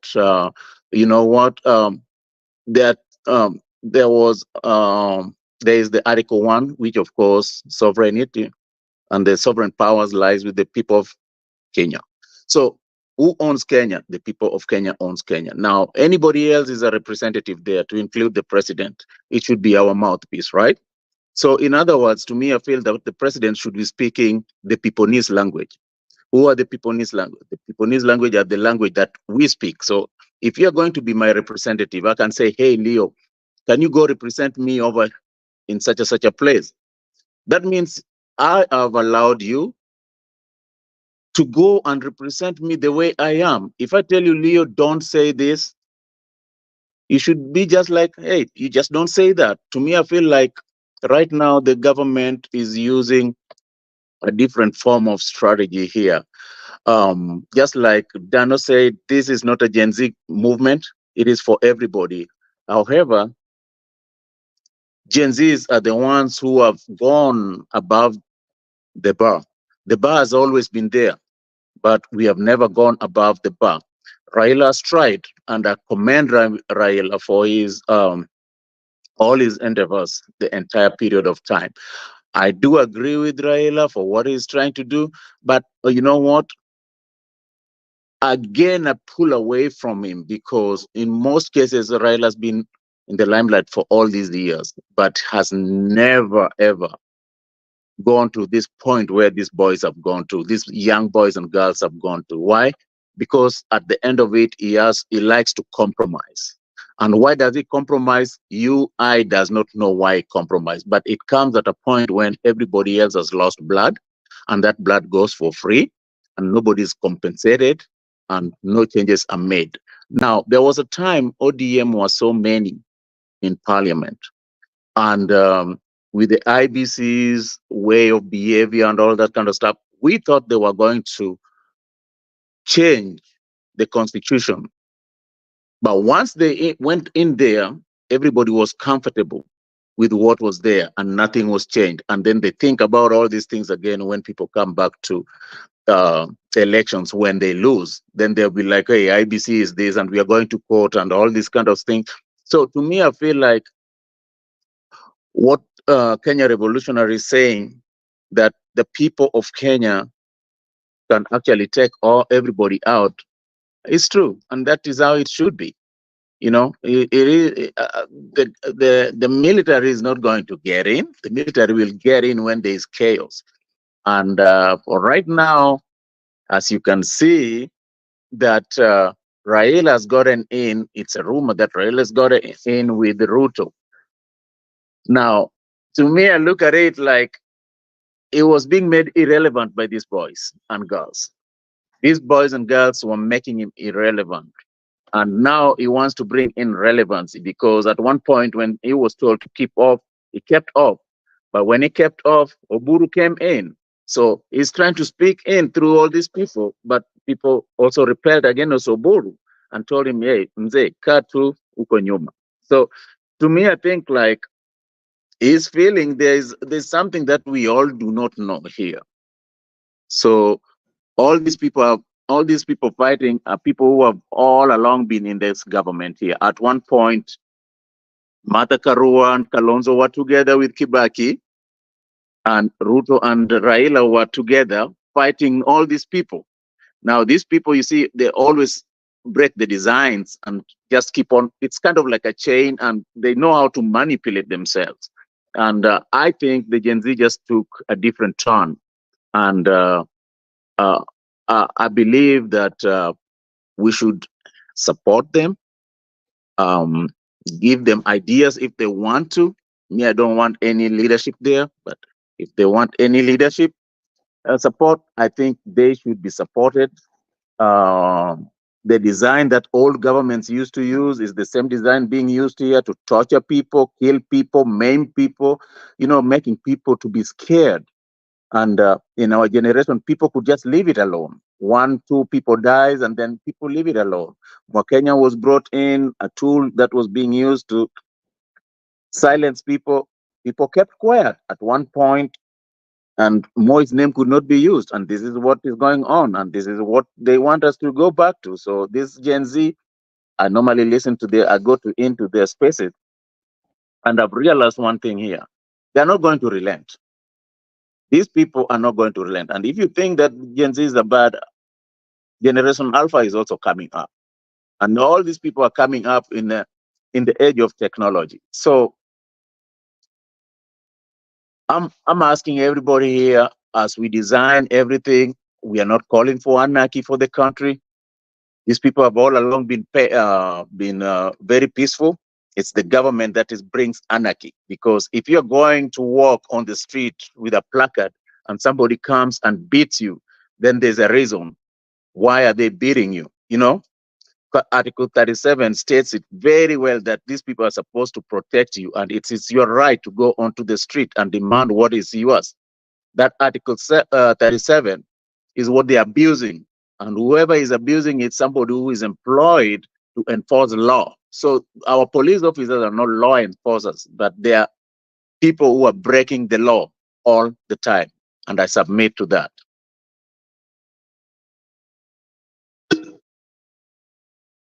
Thank you so much, and we always welcome you to this platform so that we can be able to connect and have some discussions about our beautiful country called Kenya. So let me give it to Mise. Mise, I hope now you can speak while driving. Yeah, I can. Thank you, Leo, for this opportunity. It's good to see everyone here, and it's good to have this discussion. Actually, we usually have this discussion that we are not paid to have this discussion. The people that we pay to have this discussion have let us down, and that's why we also have stepped out to come out because of patriotism to speak about our country. But I just wanted to follow up on a few things that when I came in, I found Kenya Revolutionary was talking about. I just wanted to tell Kenya Revolutionary that while Article 1 allows people to talks about the sovereignty of the people and the power to the people, there is also a limitation on that article. So it's not absolute. The same way that Article 37 gives power to picket and demonstrate and present petitions, there is also a limitation to it. So if you go above and beyond that limitation, then your right infringes other people's rights as well. So I just wanted to make sure that you understand that for the interests of the security of the nation, the government can use that as well to as a ground of trying to limit or regulate the picketing and demonstration. You know, so it's not absolute that every law has a limitation. That is something that we need to address ourselves with, that as much as we have the rights, all these rights have a limitation, and we can only enjoy the rights to a certain extent. So that being said, there is something Darius said, that Raila Amolo Odinga has come to help William Ruto. Or rather, let me just say it in verbatim the way he said, that William Samoei Ruto is seeking help or wants help from Raila Amolo Odinga. I think that is distorted, that is misinformed. I don't think William Ruto needs Raila Amolo Odinga. It's only that they only happen to be in the same situation. This war is not about William Ruto. The push and pull that we have in Kenya is not about William Ruto. And Daktari, thank you for saying this, that the problems that we have right now, they have not been generated by William Ruto. They have been there. They have been accumulating since Moi's time, Kibaki, Uhuru Muigai Kenyatta, and now Ruto's time. So this is not only the making of William Samoei Ruto, but the making of the other leaders who were there before. And this is a problem where Kenyans are tired and saying enough is enough. and the fact that there's a technology, the technology is an enabler in fighting and amplifying the concerns of the people in a way that the government cannot gag the people. That is why it's different. So to dream that William Ruto needs Raila Amolo Odinga is not true. William Ruto doesn't need Raila Amolo Odinga for help. The truth is the political elite class is frightened. It's frightened because the people are saying, how was they? How was they? That's what the young people are saying. How was they? Raila Amolo Odinga is mzee as well, is in that category that is bundled as leaders who have not um, lived to the expectations of the people as they are using the powers that have been donated to them as per Article 1 of the Constitution. And it is to be understood that now it is the political elite class against the common mwananchi. Now, when people are frightened, they regroup themselves according to their groups. Raila Amolo Odinga is coming because he knows after William Ruto, people will also, there are people who like Raila Amolo Odinga. Equally, there are people who don't like Raila Amolo Odinga, just like people who don't like William Samoei Ruto. And therefore, when it comes that these people are now going up back to their businesses, back to their residences, back to follow their wealth, how they have acquired their wealth and so forth. We know that these people, all of them have acquired wealth in one way or the other that is not genuine.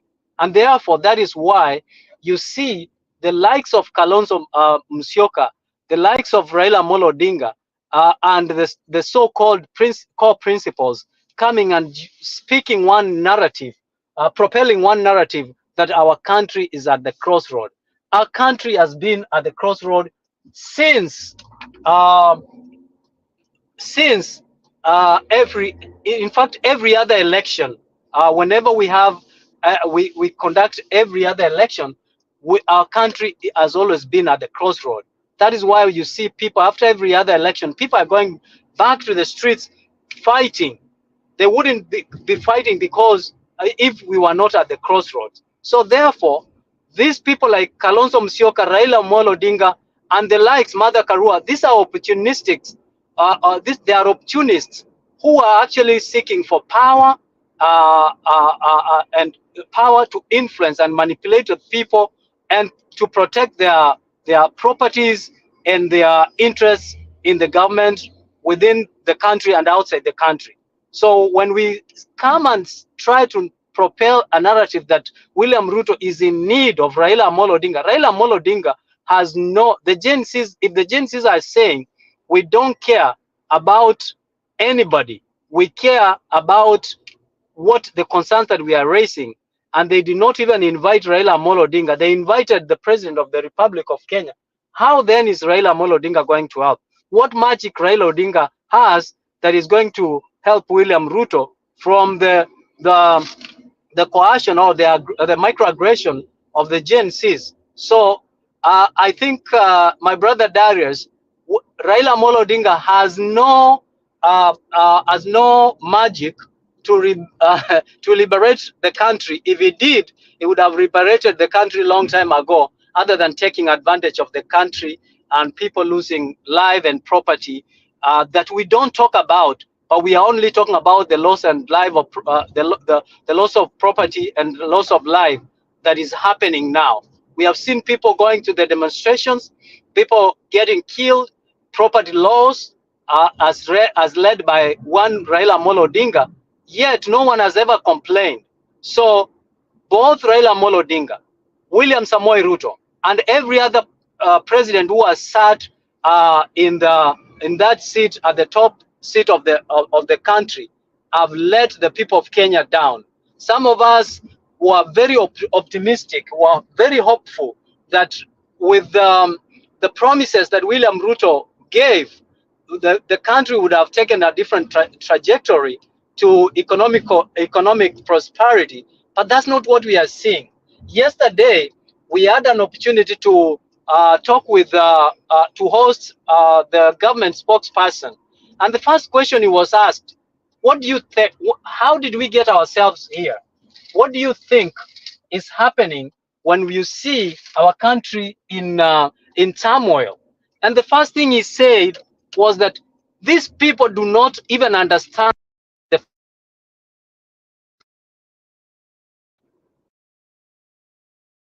people who have lost their family members. There are people who have lost their children, their parents who are now who are mourning their children.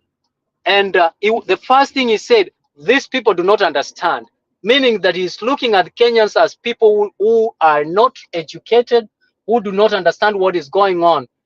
And yet, they are the people who have driven our country to the drain. Anyways, this narrative of Raila is liberating or is trying to help the country is a narrative personally I do not want to hear, because Raila Amolo Odinga is among the people who have led our country in the name of liberation to where it is right now.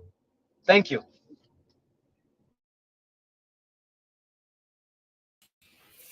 I think, can you hear me? I think Leo has dropped his, changing his device. I don't know who was going next. Is it Yeah, can I go? Yeah, go ahead. Yeah, I can. Before I don't know if the moderator is not here, but this is Dario. Maybe I can respond very quickly to the two gentlemen who just spoke, and I heard what they said. I think what I was trying to say might not have been understood to some of you.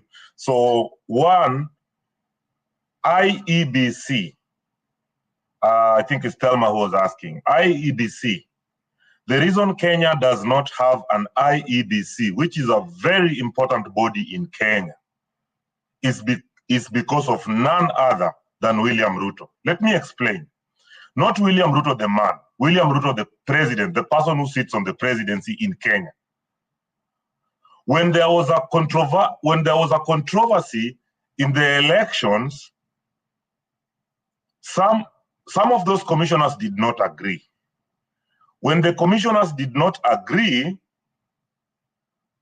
some of the commissioners, the commissioners who agreed with the verdict that Ruto had won the elections, all three of them were remaining with a very few months to retire. The four who did not agree, for reasons best known to them, which we are already past that, were put into a commission of inquiry, which every living person in Kenya knows that it was construed to kick them out. Rightfully or wrongfully, I cannot say to that. But from day one, even the lawyer, who is one of the biggest lawyers in Kenya, who represented the lady who accepted to face the tribunal, said that already the judge had a verdict on these people. There was no way they were going to survive. Unfortunately, he did this knowing very well, I will kick these people out, and there is a danger of this office being vacant because the three that are there only have a couple of months before they leave. So he put us in this situation. He could have kicked them out after replacing those ones that were retiring. But he did this blindly. I think there we have to blame the advisor, as much as we have always blamed the advisor of the government that is sitting today. Some of the advisors have given very wrong advice. That's why I said, when there was a push and pull about IEBC, the president really listened after a lot of maandamano, and he formed this NADCO, which nobody supports at all. But you go back and ask yourself, when was the NADCO report given back to the president? It has taken the president for kids to die while demonstrating, calling themselves Gen Zs, for him to go with that report to KICC to say, now I'm signing it. What wisdom informed him to sign it now? And he had it for over 6 months after Akina Kalonzo and that useless Ichungwa gave it to him. And I'm sorry to call a human being useless because I might be one. But you ask yourself, Was it really worth it to create a commission to do a job that gives you the results and you sit with it for all that time? And do you know, this thing that the Gen Zs are doing right now, the only problem that they would mess up with the constitution is because there is nobody for elections. Otherwise, a lot of countries have pushed the president out and there is an institution to run an election. Kenya does not have, because of the people that are sitting in that office. They have been in office for over 2 years, almost 2 years now, with no IEBC. And I've even made an example that there is 2 MPs. I remember one was knocked down by a motorbike in South Sea, and I was in Kenya that time. They have not replaced these people. The poor people in the constituency do not have a representative in the parliament. It's bad. It is wrong. Well, we need to be calling wrong.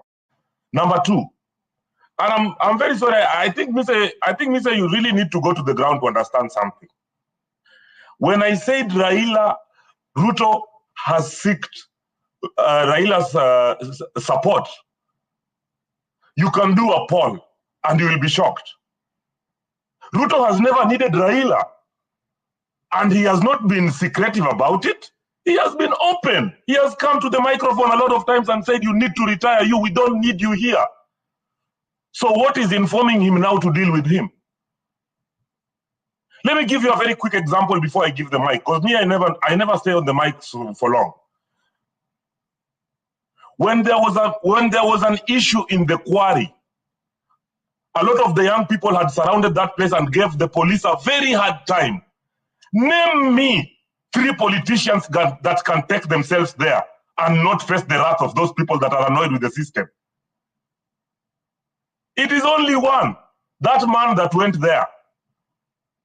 So what I was saying that you might have mistook me for, Ruto has seen that he has lost relevance with the Kenyan people. A lot of people are calling him a liar. A lot of people are calling him a person who entrusted our lives to better our lives, but you put people that are incompetent. They have refused. Has Ruto tried to reach out 4 weeks after the skirmishes in Kenya? Yes. He has gone down up to the level of joining a Zoom call like this one that we are joining. You are seeing all Daktari is here on a Zoom call. That is how Daktari William Ruto was in a Zoom call, to try and persuade these kids. Hey, kids, I have listened. Did they still go back to the streets? Yes, they did. What are the options that he has now? Because these kids look like they are not stopping anytime soon. You have to bring somebody who has a cult following. Raila Odinga has a cult following. I'm sorry, you might not be subscribing to Raila Odinga, but he has a cult of people who can tell these Gen Zs, if you come to the streets to try and say something about Baba, we will come there. Has it happened? Yes, it even happened yesterday. Kalonzo Musyoka could not finish a statement just for the fact that he's disagreeing with Baba. They called themselves on TV 3 days ago, Gen Zs, if you want to joke with Baba, you will see Gunzis. They call themselves Gunzis. And that is why I'm telling you, sometimes it takes a fire to fight a fire. Ruto has seen, if I've tried dialogue, if I've gone to Zoom, if I've fired the cabinet, if I've withdrawn the finance bill, and they are not listening, what else can I do? For you to sit there comfortable and say that Ruto does not need Baba, you really need to read your politics again. Ruto needs Baba more than he needed Baba in 2007. This is his make or break moment. This small thing that everybody thought was small has become so big that Ruto himself has realized these kids are not kids anymore. They can cause a revolution. So, like I had said, do I support Baba joining the government? No, I do not, because I need a vibrant opposition. But sometimes we take 2 steps back and say, for civility to prevail, should we do the right thing? Has Raila done it before? Yes. I wanted this thing so bad, but today I put it down and I try to talk to the people. The Gen Zs will not be happy, but this is the only option that Ruto has right now. I don't think, or maybe you did, You heard that Isaac Mwaura, the government spokesman, he made a statement today, a very long statement. Everything that I have said on this forum, I have quoted him. He said very clearly, he said that they really need to get those kids off the streets. Why? They are losing 6 billion a day when they go to the streets. How is the government going to make money? And they have tried for 4 weeks to stop these kids. They have not. He has to change his game plan. And that's why you are hearing that there is a rumor that Raila wants to join the government. Will it help? I don't know. Me, I didn't say it will help. But Ruto has reached out to this gentleman because he could have signed that IEBC bill in State House where he signs all the bills. Why was he going to show the whole country that he's signing it with Raila and he doesn't need him? We have to call a spade a spade. You might not prescribe to his politics, but he has taken a big risk in his political career by joining somebody that is very, very unpopular at this moment as we speak, because people are really feeling bad, especially on the killings, the incompetence of police, and a lot of things that are not working their way. So if he joins that, he loses a lot of people, including me. But don't ever sit back and think that it is Raila who needs Ruto at this moment. It is Ruto who needs Raila. Thank you. Hey, Darian, if I may just chip in, I mean, good contribution and analysis. I mean, it was well put. But there's just a few comments that I would want to say there. I think I wouldn't say that any of us here is going wrong or any of us here is giving very false narrative. I personally think Raila's done a lot. I agree with you. Raila's done a lot. There was a time when I was still young, I was a diehard of Raila. I'm still supportive of Raila because there are some times that it comes up, like in this case, it's coming up to help. And he's helping. Remember, he's still bitter also from the last elections for what happened. Now, does he want to come in because he felt like legitimacy was supposed to be in there, or is he coming in to help Ruto, or is it that Ruto that really wants him to come and help? Remember, as I said before, all these people are partnership to this government. All these people, they are always partners when it comes to this politics here. Nobody comes outside their circles, you know. So these people, at the end of the story, they are each other's friends, right? Now, why am I thinking that Raila should keep off on this thing here? The Gen Zs started this thing here. Well, they were the face of these things here, but we don't know who actually started it, who is pushing them to do all these things. But they are the face. So to me, I personally think that they told Raila respectfully. Raila was the very first one. They even mentioned his name and said, Baba, we katu nyumbani ushafanya hizi vitu for a long time. This time we want to do it. Raila went with that. Recently, Raila went again to KICC and they told Raila, no, please, we don't want dialogue. To me, I feel like Raila needs to come down until the tempo calms down. Let's see what their game plan is. You know, they have a game plan. But the fact that Raila is now has been told and he retracted, and people who are around him, like Sifuna, advised him well. But then again, he's coming in, makes me, somebody who has been a diehard, also believe that maybe, and this could just be what I'm thinking, maybe he still feels like he's becoming irrelevant, and these people wants to put him out there, and he doesn't want to. Maybe he wants to just stay there, or maybe he is one of the stakeholders to this government here in a different way, and he doesn't want to let go because of there's something he stands to lose. So at this moment, we are killing young people, and a country that kills young people is killing its future.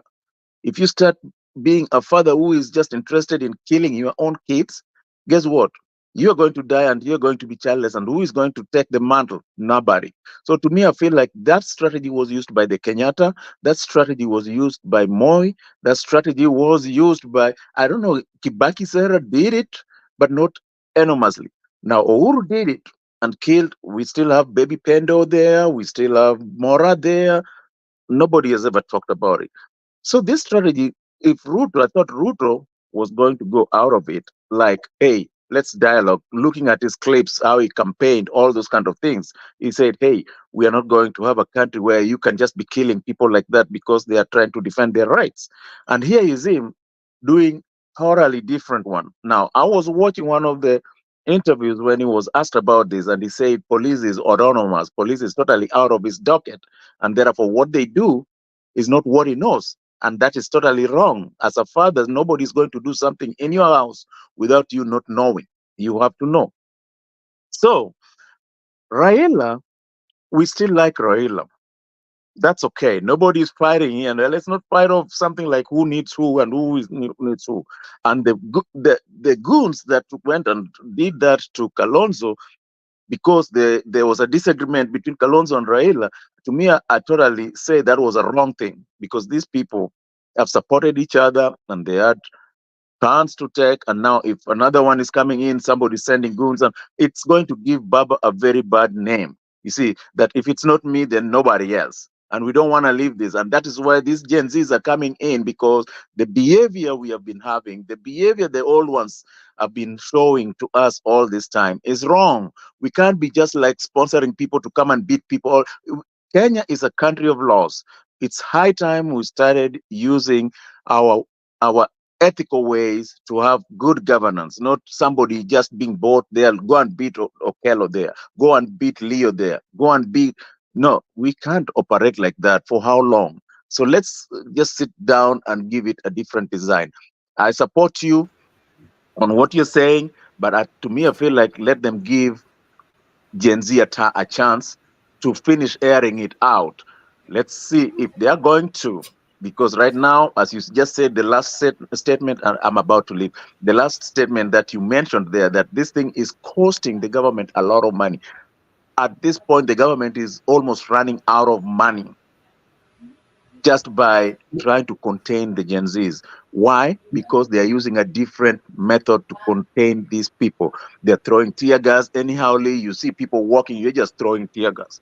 Tear gas is meant to kind of, quell a rowdy crowd that is actually charging towards you. They want to kill you. They're coming for your blood. Then you can do that just to quell them out. But to me, I feel like that is sporadic use of weapon. And this is something that if I was in Ruto's seat right now, I would have said, police, stop. I want you to protect these people. I want you to walk with them. I want you, if, if, if it's not passing this side, if the road is here and you don't want them on this other side, you can say, let the police not let them come over this side, but they can demonstrate the other side. Let's just But have a Dr. country of civility. But Dr. Harry, you can't Thank talk you. about a country of civility when no one is talking about what the police is experiencing. We do agree that police have overstayed their mandate sometimes, and they have some have committed heinous crimes, but you also understand that what their work is. We cannot assume that everyone in Kenya is interested with Maandamano. We cannot assume that No, everyone I do in agree Kenya. with you. I do agree 1 with minute, what you just said. Okay. Let me finish. So we cannot make an assumption, because we are reading the constitution selectively to fit the narrative that we are propelling. We also have to, because if you guys are relying on Article 1 and Article 37, it also says that what the people should do. And when people fail to do what they are supposed to do according to that Article 37, then what would the police do? You as Daktari assume you are the owner of Kencom, right? And you expect the police to protect your property. And people have come destroying the property. How do you want them to strike the balance to make sure that they have protected the people who are not actually obeying the commands of the police, or taking instructions, or following the route that they gave according to their demonstration? So we all have a role to play, both of us, both the people who are going to for demonstration and the police must equally stand above because they are trained.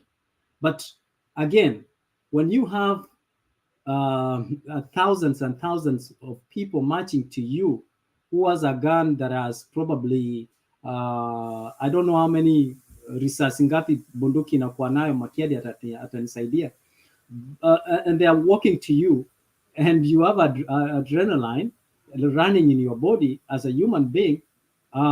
We have also to understand the position of the police. But that being said, there is something that you have explained to Darius, and I hope that he understands that.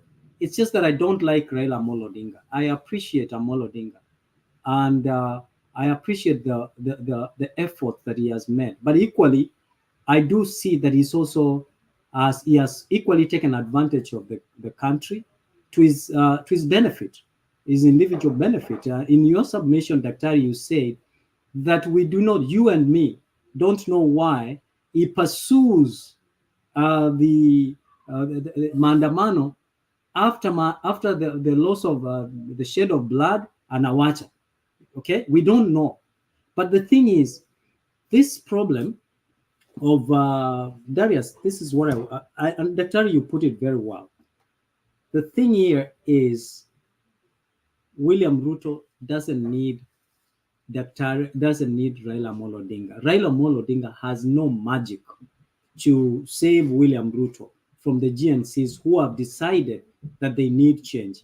But the thing is, both William Ruto and on the other hand, from another perspective, both Raila needs William Ruto the same way William Ruto needs him, because both of them are political elite class, a group that is now targeted by the people. Okay, so they stand in each other for each other. Darius, I always say wengine wetu tulitafuta kura huko nyumbani, and it's interesting that you say that I should dress myself with the reality on the ground. Some of us I live there every other night, but what I wanted to say is that at the end of the day, wakati tumetukanana, tunakutana jioni, tunakunywa, bwana pale ulinichapa, nani analipa? Mheshimiwa analipa. We all eat from the same plate as politicians. So don't be fooled that Raila Amolo Odinga and William Ruto are enemies. They are not enemies. During the day, in public, they are enemies, but they have a common interest to protect one another, right? To protect one another. And that is something that you cannot deviate. Just when in 2007, when there was post-election violence after the election, people regrouped themselves according to their tribes. Why? Because they had interest. The Luos regrouped themselves with the Luos. Kikuyus regrouped themselves, the Kalenjin. And the same thing right now, the political elite class are regrouping themselves so that they can protect what they have amassed. But what I wanted to ask Darius and my other friends here, what happened to the lifestyle audit? Because the lifestyle audit will help us fight the corruption, because then it is going to help the members of parliament.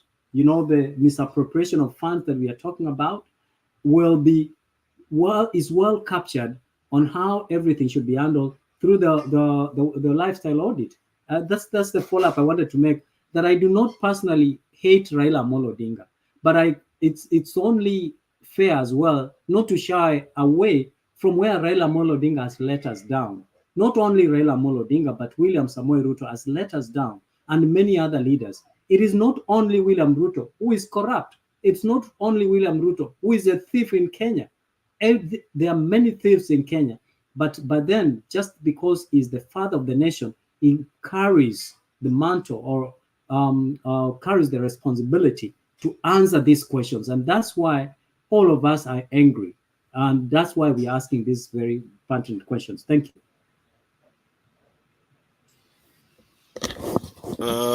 I think Mzalendo is here. Mzalendo, you can take over. Sijui kama ni Jeff ama Kenya Re. I want to sit here as a panelist also, and contribute to the discussion. Who is moderating? Who is next? All right. Can you guys hear me? Yeah, yeah. Yes, we can hear you, Mzalendo. Oh, good evening, good morning. If you are in, I don't know whether it's morning in Kenya right now, but yeah, I think it's morning. Guys, it's a pleasure to see you guys again talking about our country, the things that we love most. I'll stand in for Leo. I think he's taking a small break, but I don't know who was next in the sequence. I can say something brief from Mzalendo if possible. All right, okay, go ahead, Jeff. After that, it's Makiadi actually should be Oh, the okay. one. After that, Matiadi, you can follow in that sequence. All right. Mburu, the mic is yours.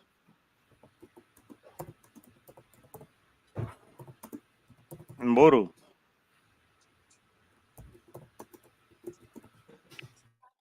We have lost Mburu. Have we lost you? Mburu seems to be at work. Makiadi. I'll go after Kenyari. Let Kenyari go first. Kenyari.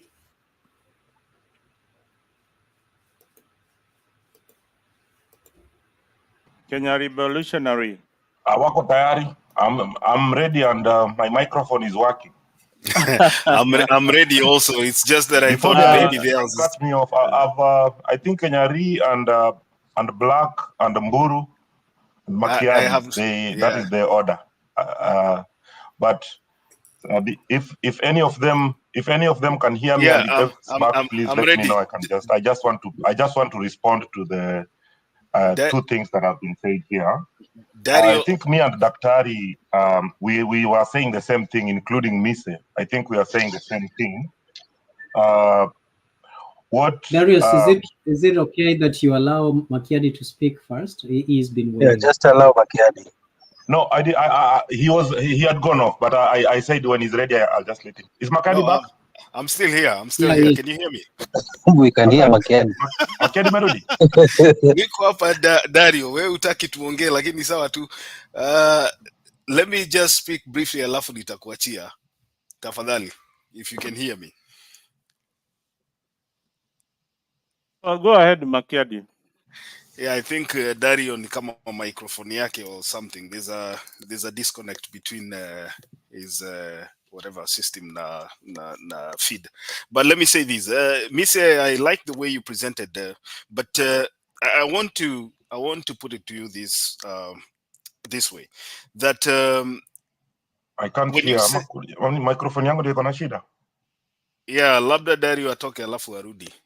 Daddy, just log out and then log in back. Yeah. We can hear you, but you can't hear us. Thank you. Yeah, so let me say this. You know, Misa, you have said that these things that are happening right now did not start with William Ruto. I agree with you. Perfectly clear. If you go back to the world of research, there's something called a predictor, there's something called an outcome. In between the two, there's something called a moderator. And the moderator determines the magnitude of the outcome. Unfortunately for William Ruto, it is this government, his government, which magnified the outcome. So the problems that have been facing Kenyans for all those decades were magnified in William Ruto's government and his style of governance. From the way the CSS were behaving, to the way money was being squandered, to the way the government was borrowing and doing nothing. So in some way, he was able to catalyze the revolution that you're seeing right now in our country.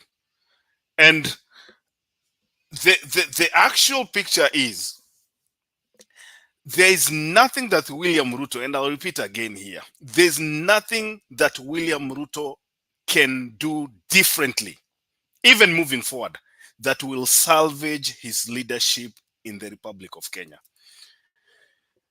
Number one. Number two, we go back to the issue that I was discussing here before about a constitutional democracy. And I think Ndemba, wherever is listening here, I want you to tell me here, why should we support? I know maybe you said you don't support, but I just want to emphasize this. Why should we support an arrangement of marriage between ODM and UDA, while it is the same ODM that was saying they have been ripped off the majority leadership and the majority slots in this parliament unconstitutionally? So when we come here and talk about constitutionality, doing things the constitutional way, we should be able to remember that we are the same people who came to this same forum complaining that the government of the day is using unconstitutional means to allocate themselves positions in the parliament. We said it is using unconstitutional means to influence cases in the judiciary. We said they are using unconstitutional means to run the Republic of Kenya. So when does that change? Does it change because Raila Odinga has said, let's change direction and go talk to William Ruto?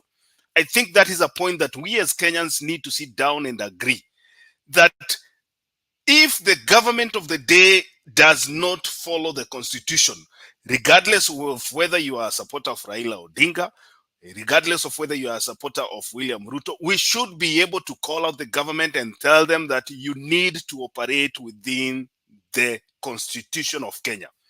That one is something that I'll never shy away from. Even if I support Raila Odinga, that is something that we need to advocate, because today it is William Ruto who is in power. He might use his own means or his own machinations to do things that will favor his government. Remember, tomorrow it will be you, Mise, or I, and you'd expect me also to use the same means. And people should not be complaining. I think we should be clear. We should draw the line. We should draw the lines as Kenyan and say, enough is enough. If it is the constitution for one, it is constitution for all. This IEBC composition, like Kenyari said here, this issue about a crisis because we do not have the IEBC, we should be asking ourselves, was it by design or default? Because from where I see it, I believe this government had an opportunity, especially William Ruto. He had a humble opportunity to recreate and reappoint or maybe appoint new commissioners. He did not take that opportunity to do that. Why did he do that? We don't know. Him alone can explain to us why he has let the IEBC stay blank, stay open without commissioners for that long. In any case, when we keep on saying here that if William Ruto was to exit office, that we will not have a country. In any case, what if something happened, God forbid, and we had a vacancy in the office of the president, or maybe deputy president, or maybe both? Do we cease to exist as a republic because we do not have an IEBC? So William Ruto should not take this as an excuse, and his supporters also should not take this as an excuse and tell us that if the government decides to go, we do not have an IEBC. I mean, guys, let's be serious. They had an opportunity to appoint an IEBC that is non-partisan. They did not take that opportunity. So this thing about rushing and appointing commissioners because we are in quote unquote in a crisis as a country, I don't think that's a fair judgment from this government. Now, as I finish, so that I can give my fellow panelists an opportunity to speak also. You know, I've had people saying that William Ruto will be in office until 2032. And I ask myself, and I know Penny Nyagaka is here, is one of those people who claims that William Ruto will be in government, will be the president until 2032. My question to you, people who speak in that, you know, that manner or that language, why do we need an election in our country? Why should we be voting every 5 years? I mean, if we already know that somebody is going to be a president, I know, Misa, you are following what is happening in Zalendo. You are following what is happening in the US right now. And the current president, hold on, Pen Yagaka, just a minute. You'll be given your time to speak. Just mute your mic. Mute your mic, please. Thank you, sir. You can see how the president is struggling. When he looks at the polls, they do not favor him. He's like a person who is trying to swim in murky waters. He cannot, get himself up. The numbers are not favoring him. He's trying as much as possible to redeem himself, doing every kind of thing so that he can push his numbers. But it is not working for him. And he knows very well that after every 4 years, you have to go back and campaign so that people will vote for you to go back to that office. What is so different about our Republic of Kenya? So that when somebody gets in for the first term, we have the likes of Pen Nyagaka will be telling us miaka kumi, alafu miaka kumi ingine ya Rigathi. We should be asking ourselves, are we in a democracy or is Kenya a kingdom? That is something that I think should concern every Kenyan. And that is why you find leaders who are not accountable to the people, because they know very well that people like Penny Nyagaka will let them go for 10 years without an election in between. We should be able to question how these people are able to get into office for the first term, and then in the middle of their tenure, like what is happening to William Ruto, he loses half of his supporters. He loses half of his base, even more than that, and still manages to win the election. That is a question I pose to you, my brothers. As a republic, we should be asking ourselves, why do we need an election after every 5 years? If William Ruto is capable, or any other president is capable to go for 10 years unquestioned at the ballot, then we should better declare our country as a kingdom and not as a democratic country. Thank you. Well, who's going next? Next Hello, was Darius. Muzalendo. Muzalendo, I've been attacked very much. I know, Mr. Penn, that you've been really attacked, but I beg to allow somebody who has Okay, been okay, waiting, a okay. chance to respond. Darius, then you can go ahead. Darius, are you there? If Darius is not there, then Penn, you can you can respond. Penny. Okay, thank you very much, Muzalendo. Very happy to see you guys in the panel. Kinamisi, we come here to listen to you most of the time. I've been listening for the last 2 hours. That is very, very entertaining. It's very nice. Lakini, Mato, very nice to see you and very nice to come on this platform, because ile ingine hata hawanitaki kuniona huko, so I don't even go there. So Mato, wacha nikuambia kwamba when we say 2032, it's not like we want to change Kenya to be a dictatorship. No. In a democracy, in England, they just elected a Labour guy. How long has it been since a Labour gentleman get to power? Very many years. Since Nani changed in 1979, Margaret Thatcher, until then, it has been a parliamentary democracy, but the Labour has not come that close. Here in America, Mbauko Mato, from 1952 to 1994, the Republican did not win the House or the Senate. They won the presidency, yes, but they could predict 5 years, 10 years down the road that they will win. When we keep saying, Mato, you directly pointed that to me, that I the one say that Ruto to 2032. It's not like we want Kenya to be a dictatorship. No, we just seen it that now your hero has really joined Ruto. When we were talking about like that, he had never even joined him. He was going to the AU. He was going everywhere. So it is the numbers, my friend Mato. It is the numbers that make us say Ruto to 2032. It's not a regressive way to think that we want Kenya to be a dictatorship. Therefore, then we don't have to say that. Kwa sababu saa hii mzalendo, wacha nikwambie, And you guys can tell me otherwise. So as we look at it today, there is nobody who is coming closer to Ruto to beat him. I mean, if 2026 somebody come up and there is like Ibrahim Torre and all this, we will agree with that. But as of right now, as we speak today, there is nobody who is coming close to Mr. Ruto. Hiyo ndio mimi nakwambia tu. We have watched the politics of the world over and over. When we say Ruto 2032 is not, it's not. Ngoja nikwambie, it's not that we want dictatorship. Dictatorship ni kitu mbaya sana. But even in a democracy, there is a way you can change a democracy to be what it is. Now in Israel today, Netanyahu has been there forever, and there's nobody who is beating him. Do we want Israel to be a dictatorship? No. It's a parliamentary democracy, but they have figured the numbers. They have figured how to get the numbers to get Netanyahu can win all the time. Hiyo ndio mimi nasema tu. When you guys never had, I mean, sorry to mention, but the ODM supporters of Raila Odinga, when they speak, even kwa ile kama ile show ingine yenu Mato, that's a joke because all of you agree 100%. Nobody disagrees or brings any reason. Nini huyu nani area alikuja hapo siku ingine kuzungumza kitu, they will all attack him.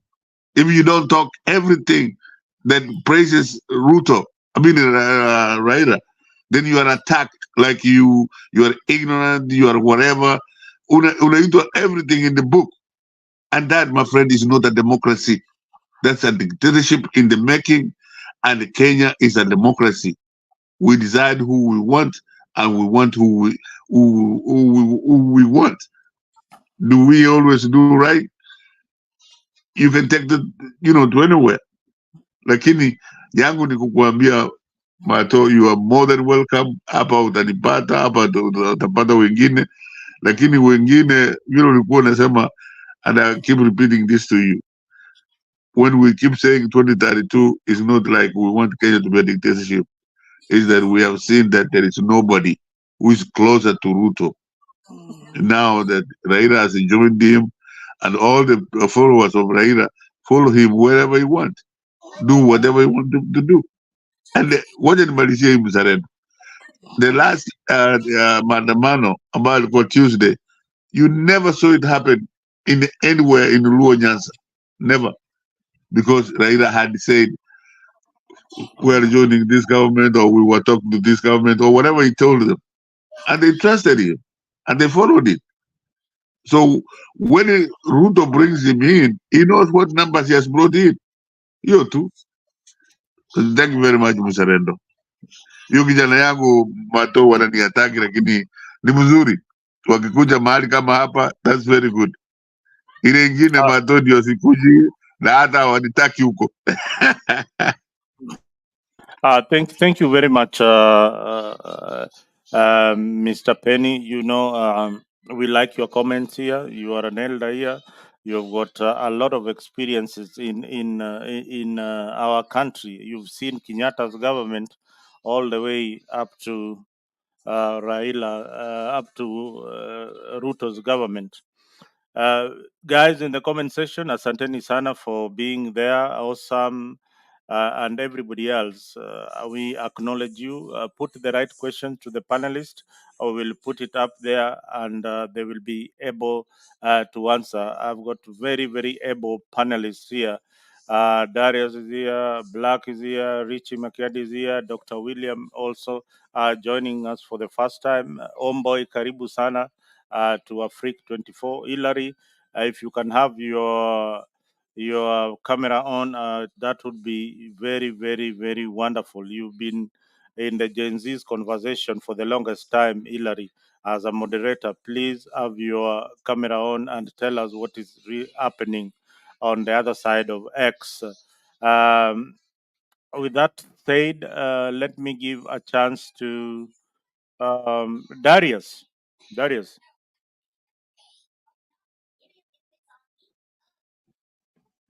Yeah, thank you. Thank you, Bwana Mzalendo.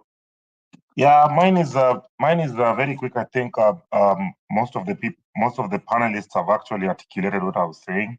I think I would just like to point a few things about what was said about especially matters concerning the police. The problem that the people have is not that we are not saying the police are not human. We are not saying that the police also are having a hard job. The police in any country of the world are armed with something that can take somebody's life away. So when they are either ill-trained or do a job that would be regarded as mediocre, it becomes a danger to the other person. A normal maandamano as envisaged in a constitution, we saw a bigger maandamano in South Africa. And the maandamano, all the police needs to tell the people is, don't use Kenyatta Avenue. We shall put a police battalion to ensure there's security for you guys, but follow Muindi Street and follow this street, but don't follow this street. And they have a right to barricade if they feel it is a street that needs to do something of service. But the police in Kenya, the way they have handled this year's, I just want to speak on this one that has just happened the past 4 weeks. Every week coming in, it seems that they are more clueless as the day goes. You know, in life, when you make a mistake, you need to go back being better. But they are coming back being worse and worse. The worst now is the last one that happened on Tuesday, where they shot a journalist. I really wish Mr. to highlight stuff like this. When I saw the journalist crying in hospital bed today, surely how do you feel when you see this? It is really wrong. From trying to say they were criminals or they were doing this, now you have gone to journalists. A lady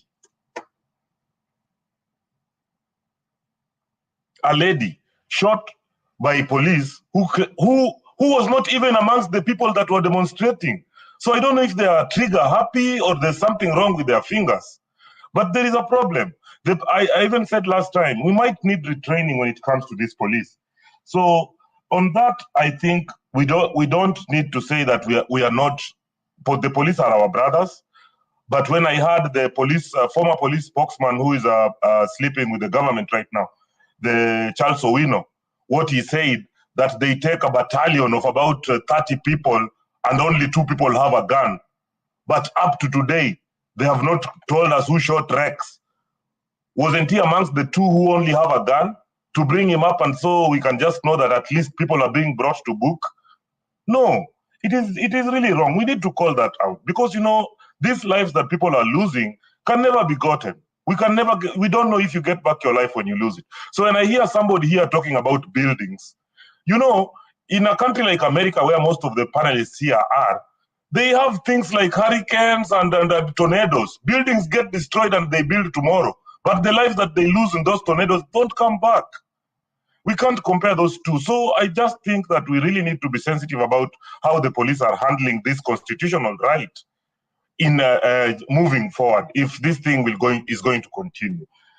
Secondly, I don't want to dwell on Raila the man. You know, we are losing the point when we speak on Raila the man. My point was very clear, and so that there is no iota of doubt. When somebody tells you that Ruto right now does not need Raila, and this is somebody I really respect because he has been in the ground trying to stand for votes. Really, we are really losing the point. Because there's no way, I've repeated, there's no way Ruto would need Raila to come back and join his government, and he doesn't need him. Raila right now is a retired guy. Nobody knows if he will stand again. He's that age that Makiadi just said now of Biden, where he was struggling even with your own age. I mean, it's a God-given thing.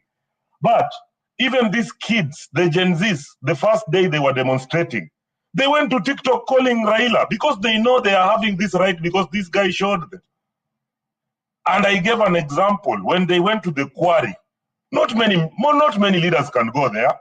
This guy has a cultish following. There's people who follow him like me who can think. Like even now, I'm very disappointed if he's joining the government. But I know there are people who can even slap me if I say he's bad. So there is that. So we just need to. You cannot remove the carrots from the peas when it comes to Raila. And there has to be a way to cool down these Gen Zs right now. And to Ruto's wisdom, he thinks this is the best way. We wish him all the best. But that is just what I was saying. I was not talking about Raila the man. I was just saying on damage control right now, because Ruto is really damaged. He's in a corner right now. He needs help. From whoever he needs, I'm seeing like he needs help from this guy. That's why the proceedings of Kenyan politics is taking this direction right now. We would not be here right now. The things they mentioned, like the post-election violence, the handshake with Uhuru, let's also be realistic. We are grown-ups here. What would happen if Raila did not shake hands with the Kibaki? Maandamano iendelee, watu endelee kuuana. They already lost to 1,500. Was it a good decision? Maybe not. Was it a bad decision? Maybe not. But maybe it was the better decision for people who say we don't want anarchy in Kenya. Same to the handshake. People were ready to go to State House. They even went and swore him in. These are treasonous things. Sometimes, you know, as human beings, when we have a following, we need to take 2 steps back and think, what is the gooder thing for the country? Even this situation of the Gen Zs, the past 4 weeks, when we joined this dialogue here, this is also a dialogue, this platform to discuss, we are asking ourselves every day, what is the end game? What is the end game? Are we waiting for heaven to come and bring us the end game? There has to be an end game. Who can convince us Gen Zs are not going to the streets next week? Is Ruto having any other options? I am thinking he has run out of options. Ameingia mpaka Zoom. That is the lowest the president has done. I mean, these are things we are seeing. It's not like Darius is saying. Lifestyle audit. Somebody mentioned lifestyle audit. Who is most scared in Kenya right now to do a lifestyle audit more than William Ruto? He amassed money from YK92, from selling chicken. You know, we really like to clap for nonsense. When you're ready, you stall. How are you going to ask Mzalendo to declare his well? And you cannot declare yours. So that one was put in kaburi ya kusahau. Hata usiwahi fikiria there will be a lifestyle audit. When the cabinet ministers who have been fired today were being interviewed, did you hear anybody below 2 billion shillings as a wealth? And that is not the correct value. They were reducing it by over 100%. Those are the trillionaires. Moving very fast. Our Mzee Pen Nyagaka, who we really respect in this podium, I've met him like thrice. He's saying the truth. But I'm sorry, that is why they call it retrogressive thinking. When you say that you are not insinuating you don't want monarchy, but somebody will go up to 2032. The problem with that talk, it has been a talk from long time. The problem with that talk is only one, Mzee wangu Nyagaka. That talk has made the previous presidents not to be accountable. Because the Kenyan vote to get to State House is won by the illiterate vote. Moi started, Jomo Kenyatta started it, Moi magnified it, anaenda huko kwa village, he goes to the village, anapatia wamama leso imeandikwa juu KANU inajenga inchi, they are very happy, they have not, the illiterate vote has been leading the country so much. I was listening to a debate yesterday on NTV, and this gentleman is an economist in Kenya. What he said was very, very touching. This guy said, these kids, if they decide to follow up, to wait for that 3 years, they have almost 9 million votes. If they take that voters card, as they say they will, this is a hypothesis. Knowing that Ruto was declared winner of an election where 8 million Kenyans did not vote. So the demographics of even 2032 are so different once the voter registration confirms that these kids have made good their threat And they have confirmed to us they can do stuff because they promised us the finance bill will fall. It has fallen. They promised us they will make sure cabinet secretaries go home. They have gone. So now they also promised this. We are yet to see. But there is that avenue that they might do this. So we really need to watch this space. Right now, Bwana Nyagaka, Ruto is not thinking of 2032. He is struggling to see if he can finish these 3 years. Because these kids are talking like they would have cut it off. The only thing that is saving Ruto that is a president now is because he had sat on that IEBC. There is nobody for elections in Kenya. So when these kids are told there is nobody to go to elections, is when they think, what is the other strategy we can do? That has really helped Ruto, and he knows it. So to me, accountability that is needed right now, these kids feel like the person sitting on the seat is not the person that can do it. Whether they are right or wrong, it is not me to say. It is us to wait and see how it develops. But like I said when I started, but as I finish, I will not be the person to come here and speak of what Raila intends to do or doesn't intend to do. So far,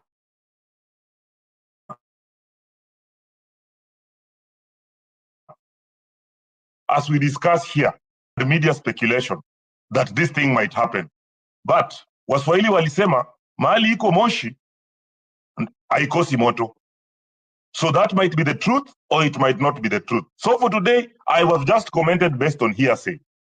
If Raila joins the government or gives some of his people to join the government, it will be a move that he himself as Raila Odinga, a person who has sacrificed a lot to be the person that he is today, popular with very many people and unpopular with very many people. It will be a very unpopular decision to many people who support him and who do not support him. Me as Darius, I would not support that decision. I would be disappointed with him. It might be for the gooder piece of the country, but I was not for it. His wisdom that tells him to do it, I am yet to see. But I will not put my signature to want to see him join this group of people who are beating their chest the past 5 years instead of going to the office to work, saying they can run a country, and they bring a country to its knees within less than 2 years. It is not only disappointing, it is shameful. It is very shameful. You cannot sit here and say Uhuru was not unpopular. He was unpopular, but he was not unpopular to the level of bringing the country to such a situation. This is a first. And it's sad to say that the person who looked so capable of delivering the country to the greater proportions has brought it to his knees, its knees right now. Things that have happened have never happened ever before in the country. Even 1982, when we were born, when there was a coup, these were people with military, with guns and stuff. But this one where a president is calling people with phones terrorists and looks very scared, and the way he has been clapped for by people saying that Ruto ni mkali hawezi fanya, and now kids are making him go to his knees, mpaka anaenda kuita mzee amsaidie. So bad, so wrong. I don't know if this is the guy to deliver us to greater proportions in Kenya. But thank you very much. Mzelendo. Yes. Just to Mimi, respond on what Darius has said, there is a good heading you had put there saying that unity and dialogue, and then in front you said political regrouping. That's the point my brother Darius is missing. I don't know how many times we can emphasize on this. And if there is political regrouping, it means it is not Raila, it's not William Ruto who so badly wants Raila Amolo Odinga. Maybe Raila Amolo Odinga also wants William Ruto for them to work as a team to redeem themselves. You know, there are a few things that you have mentioned, my brother Darius, about the police. And I don't know why you're reading the Constitution selectively. The Constitution is read alongside the public order. In this case, the public order number 56, that gives the procedure of demonstration, that you cannot have the last demonstration that we saw, people are coming from everywhere. We have seen, I've not heard you talking about the police being stoned by the public. Is that how we should treat the authority that is supposed to maintain law and order and expect them to protect us? You're not answering that part.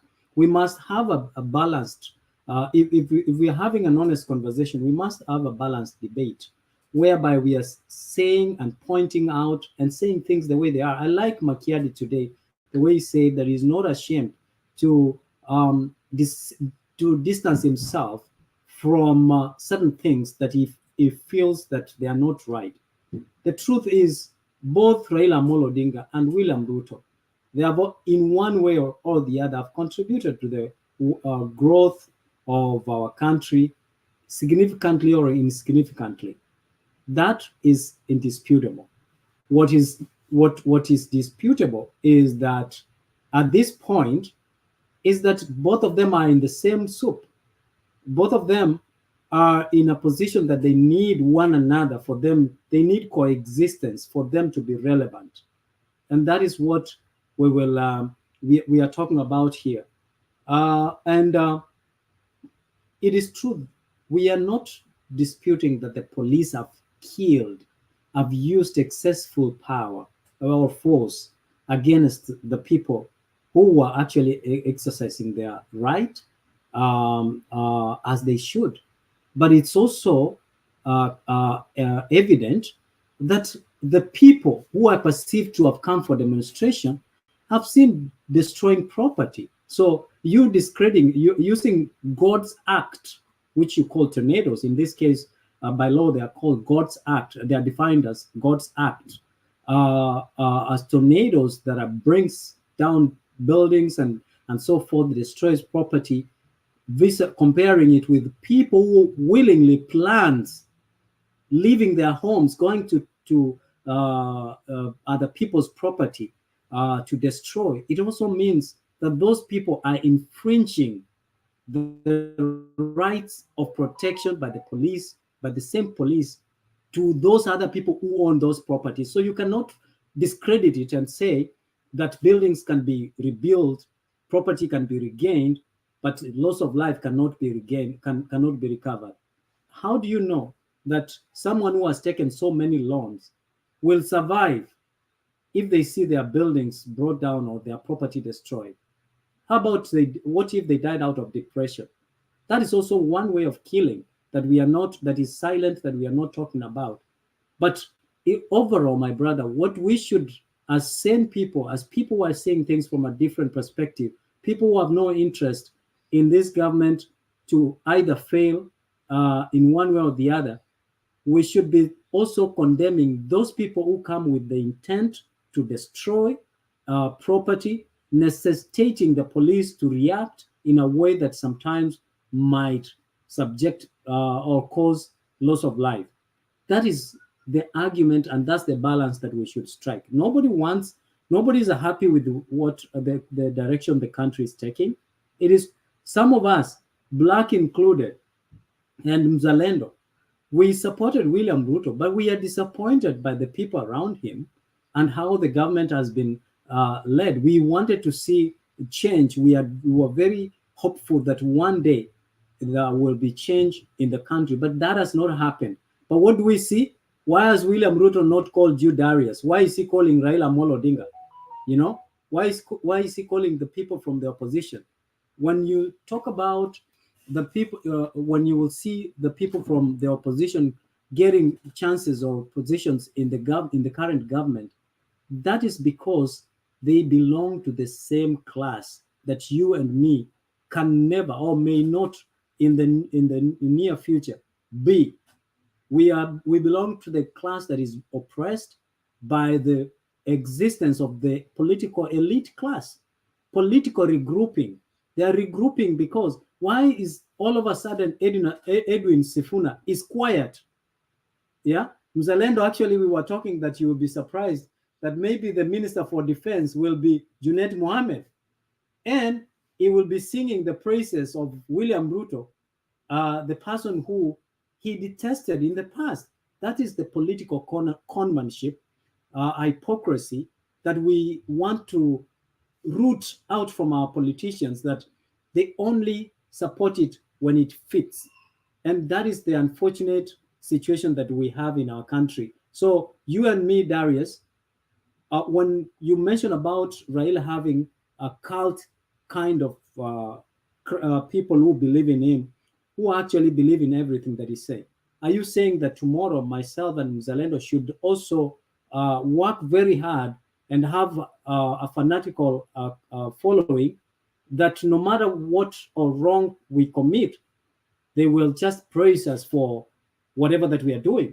These are some of the wrongs that we are pointing out. As much as they are a reality and they are difficult to change, we should not shy away from speaking about them. Thank you. Hey, Mzalendo, can I speak? Who's that? That is Themba. William. Oh, William. Oh, Willie. Yeah. You can go ahead, Dr. Say Thank you, something. Mzalendo, and thanks to this platform here. I mean, the contributions are all good, but I want to talk on two items here. One has been mentioned by Darion. And I think Darion mentioned a very, very important point somewhere there, that we cannot let go by that. And Mice, I think what not Mzalendo, what Darion here said about the police, and I said it before, the police are there as our law enforcement. Law, the keyword is law enforcement. They're supposed to ensure that the law that is within our constitution is upheld. We are free to go to the streets. Anybody is free to go to the street. Now, as you bring it in, Mice, that we cannot destroy items, and the police has a right to shoot because they're defending themselves when they see people charging. Now, police is a force, and whenever they're being discharged for such kind of duties, they are given rules of engagement. They are told exactly when to discharge that weapon. Now, these kids, I've seen them and I've watched some of them. They go walk in the streets, they yell, they do anything. And what they always say is that we have a bottle of water, we have our ID, and we have placards. Those are our weapons. Please do not kill us. We are just kids who wants to fight for our rights. And they're free to have their rights as stipulated in Article 37. Now, if police, like Darren said, and the government should pull up their pants and say, hey, for some reasons, we are barricading this section here for what is going on. Whoever comes on this side here, you will be trespassing. Then somebody comes there, they will be trespassed, and you should not hit that person. You should pick up that person, lock him in, take him, and arraign him in a court of law.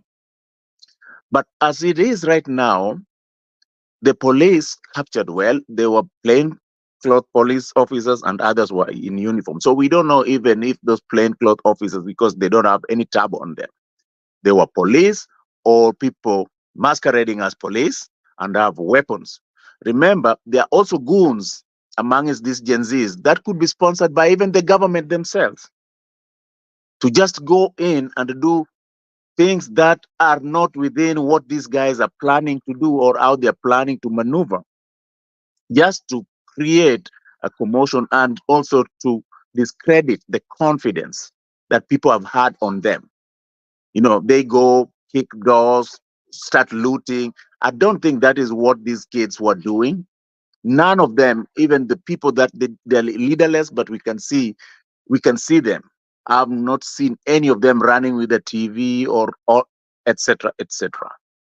But some of them have been abducted, and some of them have been found killed. None of these things here have been tabled by the government. So what does that tell us? They are a target. They are a target of this kind of foolishness. They are a target of torture. They are a target of all these beatings. for no reason to stop them from voicing themselves. That is not the freedom we wanted. William Ruto is age is about, I think is in his 50s, so he is leaning towards the sides of even millennials. He should have made a change. He should have walked out of this office here with a name that was going to be much, much better than what people in the past have done. But he has chosen the other side. In his 2 years of power, we have seen situations where Ruto does not go with the constitutions. He forces in himself. And as Makiadi said very clearly, that it is a democracy. Democracy here does not mean I have the power and I'm going to dictate you. Democracy here, just as he said it clearly, I think Makari said clearly, that the majority have their powers. And if they elect you, please listen to the majority. You see this? Now, all this said and done, I feel very well that we are all in the right situation to help this country here heal. But if we are going to support a wrong just because I am in that party, then I don't think we are doing that country a justice. Gen Zs decided for once to be tribeless, for once just to do things in unity. You know, why do they say we are tribeless? Why do they say we are leaderless? Because they have watched us. They saw that in the past that if we have a leader, that leader will probably be compromised. You know, he will be given money. Everybody is subject to. I mean, corruption is just with people, but to resist is the problem. So they say we are leaderless. So it's making the government not identify who they can manipulate. Then they say they are tribeless because they've seen our design in the last. Ruto manipulates the Rift Valley people. He goes back in and speak their language so that he can have them behind him. Raila also has the right to come and amass the Luos. President Uhuru also had the right to amass the Kikuyus. So at the end of the day, they throw in that tribalism thing so that they can divide you guys, and then they get what they want. They say, hey, we Kalenjins are ready to merge with you Luos, and then we can beat the Kikus. Or we, the Luos, we can merge with the Kikus and beat the Kalenjins. You know, it is a game that they have been playing for a long time. And this Gen Z said, no, we are going to go tribeless here because we don't want to identify with the tribe. Not that they don't come from any tribe. They all have their tribes. And I'm sure all of them, in a way, could support their tribes. But they have seen how the old generations messed them with these tribe things. So these boys and girls just wants what is better for them. I don't think their intent is to take the government. I don't think their intent was to capture the government because, like Darion said, Ruto lost the confidence. In reality, he has lost it. If it was in a civil way, if he wanted to be really, really respected, if I were him, I would resign. I would just say, look, I resign because never in the history, as Darren said, never in Africa, out of all those more than 40 states, has a president ever come down to that level where he says, you know what, my cabinet that I've defended for all this time, people have told me these people are incompetent, but I always say, no, they're competent. They're doing this and I support them. Then all of a sudden, within a week, people force you and you say, you know what, I don't want these people. I let them go. And then you come back and say, you see, I've let them go. Can we talk? No. Your father cannot do that in the house. He will look for a different design. Now, two, these boys here said, hey, we don't want this police officer. I think he's not doing the right thing. He has killed us. He has done this, which were legitimate to the president. Before the president fired the guy decided to render his resignation because he knew what the president was going to do. Now, by accepting that, the government also accept that they acted ultra vires. They acted not within the law by killing people. But then, who has been arraigned so far? We have not seen this police chief go to court. We have not seen him being called to tell us where those other kids are missing, where they are buried, all these kind of things. The quarry deaths have been going there since 2022. Now, after it has been found, the police comes in. Even in here, in a situation like that, what would the government do? The government would make that a crime scene. And nobody should ever stop right there. They would seal it and have it guarded, especially with so many bodies found in there, have it guarded 24 hours, you know? But what do we see again? Next day, there's fire. Who is lighting fire on these things? Is it the police, whom we are entrusting to be our law enforcement? Come on, guys. Let's not just support a government because our views lies with their party. At one point, I think we should be partyless. Just like Mr. Penn said very well that, hey, Ruto is there up to 2032. He has a right to say that. That is fine. But what does that tell me, who is an observer?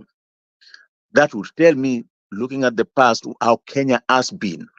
During Moi's time, they were calling for free and fair elections, but they put it no longer. Who is going to do a free and fair election when you are being seen? Because they will torture you. There was a Mwa Kenya, something they put on you. They say, oh, we came in and found a publication that is criticizing Moi. During Moi's era, you could not even talk about Moi. We could not even do a Zoom like this about the government. They will come for you and they will kill you. See, so we have come from very far. We call ourselves democracies, but we are not a democracy. We are dictatorship.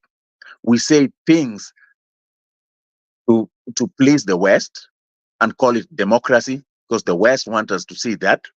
But in reality, when we go back to our people, we dictate them on what to do. Where utafanya hii na utafanya. That is not how democracies work. And then at the same time, we predict their time in the office, not like thinking that people support them. They force themselves in. Where on earth a president of a country, somebody comes to the podium, takes out something from the court and say, "Ata mimi wacha nisaini hii kitu sahihi." Really? That thing should have come in a folder with a panel already signed by other people who matters, and then read that, hey, President Ruto has been chosen as the president. I saw Chebukati pull out that thing, talking and say, oh, hata sahi niko na hii kitu, wacha ni sign hii kitu sahi ukuwe na president, and then he hands it over. Really, I think it's a mockery. To me, I feel like the Chebukatis and all these people really plunged us into chaos. You know, they plunged us into chaos. And if we were to do this, IBC was one of the things that Ruto should have done right from day one, because this is not what we want. This is what should be guiding the country. So he should have come in and say, hey, first and foremost, we are bringing in the IBC thing. We are going to make sure that it stands even before appointing cabinets, you know? Then when you look at cabinets, the appointments, we Africans, we are still disadvantaged that we speak different languages. And we want to please our people. I mean, if we have 5 different tribes, and then out of these 5 different tribes, I have an office that is like 5 offices. And then all my tribes are 3 people represented in all these 5. So 2 goes to the rest of Kenya. What would you say that is, even if those people did not vote you? You are trying to do a government of inclusivity, right? You're trying to include everybody. What does that tell you? All parastatals You just see there is cronies with the same name. See, I think in that case, people may not be the one to make that judgment, but anybody will look at it and say, hey, is this really what is going on? So for you to be a good leader, I think you should influence people to start doing the right thing. And leadership, if the cabinet is a reflection of the president. If everybody was fired there as incompetent, then the president was also incompetent and should follow suit. That is just what I think. Because he has allowed to fire them. Why? And he said that, okay, they are incompetent. So I'm the head. If the fish head is, do you want to tell me that all these other tails and everything there can be very bad, but the head is good? The head is the one that controls. He has a meeting with all these cabinets every morning, every evening. He has at least some hurdle he does with them at the end of the day or at the end of the week and tell them, hey, what is going on in your ministry? What is going on in your ministry? What kind of new thing have you implemented? What kind of, all these kind of things. So if they're all incompetent, they never did anything, then it means he also never did anything. So to me, I think that he should have fired himself also as well. And that's why I'm saying it could have been a very, very good president if he said, you know what, guys, I resign. I think he would have earned more respect than now, because for right now, he has lost the grip. These kids will keep on going and going and going, and you're going to kill them and kill them and kill them, because as it is right now, these people are like about 70% of the population. These kids are the 70% of the population. And if you look at our people die, the life expectancy in Kenya is probably maybe 60. But the Gen Zs are still young. So do you want to kill the people who are still young, who have time to come in and bring in ideas, or do you want to leave the people that are all about to die to keep living? I don't think so. Even in the Zoom that the president was there, the president was kind of like pretending like he cannot even, not pretending, I withdraw that. Maybe he didn't know, but how to even use the system. So All right. yeah, Mhm. so I would leave it at that. But I think, guys, if let's just work in unity and offer what we can offer, support these kids here. I personally think they need to. They're leaders in there. I can see leaders in them. So let's give them a chance. All right. Thank you. Thank you very much. Thank you very much, Daktari. I don't know whether it's my. Oh, it's Penny. Thank you very much, Daktari, for that wonderful submission. And now, Kenya is at a crossroads, and let us look at these things objectively and see what we can do as Kenyans without going back to our tribal self. So Uzalendo. yeah. Can you hear me? I need you to put your mic off for just a second. Then I can bring in uh, Black. Then I know you want to react on something, Mr. Penny. But Black is banning to play some video for you guys to see the kind of country that we are in. Um, Having said that, I just want to weigh in maybe with a few words and say, it is time that we have the right conversation. The conversation has never been between Raila Odinga and the people of Kenya. The conversation has been the Gen Zs and what they want done by the government of William Ruto. The Gen Zs have never said that they want to remove Ruto from power. We are confusing a conversation here. The conversation has been the points that the Gen Zs put up that they want. First, they didn't want the finance bill, and a raft of other things like the cabinet being dissolved and things like that. Then the millennials hijacked the conversation we belong to that group that has hijacked the conversation.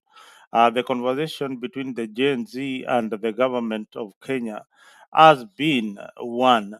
They need reforms, they need an end to corruption, and they need equity in government. This is a very important juncture in the making. We need not to lose focus and start focusing on personalities.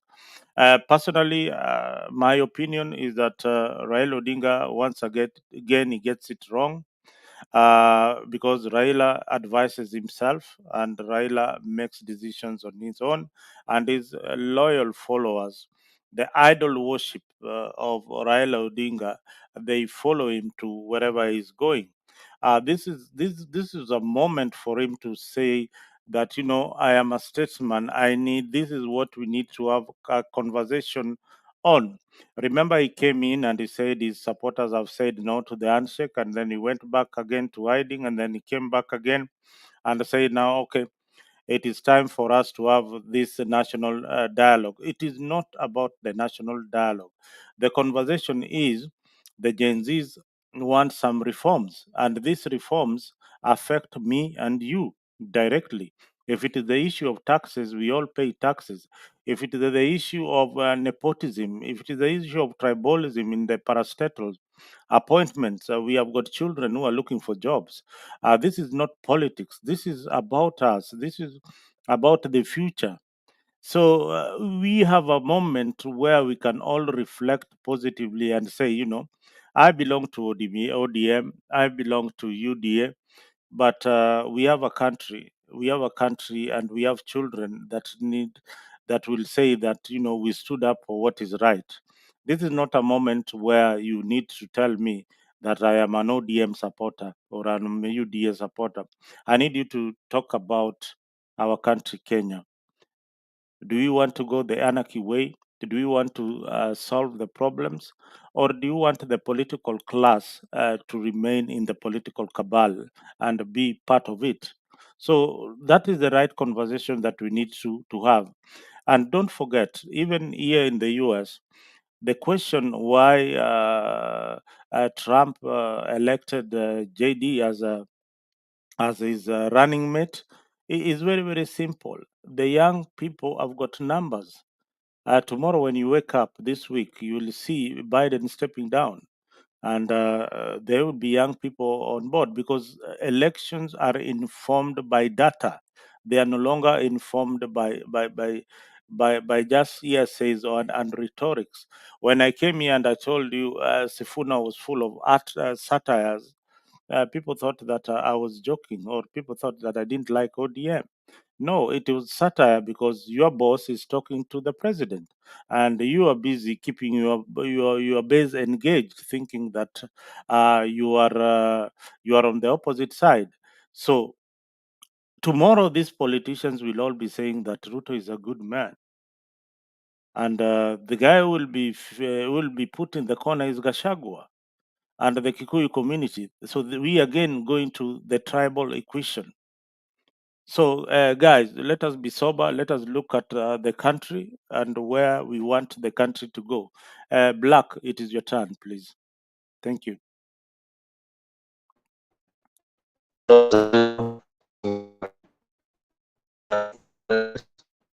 Black, Black, you are in your bunker again. Please come out of Israel. Black, you are in Gaza. You are in Gaza. You have a lot of echo. Please come out of Gaza and come back to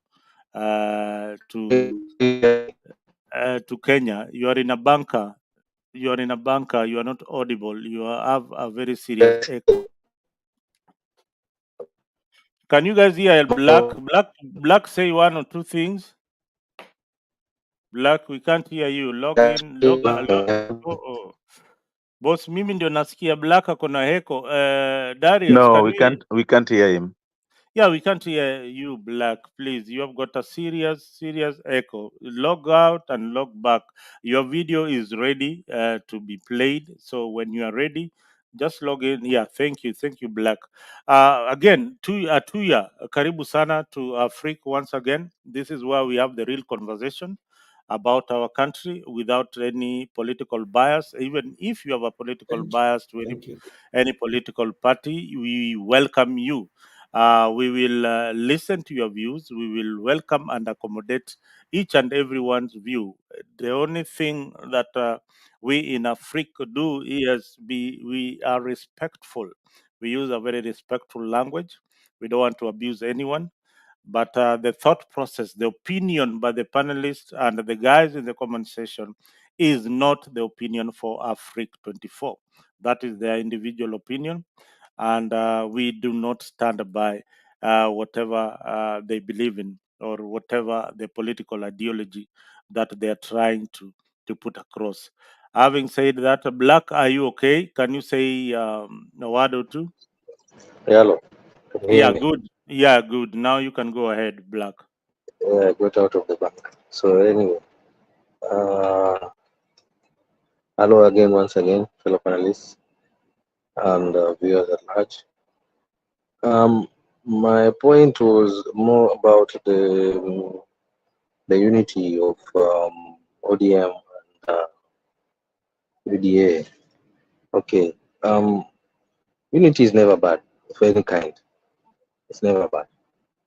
Now, what's the purpose of the unity is what matters most when it comes now to politics. You know, when anybody tries to tell me that they are there to salvage the government, I wonder what are they bringing in that the president does not already have. I mean, when it comes to a database, I'm sure if the president could assemble a machinery that won him the presidency, do you think he's incapable of finding someone or people or persons that can hold up the cabinet positions or fill up the cabinet positions which are now currently vacant?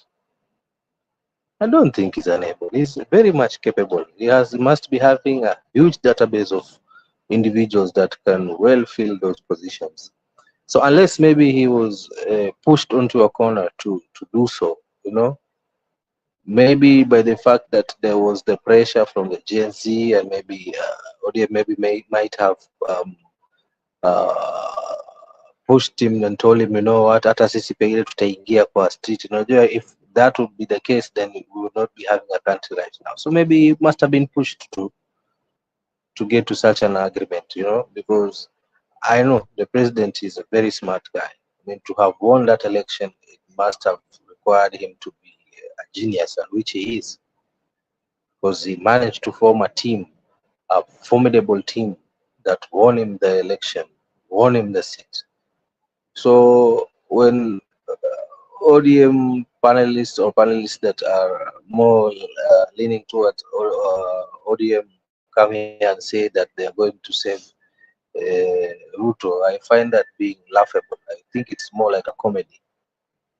Ruto doesn't need them. Ruto is smart enough. He has all the resources he requires to get us a good list of cabinet secretaries. So I don't think he needed them. It's more on the other way around, in my view. Now, what would be the after effect of it? I think we will be lacking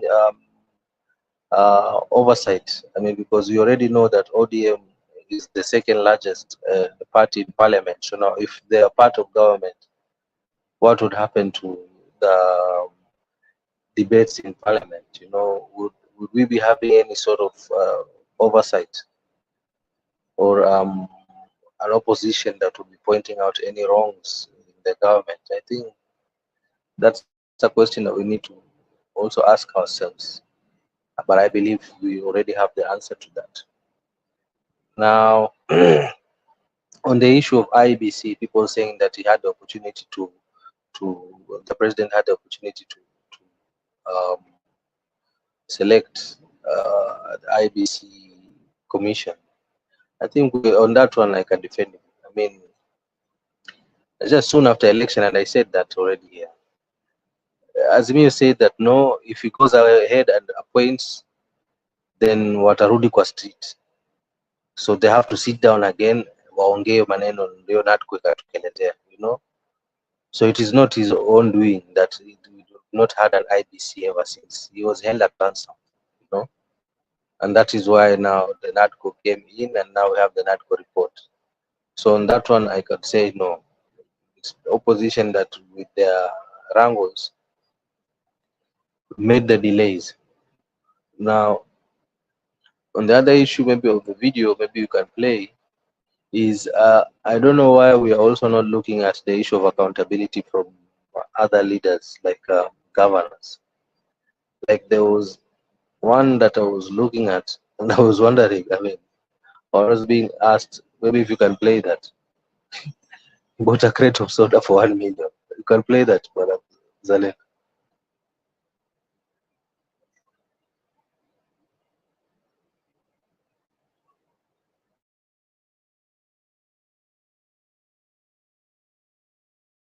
What you have come with to confirm that 1 million was spent on sodas. You see, this is forgery.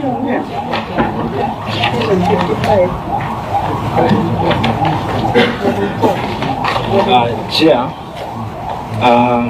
I'm Bidia, and from this, the invoice was done in 2019, but as you can see from the renewal was done in 2019, but the address yourself to the payment voucher. Yeah, the payment voucher was done during the year 2020. On which date?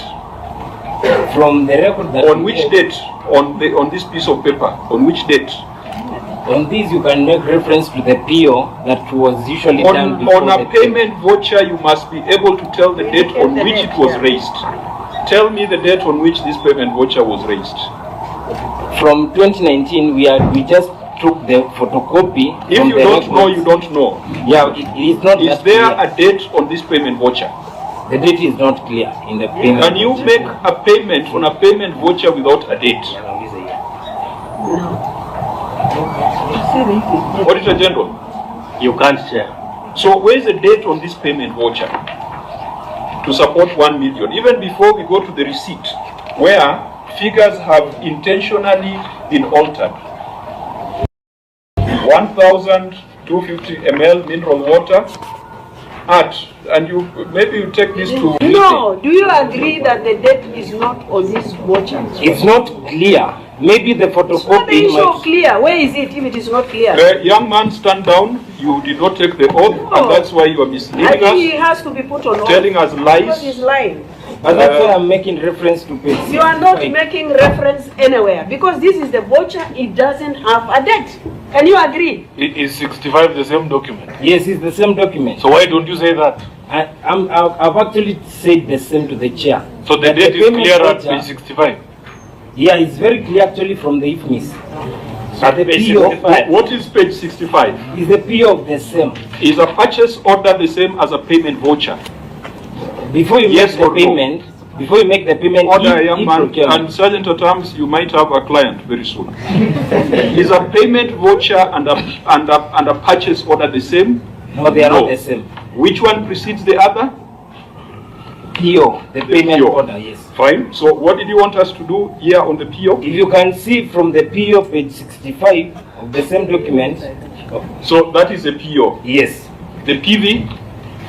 The PV is on 55.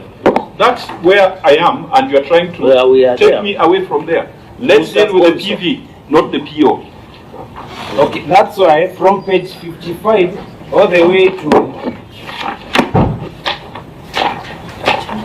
Young man, can you focus on the payment voucher? Is there another payment voucher for this 1 million, beside what we are looking at on page 55? What I'm telling you, Bonachair, is that from payment voucher all the way to the last page of that document is the same thing. Because in procurement, it starts from purchasing. No, we disagree with you. We shall proceed this way. And Governor, this guy is taking your time because it is delegated. But I will not accept some kind of ridiculous responses which makes us look like we have never seen a payment voucher in our lives. The question we put to you, is this a proper payment voucher to facilitate payment? Yes, you see. look at this payment voucher, control of budget, look at this payment voucher, and Auditor General, look at this payment voucher. A lot of documents too. Auditor General, In 1 million shillings. is this payment voucher proper and complete? Chair, no, it is not. ESCC, are you looking at the payment voucher on page 55? Yes, Chair. Is it a proper and complete accounting record? No, Chair, and those are some of the issues we raised in the corruption risk assessment report. Governor, who prepared this? Yeah. Who prepared this payment voucher? The officers who are in charge, yeah. Yeah, that gentleman, what's your name again? Mbithi.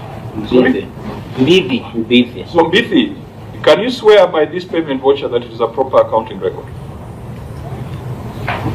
I can't swear because so if you cannot swear, then whatever else you're going to say is completely irrelevant and a waste of our time.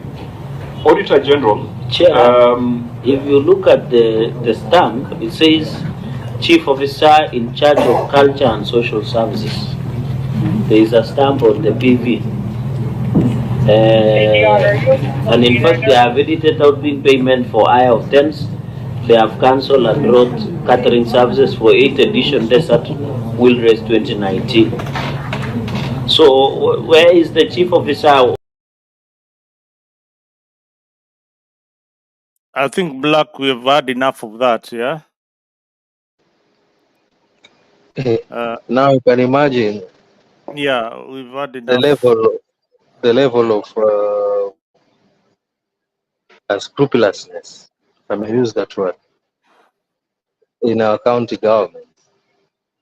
I mean, a whole leader being given responsibility to take care of county resources and utilize them in a manner that would benefit his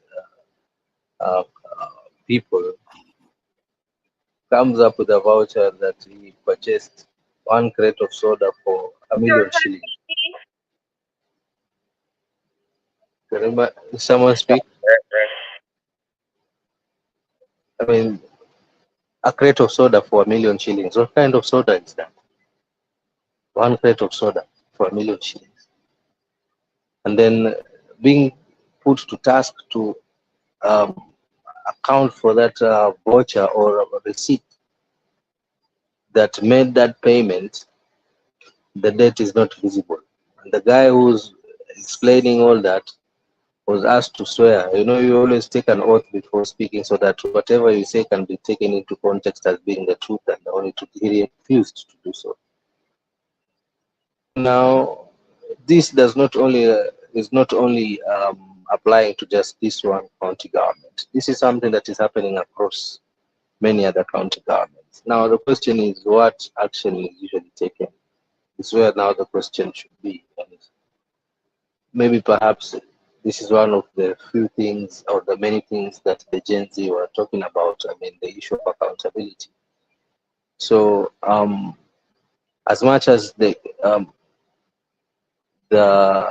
Ruto must go chance, I may not be for that, but on the demands which they had put across, I think they had a point, and this is a clear case example of what they were talking about.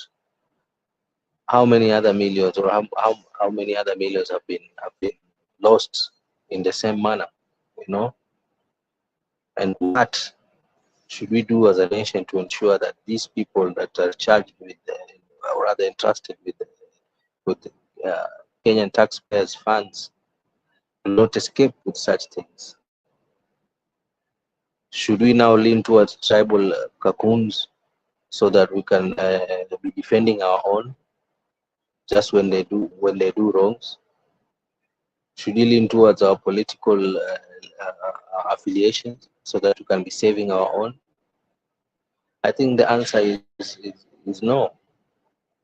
So I think this is a conversation that we need to open up and have a serious discussion on in trying to resolve, and ask ourselves, are the state agencies doing enough to bring this to an end? So I will leave it at that. and niachie my fellow panelists to ponder more on this. Thank you. Thank you very much, Bernard Black, and for that insight. One thing I want to inform you is that Afrique 24 will be giving, and will be looking at all the 47 county governors and what they are doing with the billions of shillings that is being taken from the government. So we'll be looking at various counties that have been earmarked for investigation by EACC, what they are doing, and we are also going to look at the successes of devolution. Is it something that we need to review? My opinion is that it is something that we need to check. Is it a waste of our public resources? Again, we need to look at the pros and cons of 47 governors in a small country like Kenya. Let me take this opportunity to greet my sister, Rose, who is here for the first time. Today I'm having my sister and my brother on this panel, Dr. Willie and Rose. Karibuni sana. You'll have your chance to give your submission. What we are talking about today is the unity and dialogue and the political regrouping between one Raila Odinga and William Ruto. Is the talks going to bear any fruit, or are we ignoring this powerful movement called Gen Zs and regrouping politically back to our tribal lines? Let me welcome. I know Mburu, you were here before, but there's one Atuya who was here before you. I need Atuya to give his submission, then Mburu can come in. Atuya, karibu. Atuya, if you can have your camera on, I would be very very Thank happy. you. Yes. Wacha watu wakuone sura bwana. Yes. Thank you. Thank you very much. First and foremost, let me say hello to each and every panelist. I've had the privilege to listen in today for quite a long time. We've had some really good conversations, and I was pleased to be a listener today.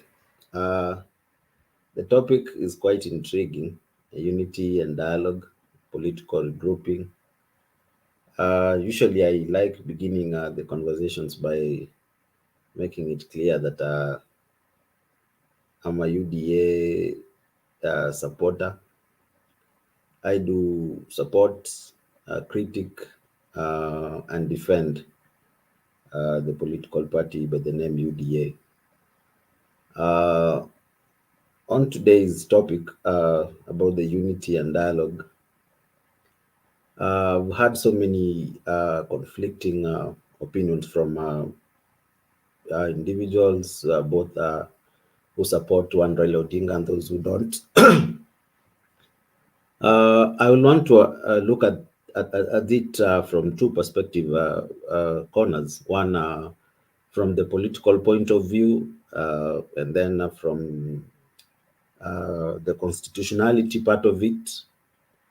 If you were to look from the political prism of it, I don't think there was an argument who needs who more.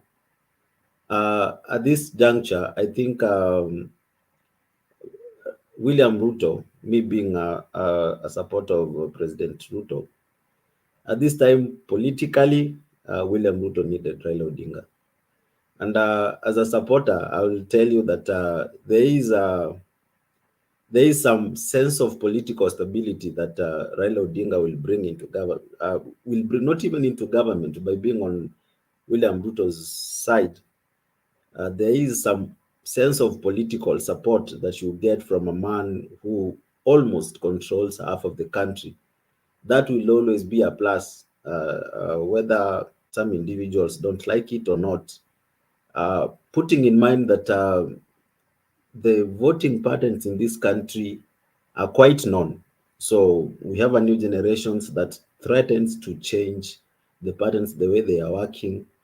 But the trusted and the known way of how people vote, having Raila Odinga and William Ruto on one side, uh, politically makes sense for both of them. Raila Odinga at the moment also needs William Ruto. He has a mission outside this country. He wants to be the chief of AU.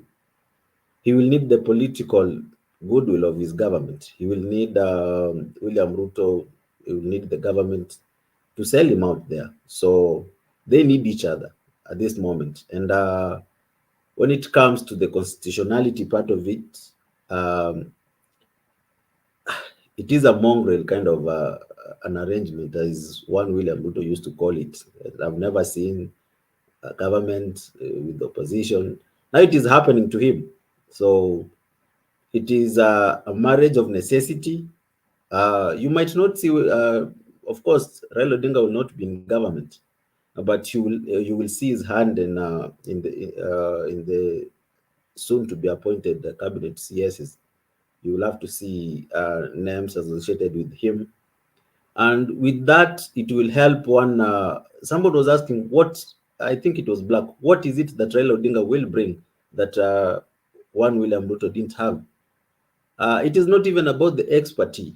At the moment, it is not about the expert. It is about the legitimacy and the political face of it. If you bring Oparanya to the fray, you traditionally trying to bring in the face of the western part of Kenya. If you're bringing in Joho, you traditionally want to embrace the coastal people. If you're gonna appoint Mbadi, as I've heard, you want to appeal to the South Nyanza people. So there is that legitimacy in terms of political view that the group will bring it to William Ruto.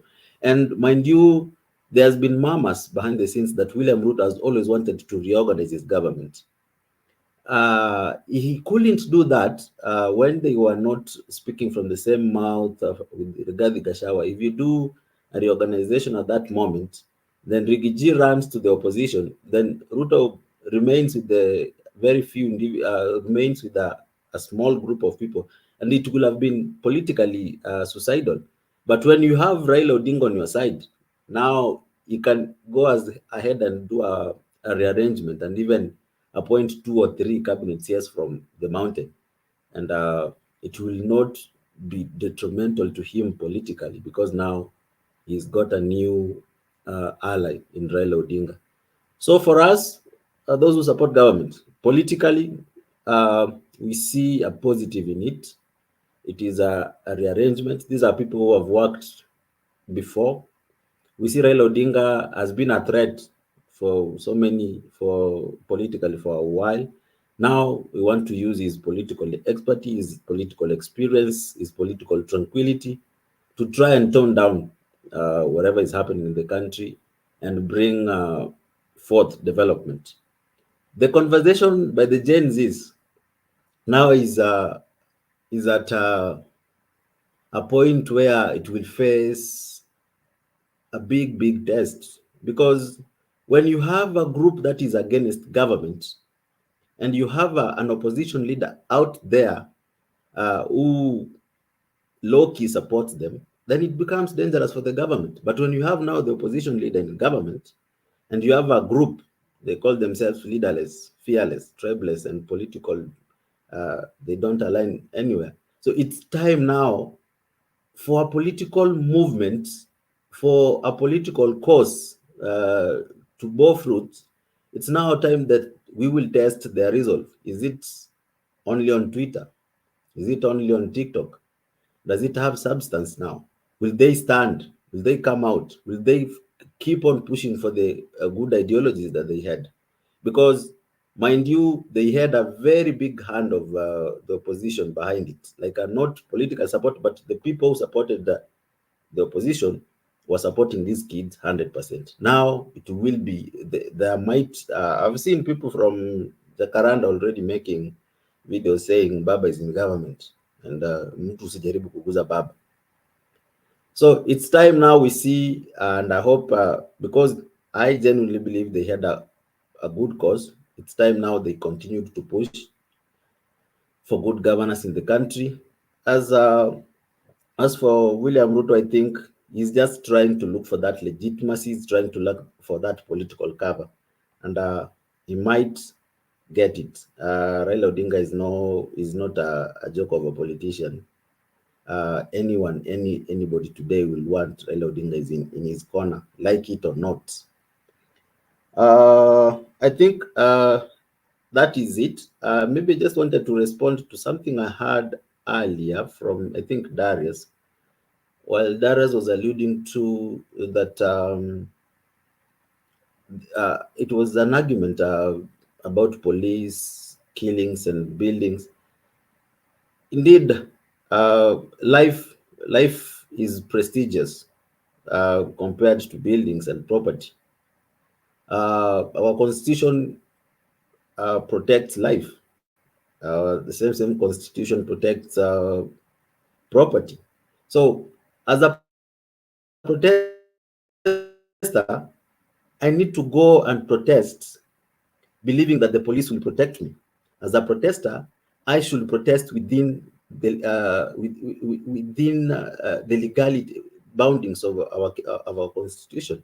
I can't go burning people's vehicles in the name the police cannot kill me. Property can be rebuilt, but my life cannot be brought back. So I can't be killed, but I can burn somebody's vehicle because he can buy another one. So you cannot use such a frivolous argument to encourage anarchy.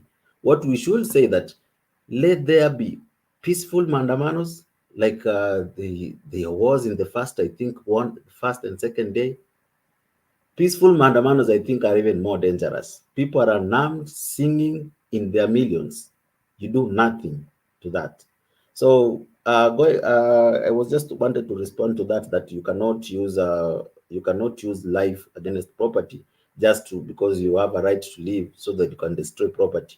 The same constitution actually even the one that gives you the right to live, it also has a limitation as to when that right can be bridged. Thank you. Thank you very much for that wonderful submission, Atuya. And at this juncture, let me introduce Rose to say something. Ladies, Rose, can you say something? Yes, hello. Hi, how are you doing? I'm excellent. I'm glad I'm able to join this forum. I'm very passionate about Kenya, and I always try to contribute whatever for Kenya in any way. However, looking at what's been going on for a while, lots of us who are like in diaspora, we have the talents that Kenya requires. We also, some of us, outsource individuals that can help Kenya. But we have our governors and other political leaders who stop them because then they won't be getting the funds. Okay, we've sent to different counties, whether it's somebody that brings something that's related to health that is needed in Kenya.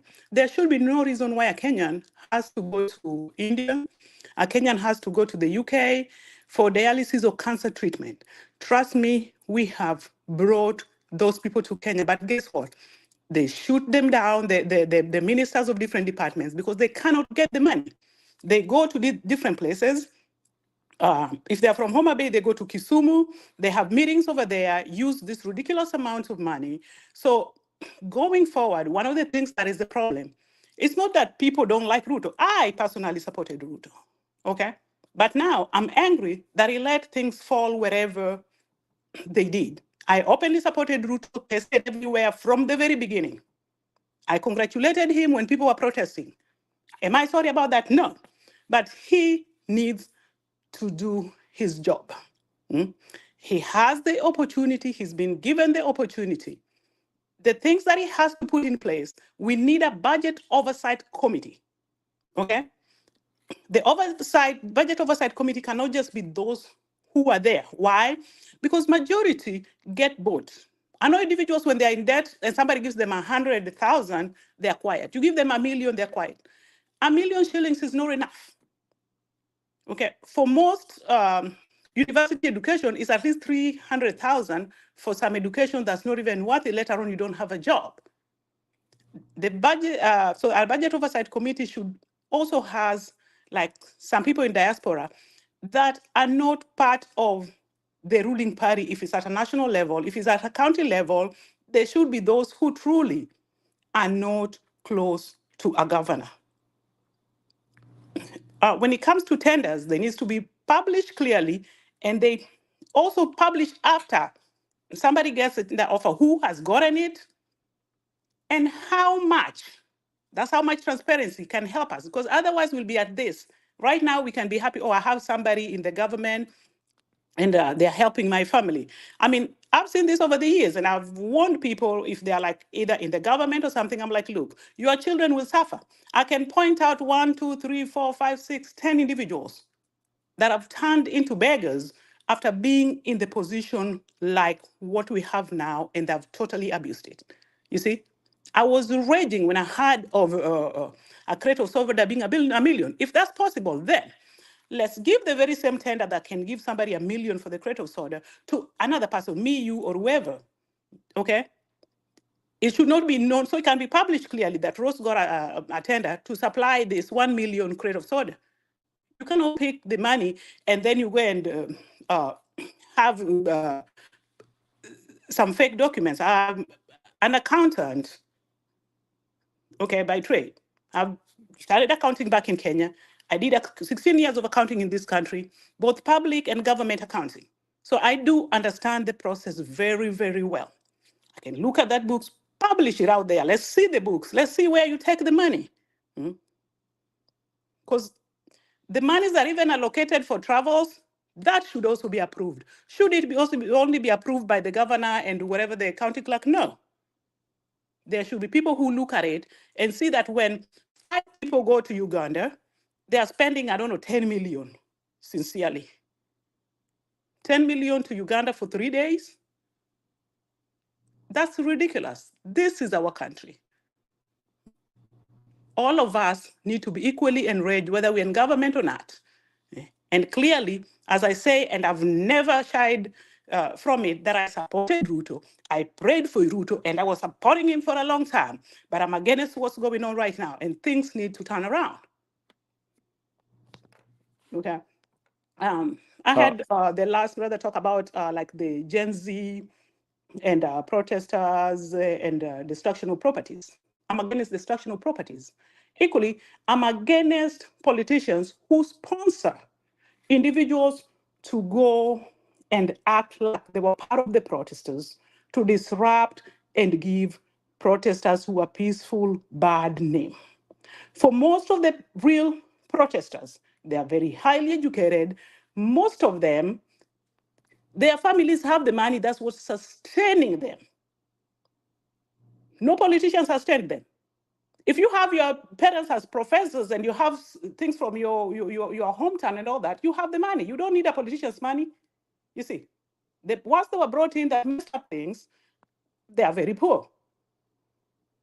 So let's separate that. Going forward, we should know the country has a lot of educated people in wrong places, and trust me, you will not stop these people. Why?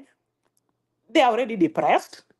Some are living in the villages with PhDs, engineering, everything. They can do practically everything that is being outsourced. Then there's also something that comes up that we cannot create enough jobs in Kenya. What are they talking about? Have we used everything that we have there that we cannot create jobs? A lie. Kenya can produce parts for vehicles. We can produce agricultural products at a very high level, and a lot of it. Instead, for the politicians to get money, they import practically everything, and then our farmers, business people do not get to do anything. That kind of thing must stop. Because as the anger continues, people start not to care. It's like, let me die if I'm going to die, because I'm dying anyway. If you cannot afford medications, you're going to do something. Hurt people hurt people. Yes, our children have died in the streets. Yes, we've had the tears. But it gets to a time whether, regardless of whether people are dying or not, if somebody does not pay attention and just do the political, I don't know, coalition, whatever it is, that's not enough. You know, they talk amongst themselves. They've excluded the public because they think that that's it. Do the same power sharing things, put the very same thieves from another party. That's not what we're talking about. We don't need to switch thieves.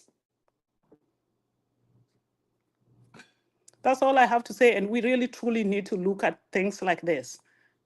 If not taken seriously, and I have to say kudos to Gen Z, because the things they did, like passports that were stuck forever, after what they did, people were able to get passports in one day. So tell me, what changed? For the last, I think, 2 years, they've been like, we can't print this many page passport. So guys, let's do something for the future, for ourselves and our country. Some of us are better placed, even though I'm here fighting. I am very well placed, sorry to say that. Some people are not, but I'm still gonna fight for the country.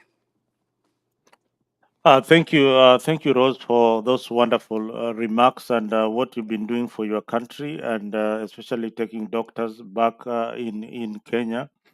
But lack of political goodwill, because most of the politicians, when you do something like that, they know that their seats are threatened.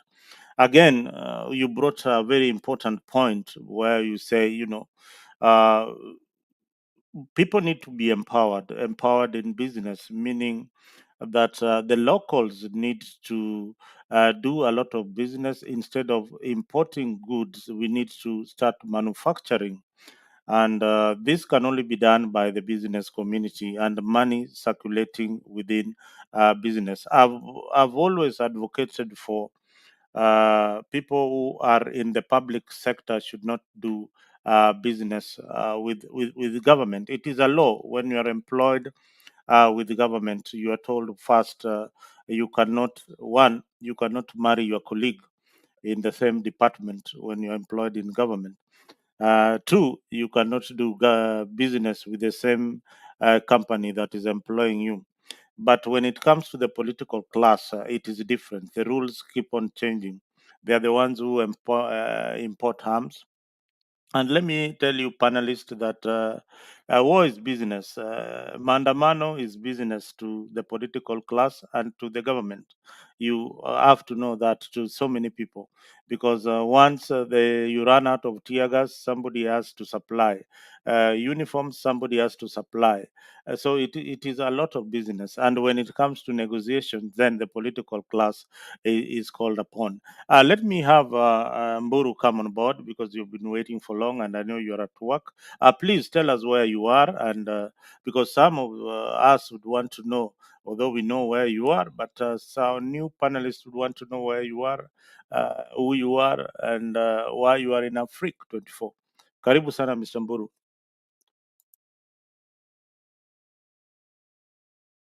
Unmute, please. Unmute, Mburu.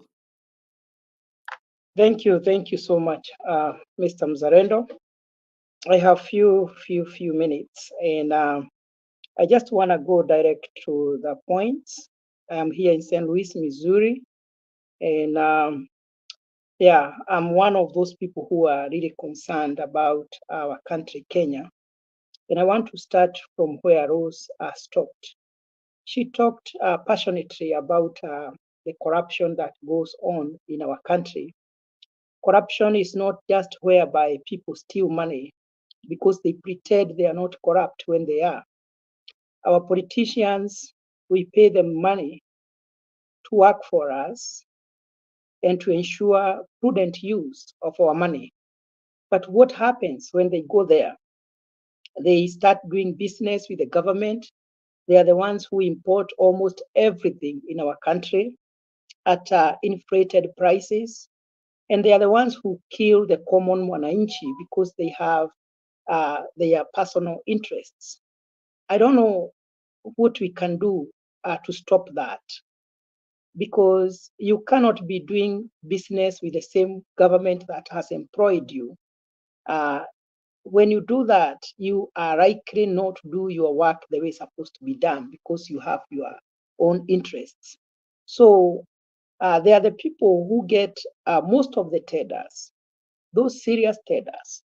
They have interest, and they are the ones who they move from one county to the other, getting traders, giving tender to each other. Those are some of the things that we need to stop, and I don't know how. Just like Gen Zs are saying, Ruto must go, but they don't know how he has to go. The same way I'm saying corruption must come to an end, but I don't know how are we gonna end this in our government. Apart from that, there is I was following the discussion, and somebody said that the Gen Zs are the ones who have forced Raila Odinga and William Ruto to come together. And I beg to disagree with that sentiment, because we all know that the dialogue between Raila Odinga and William Ruto started a long time ago. Even NADICO report was not initiated because of Gen Zs. Even the first meeting between Raila Odinga and William Ruto, when they started the negotiations, the Gen Zs were not, movement was not there. So let us not mix issues. The NADICO report discussion was still ongoing. We all knew that Raila Odinga was heading to the government. We all knew that Raila Odinga was working with William Ruto, and that is why William Ruto was supporting him to become the chair of AU.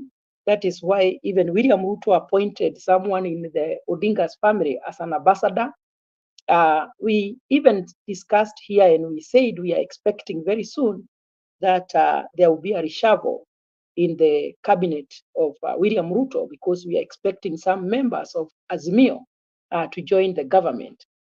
So let us say it is out of coincidence that when the Gen Zs started their movement was also the time when the discussion of NADICO, or the implementation of NADICO report, was ripe.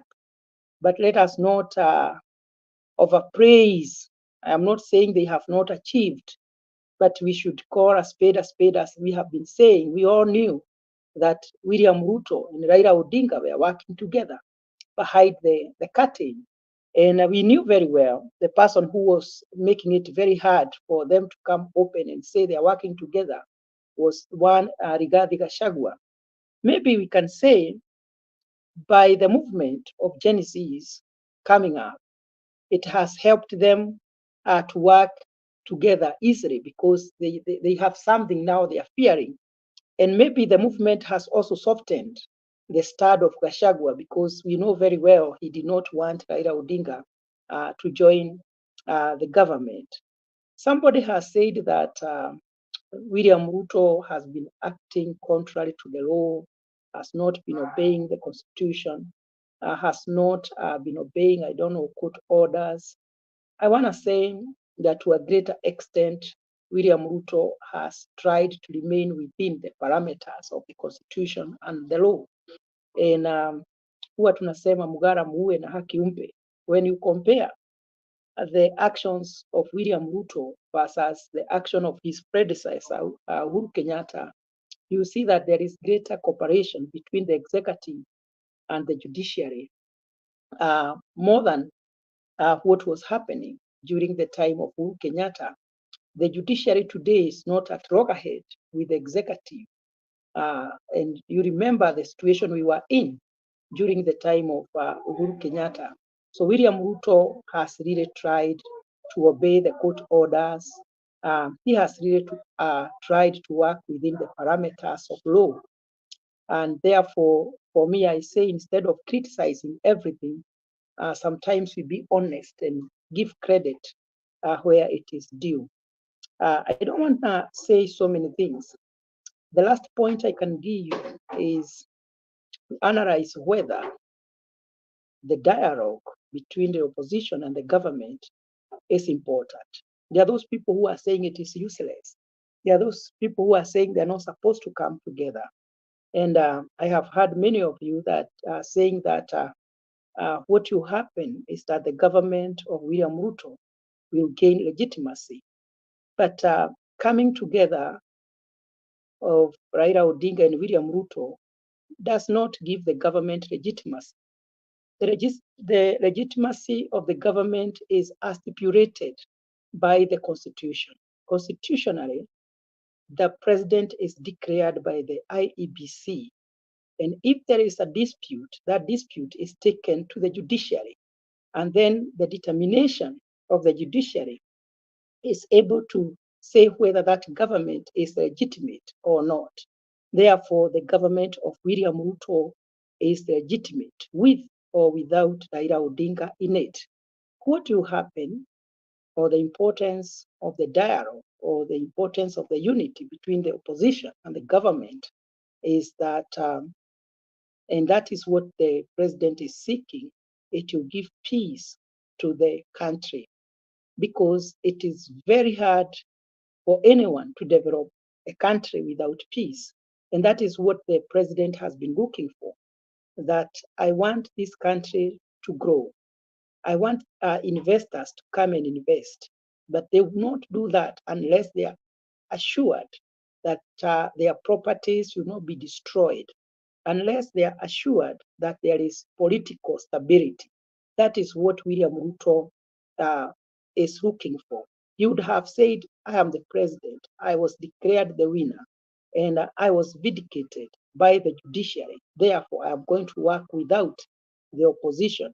But remember, as someone said, Raila Odinga is a very strong politician who is having the support of half the country. Half of Kenya is supporting the president. Half of Kenya is supporting Raila Odinga. Therefore, any wise person would not just ignore such a person. And therefore, when the two comes together, we expect that there will be great level of political stability, which will attract investors, which will also give people confidence to invest their money in the country, and they will have, and the country will start now developing, the economy will start stabilizing, and that is what I think the president has been looking for. Thank you so much, Mr. Mzalendo. Thank you very much, Mr. Mburu. I see the conversation taking another trajectory of economy, Mzalendo. Political stability. Yes. Can I Themba. ask Mr. Mburu something before he leaves? Because I know his time is precious and seems like he's going to work. Just one question, if you Oh don't yeah. mind. Oh yeah. Go ahead. Then Yeah, Darius Mr. Mburu, can come in. this is Okello. Nice talk, and I really like the outline that you gave out. But now, question that I totally disagree with you on somewhere there on Constitution, how the president has acted ultra vires on the Constitution. For one, the president has not respected the Constitution at all. He has acted as a one-man kind of dictatorship. Now, one of them is taking the internal security to another country who are fighting for their own grievances in another country. They are not fighting external forces, okay? Say Kenya right now, Gen Zs are fighting, Gen Zs who are citizens are fighting the government. And then Uganda brings in its forces to protect or do whatever they're doing in that country without one asking the Congress, the parliament. This is something that must be passed by the entire country. The entire country has to sit down in parliament, go through it and say, yes, you have convinced us that the police, which is our internal security, should go and help the people of Haiti. Do you think that was acting within the Constitution, or was it acting outside the Constitution? That is just the question I wanted to know from you. I was expecting that question. I was expecting that that question. If you read the sentiments or the ruling of the judiciary, they did not say that it is illegal for our soldiers or our police to go to Haiti. They said there should be a reciprocal aspect. What are we gaining by sending our troops to Haiti? Number two, you have said there was no approval of the National Assembly, but I would like you to check that, and you see that the Parliament approved that our police should be sent to Haiti. And also, you need to go deep to the history of Haiti. You realize that the conflict of Haiti is not the same as what the Gen Zs are fighting for. It is deeper than that. So I don't see anything wrong with what the president did, because at the end of the day, we may not, and I would like us to make this maybe a subject of deeper discussion, so that we know the processes, the legal processes that the government has undertaken before sending the troops, because I don't think the president is so ignorant to give a bright eye to the law and say, I am going to act as myself as the president. He must be covered by law in order to undertake such an action. So the ruling did not just rule out that the president should not. And the president has used the lacuna in law to do that. So let us have that as a subject of discussion where we can go deeper. We see that the parliament approved that, and also we go through the ruling and why the president was able to send the troops regardless of what the judiciary had said. Thank you very much for that response, Mburu. That's a very wide topic because we will now have to involve the United Nations, the role of the United Nations to the world, and also the conflict in Haiti as regarding to the children who are suffering and the women who do not have water and the things like that. Even if we leave them to look for self-rule, as many are looking at. Gangsters in Haiti have taken control of almost everything, and they don't have a government. They don't have a police force that is looking after its own citizens. So, yeah, it is a wide topic that we need to look at on a humanitarian grounds. If Kenya was burning in 2007, we called in for help from the international community. It is something that is there within the United Nations Council. Darius, you've been quiet for some time. Maybe at this juncture, you can come in and weigh in on the various topics that we have touched on. Karibu sana Dari. Thank you. I've not been quiet by choice. Your selection system is close to Chebukati. But having said that, because you have jumped me like twice, but the way I like your show, I can stick here even for 2 hours just listening. So I would just very quickly, because I know Mburu is busy, I would just comment something on what he said very quick. You know me, I normally take about 2 minutes. Yeah. Oh, yeah. Am I audible? Yeah. So anyway, yeah, I think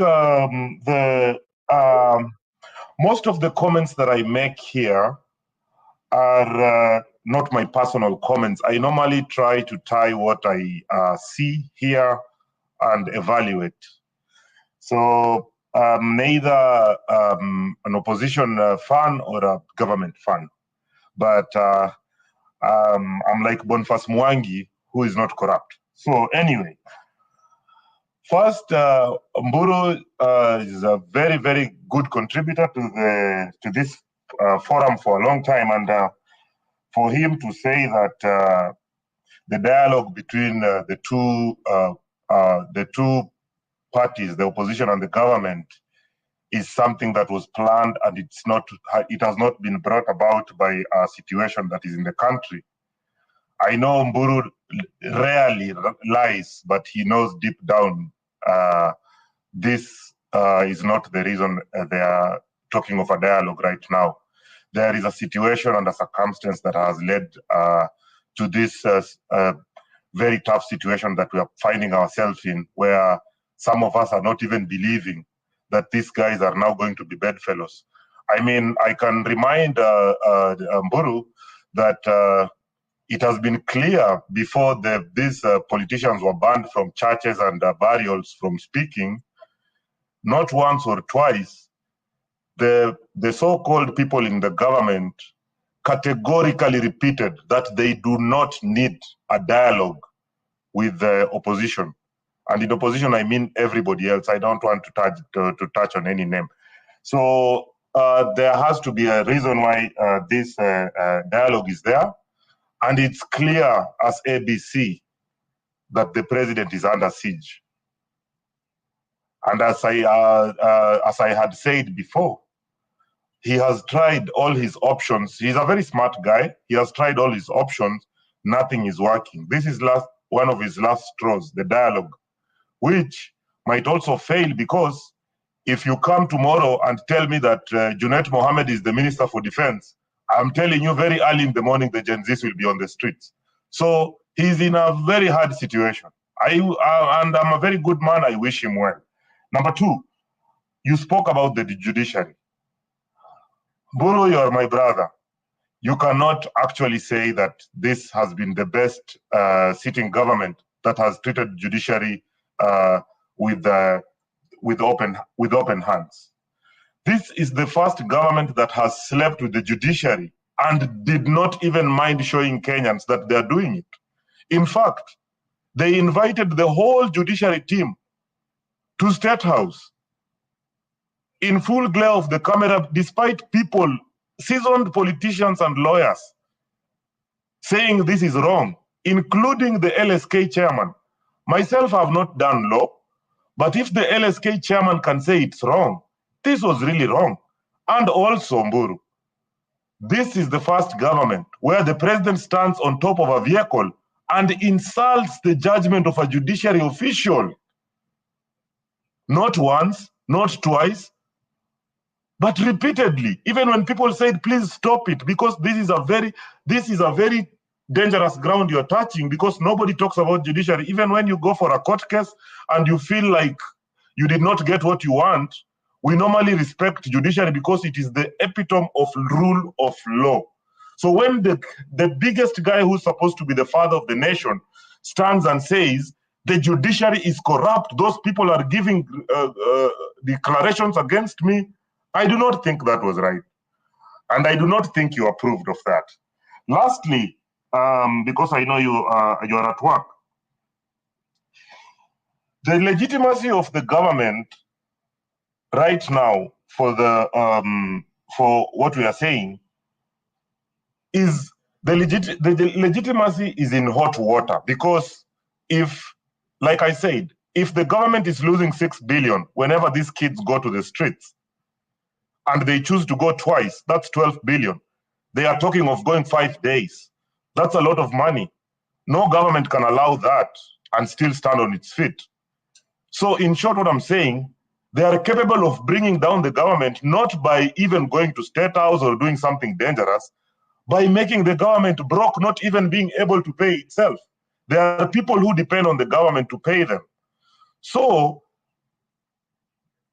the president at this time and moment has to find a way to cool down the waters. To cool down the waters first and foremost is to ensure that the Gen Zs don't go to the streets again. That has to be the first. Because we have a president who is a globetrotter. He has not been on the plane for 4 weeks because he's not even sure if he goes, what will happen back. It's true. And I'm not saying in a bad way or a sarcastic way, but that is it. Anyway, another point was made by Black when he was commenting on a topic that I mentioned about IEBC. I really need to bring these consultations to up to speed to know that what I'm saying is And these are facts. There was no danger of IEBC having a problem. The problem was the people whose mandate had not expired were pushed out by the sitting president by forming a commission of inquiry to push them out before getting people who can replace them.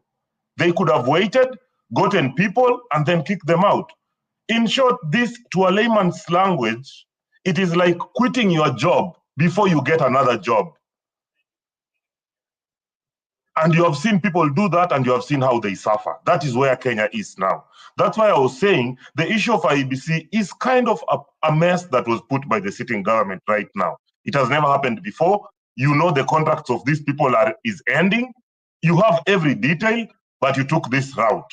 So some wisdom came to them that after Gen Zs are fighting, now they need to sign this bill. You know, we all look like we are very young people. We need to move away from this kind of stupidity. When these people we call leaders joke with us like this, that was a joke. And you know, one of the people I like in UDA is this guy called Atuya. I liked him the first day I saw him. He's very confident and but how do you like something like that, Atuya? You know, we have to call them out. Anyway, just before I just mention a few things that I wanted to say, Atuya, you mentioned about the police and the illegality. What I was saying was, in any normal maandamano, the police have a right to say, these are the routes that I would wish people to follow. And we could have avoided these deaths that have died, the people that have died.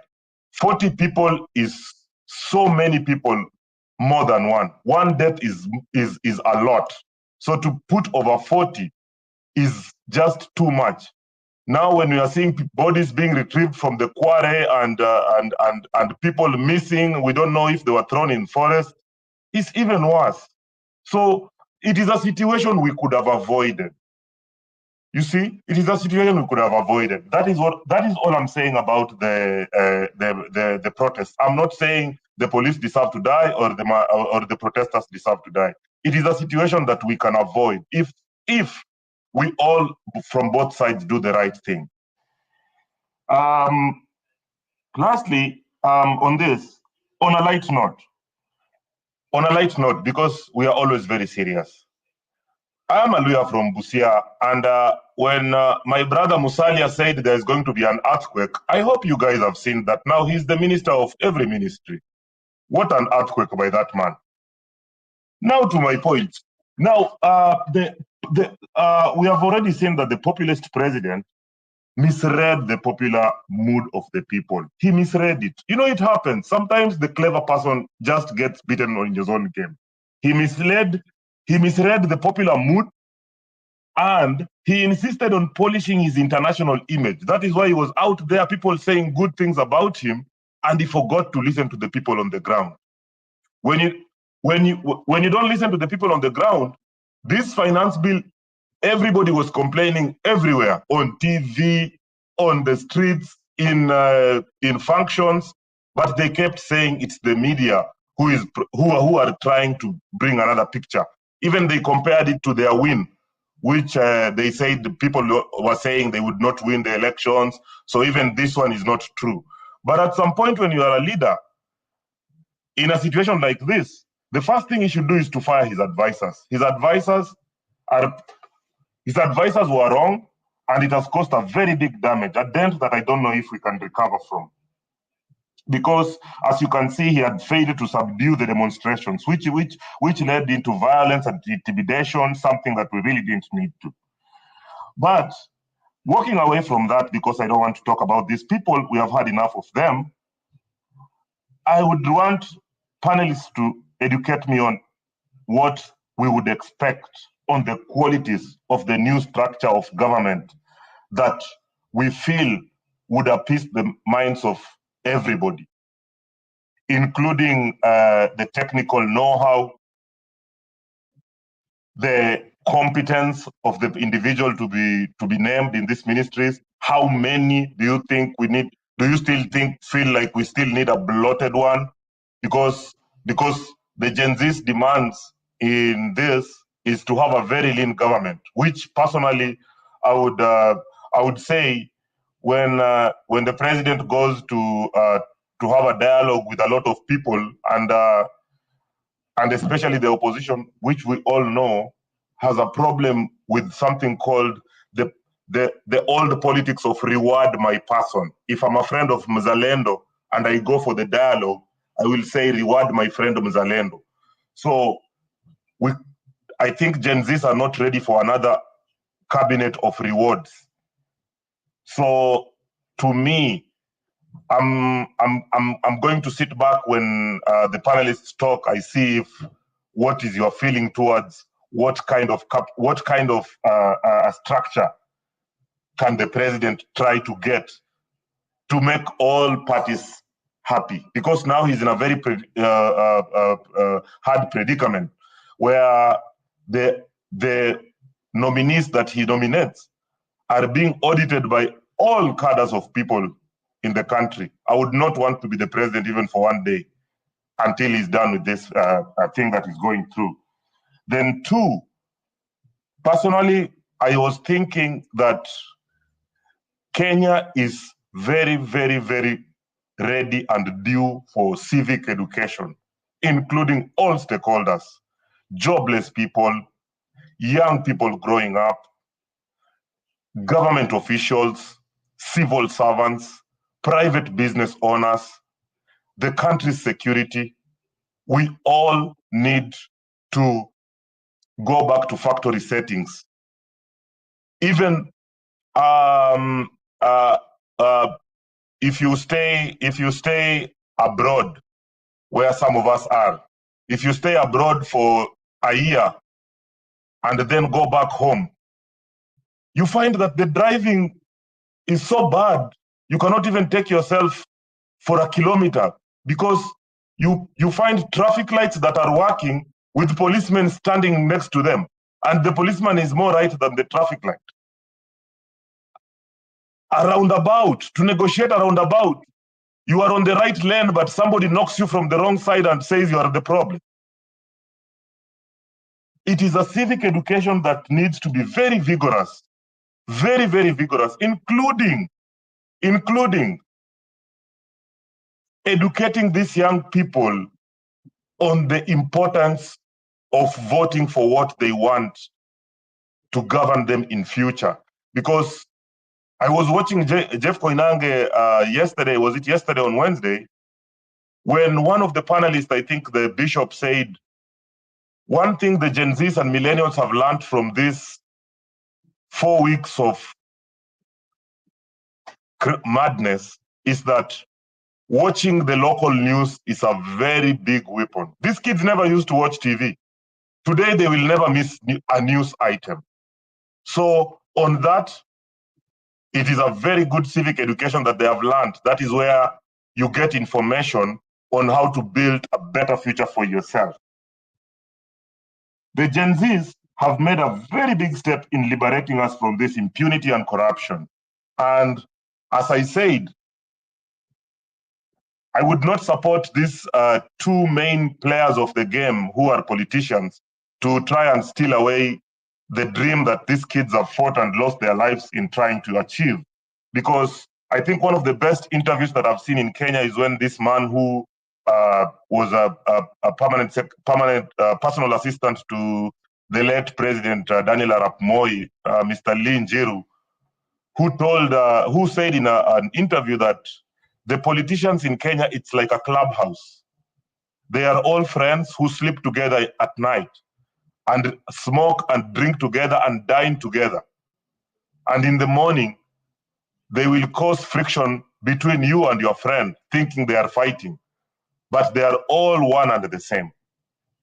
Lastly, I want those who are empowered to have access to information online or through podcasts or even on YouTube. Go and look for an interview by one Martin Shikuku. It was a 2010 interview I have never forgotten, and I will quote this guy. This gentleman said, change will come in Kenya one day, and it will not be brought by the commoners. By that, he meant the elite. The elite will sit down to get political positions and push their agenda first before your agenda. And when these Gen Zs came, I remembered that interview because I did not know what he meant by commoners. But I now totally believe that he meant people who nobody expected, like the Gen Zs. When they threatened first, we'll go to the streets, they looked like a joke. But here we are today, grown up 6 hours down the line, trying to interview their brain and thinking. Hopefully, Martin Shikuku's statements will come to pass as the truth of the matter, that the situation in Kenya can be salvaged by people that we did not know the name or grouping. Kwa hayo machache, nasema asante sana. It's very nice to meet your sister, Mzalendo. Mzalendo is a very old friend of mine. Asante sana, karibu sana kwa the debate. All right, Darius, thank you very much. We are joined here by Hilary. Hilary Gondi is one of the host on Gen Z's X platform. I think you have hosted almost all the forums on X. You've hosted Miguna. I didn't know how did it go with Miguna, as you being the main host in most of the forums. Maybe you will give us an insight on how the interviews have been going, and especially for those who have not been in the forums of Gen Z's. This gentleman will give you a thought process of what is being discussed on the X platform. Sometimes we in YouTube don't really go into the discussions because they are going for very long hours, or sometimes we get into the middle of them, and we are not given a chance to speak, so we just listen in. So Hilary, even as I take a break, I know you'll be a very good moderator.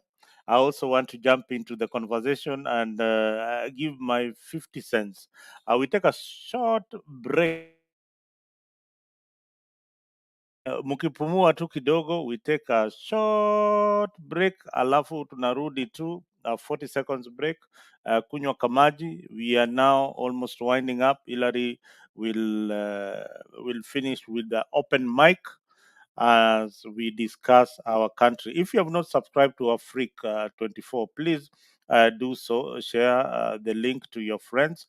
Tell them about Africa and tell them to join the discussions about our country. This is the only way we can make things happen. This is the only way we will change governance in our country. And as I told you before, you never know who is listening. Maybe the president is sitting up listening to what you are saying. They have always listened to what we say here, and they have made changes, the necessary changes in government. So Darius posed a very good question. And this is something that we will have to discuss. What kind of cabinet do we want to see?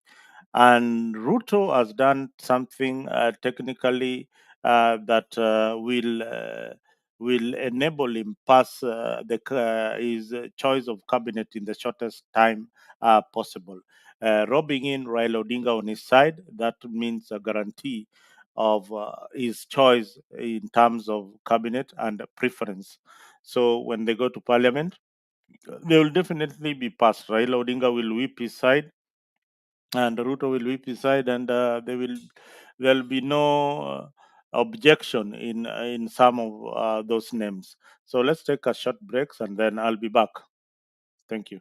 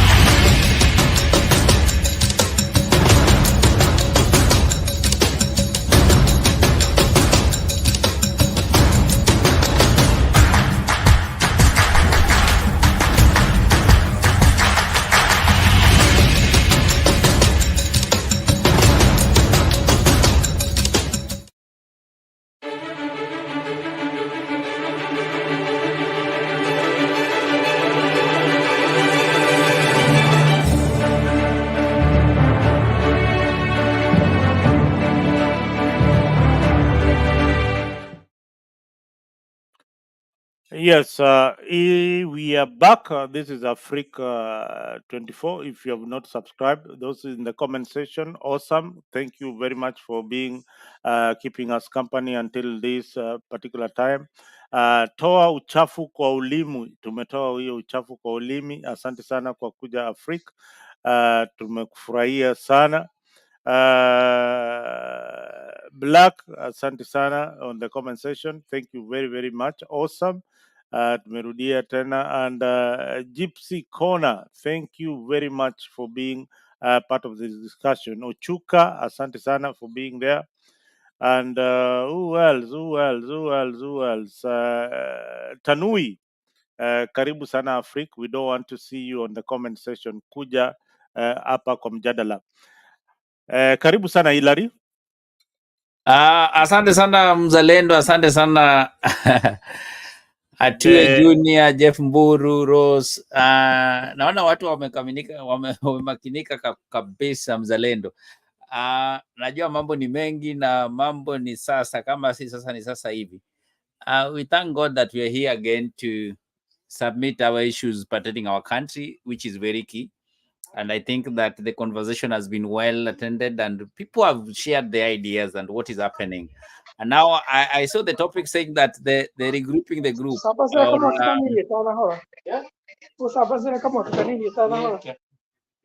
Hey, Neke, many.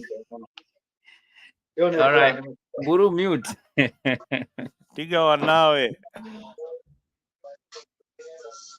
Tigawana, okay, the unity and dialogue, political regrouping. I think let us look at this thing wholesomely. Hey, Mburu. Mute Mburu one. All right. So nafikiri kila kitu iko sawa na hii mambo ya kukutana na kuongea na kuona vikundi zinawekwa. Mzalendo, saa zingine ni jambo njema kwa sababu unapoangalia yale ambayo yanatendeka katika nchi yetu kwa sasa, ukweli ni kwamba kuna wale wanakufa ambao wanapoteza maisha yao, na kile ni huzuni sana ni wale vijana wadogo sana ndio wanakufa. It is so painful to see a young person is dying because of the things that is happening in the country. I think dialogue is a good thing. Unity is a good thing. Regrouping of political, it doesn't help us. That is I'm against, because it doesn't help us a lot, because you realize that we just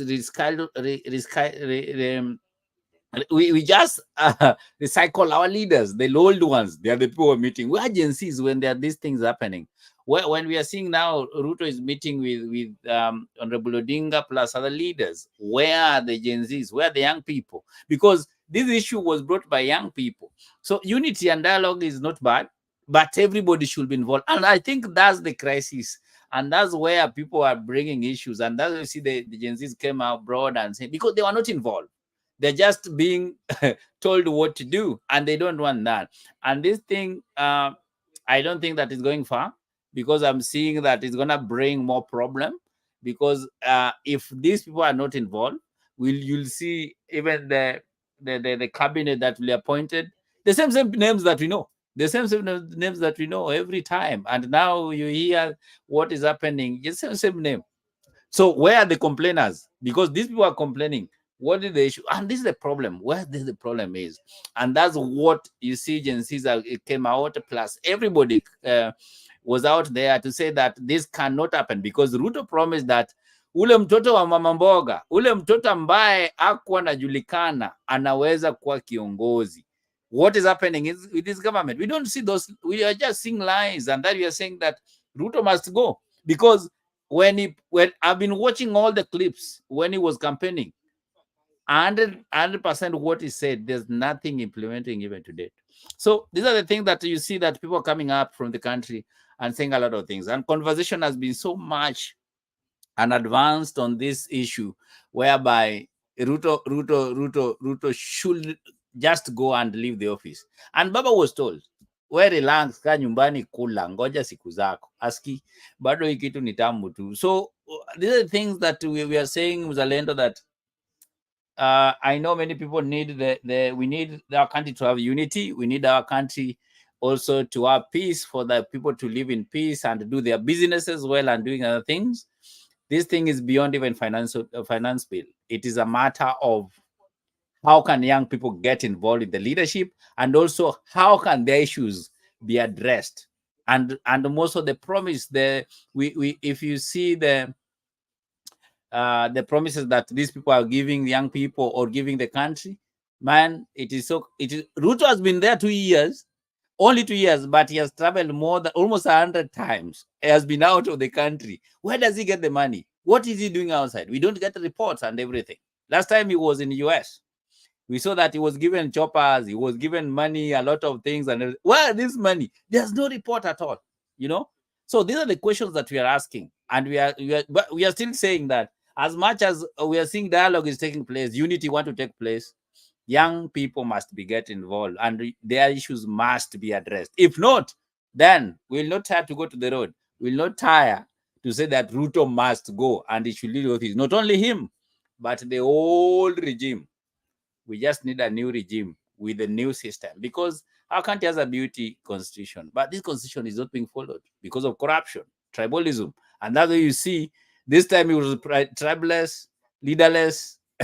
Everything is less, because we noted that what killing our country, wewe ni kabila gani? Kitu ya kwanza mtu nakutana naye, kwenyu ni wapi? Kwetu ni Nyanza, kwetu ni Western, kwetu ni Central, kwetu ni North Rift. These are the things that is killing us. And if we can run away from these things, then our country will have a beauty country, and our country will be well. And I want to show you this. If Ruto will survive this, by 2027, he is one of the first president in Kenya that will be have one term. He's going home. Plus all the leaders that we are seeing there, they will go. And I'm assuring you that, because young people have decided to vote this time, and also to monitor those votes. Not stealing this time. We'll not say that tumeibwa, sijui nini, sijui sava. Sisi tutakuwa na sava this time.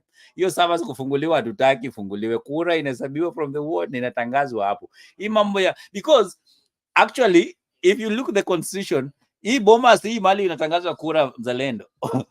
Where is it in the constitution? It was just something created by the Tumbocrats for them to get there. The kura inafaa itangazwe kwa polling station. But what matters now? We know we need a peaceful country. We need to have dialogue and everything.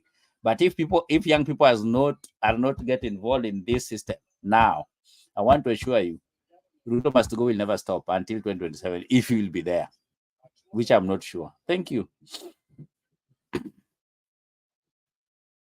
We, huo ni Gen Z mwenyewe. Wewe Gen Z. These are the Gen Zs who have hijacked the conversation from the main Gen Zs. It's acceptable because it's our country. It is what we want to see and what we anticipate to see in our country. Wale walipigia Ruto kura Yeah, wasiongea. anacheka kabisa. So it is an open mic, guys. I want us to talk about anything that you feel that we haven't touched on, something that is happening around you. Personally, I would want to talk about the diaspora being involved in the politics of our country. I think they have been taking a back seat for a long time, and they contribute a lot of money towards the economy of Kenya. I think that is the number one earner right now in terms of revenue in Kenya. So diaspora needs to reorganize themselves in a manner that the government can listen. You need to sit on that table. Now the cabinet is being formed. How many diasporians can join Ruto's cabinet? Because you have got a stake in that government. Just let us not just take on social media platforms. Be sure that you need to be on that table where they make decisions, and those decisions are about me and you. So it's an open mic. Anybody can go first. Ladies first. Rose, you've been quiet for some time. Karibu.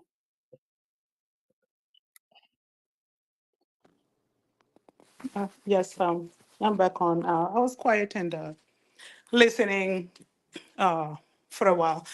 Um, my feeling and conviction is that in the coalition or whatever government that they are forming, we need Gen Zs there. Why?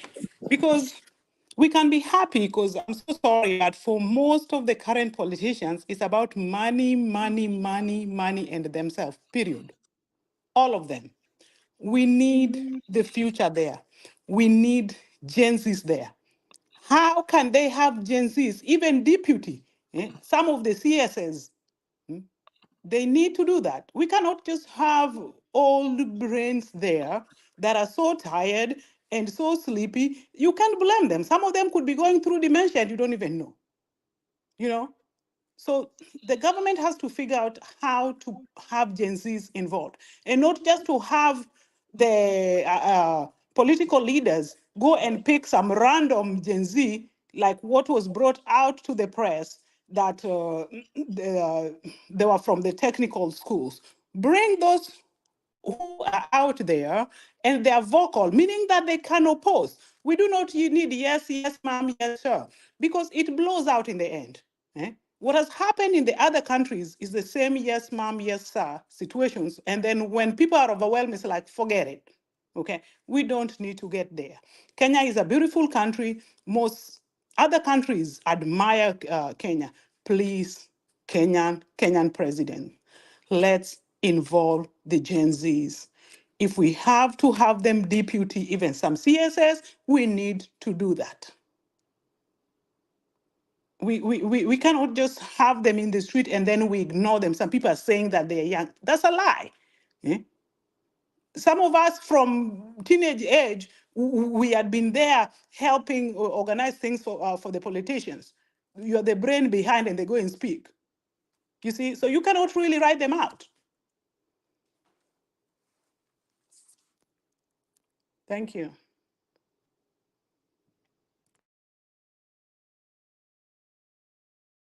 Thank you very much, Rose, for that comment. We really need to have Gen Zs in the cabinet. They started this discussion. I think that is something that is being thought about. But the problem is that who are you going to negotiate with, or who are you going to talk to when it comes to Gen Zs being appointed? Maybe Hillary, you can answer that. Who is this person who is going to be the contact person when it comes to Gen Z? Is it Miguna Miguna? No, man. Miguna is time is up. So we don't talk about Miguna here. What we you know why we are leaderless? We noticed one thing, that when you call Hillary and you put him on table as an individual, that's where the problem starts, because there's a lot of push here and there. Gen Z's need a forum. The issues to be addressed. We don't want this boardroom thing, because that boardroom thing has been problem since 1963 up to now. And it is now high time where the Gen Z is taking out, Alpha is coming. So if you're not belonging in those two teams, you just watch the space. Watch the space. The rest, watch the space. Because we need everybody to get involved. That's why we are triballess, we are leaderless. We need everybody to get involved. We went to school. We paid the school fees. We are being charged by the universities. We pay the money, and we don't have that money to pay back. Now people are joining universities. There's no money. Ruto cut all the money. Is that if you don't have money, you cannot go to university. It means that education is dying. The alphas, we don't know whether we'll go to school or not. So we need everybody to get involved, Mzalendo. We don't need Hillary on board. We need everybody on board to be addressed and these issues to be solved. Because not only Hillary who need a job, not only Hillary who is saying that we must be tribalists. It's not only Hillary who will sit there and finish the, but all of us. So that forum should be set where all of us is meeting and we have a discussion with those issues. We don't want representative, because we know you. When we said when we choose you today, Mzalendo, hautarudi hata hutahostiki tu. Tunakusikia tu, tutazikusikia tu kwa hewa. Wewe unasikia uko New York, sijui uko South Africa, sijui uko Rwanda, sijui unaenda wapi. Those are things that we don't want to hear anymore. Rose, you want to say something? Yes, Remember, Hillary, at some point there has to be a leader. There is no way that the Gen Zs can forever be leaderless. Let me not lie to you. Okay, Somaliland has some kind of crazy stuff that has been going on for some time, and it has been very chaotic. Okay, Rose, let me tell you one thing. We have a leader, but we don't want that leader to go in conversation table, because in that conversation table, we know he will be changed. That's what we are saying. So all of us, and we are saying that, Rose, you are the one who is going there, lead us, but we don't want to choose you to go in that committee. Okay, probably you are not listening well. Earlier, when I came on here, I said there has to be oversight committees. It means that when you go in as a leader, you are not the sole person that decides everything. There has to be some kind of oversight where what you do is seen, okay? That makes you so uncomfortable that this being in the government and representation is no longer just being there and presenting yourself instead of representing. Okay? Because that's so far what the leaders have done. They present themselves, but they do not represent the people. If there's proper oversight, you become uncomfortable. For now, they do whatever they want. There are no checks and balances. How can you audit yourself? How can you be the one that receives the money and records it and nobody checks behind you? All the way from the bank to whatever. So that has to start, and it is a conversation that is due now. They must think about it while having this coalition or whatever they call it. Because if it's not done now, it is never, and we cannot be in the streets forever. Why? If we choose to be in the streets forever, you know what's going to happen? It will be a point of no return. Man eat man. So we cannot do that. There will be a leader at some point. Who it is, we do not know. But Gen Zs have to be included in the leadership. And there has to be some oversight, accountability. Things need to be posted online to know who's doing what. Once that is done and followed, then there will be no problem with all these things. Right now, people are killing each other. I think, Rose, you have a point. You have a very valid point. But this is the nonsense of education. Because before education, when they went to the road, they were not having a leader. Until they defeated Mzungu is when they choose a leader. Until we defeat corruption, I want to tell there was no leaders. Junior, who was Kimani? Mau, those people were chosen by that group at the end of the day. But when they start fighting, didn't Kimani, where was it? There were many people who were killed. But these people were just chosen. All right, Hillary, you know you are a Gen Z imposter, so watch your mouth. I need to come in. Yeah, come in. Even as you come in, I needed you guys to talk about this gentleman, this young man, Makoure. This guy has been going all over the media, and I need you. Atuya, you've seen him, you've listened to him. What's your opinion, even as you come in, about Makoure? Yeah. I'll give you a chance, Mr. Penny, Elder Penny. Wacha Atuya ongee kidogo, then you'll come in. Elder Penny, ama unataka kulala mzee, tukupatie nafasi. Elder. Okay, that's okay, young man. That's okay. All right. So first and foremost, I was very happy when Hillary came in. I felt like finally I could meet one of these guys who are behind all these spaces. But again, I just realized he's not a Gen Z. Who told you that? But ni shida ya Ruto imeleta hizi shida bwana. Nani yukwambia bwana?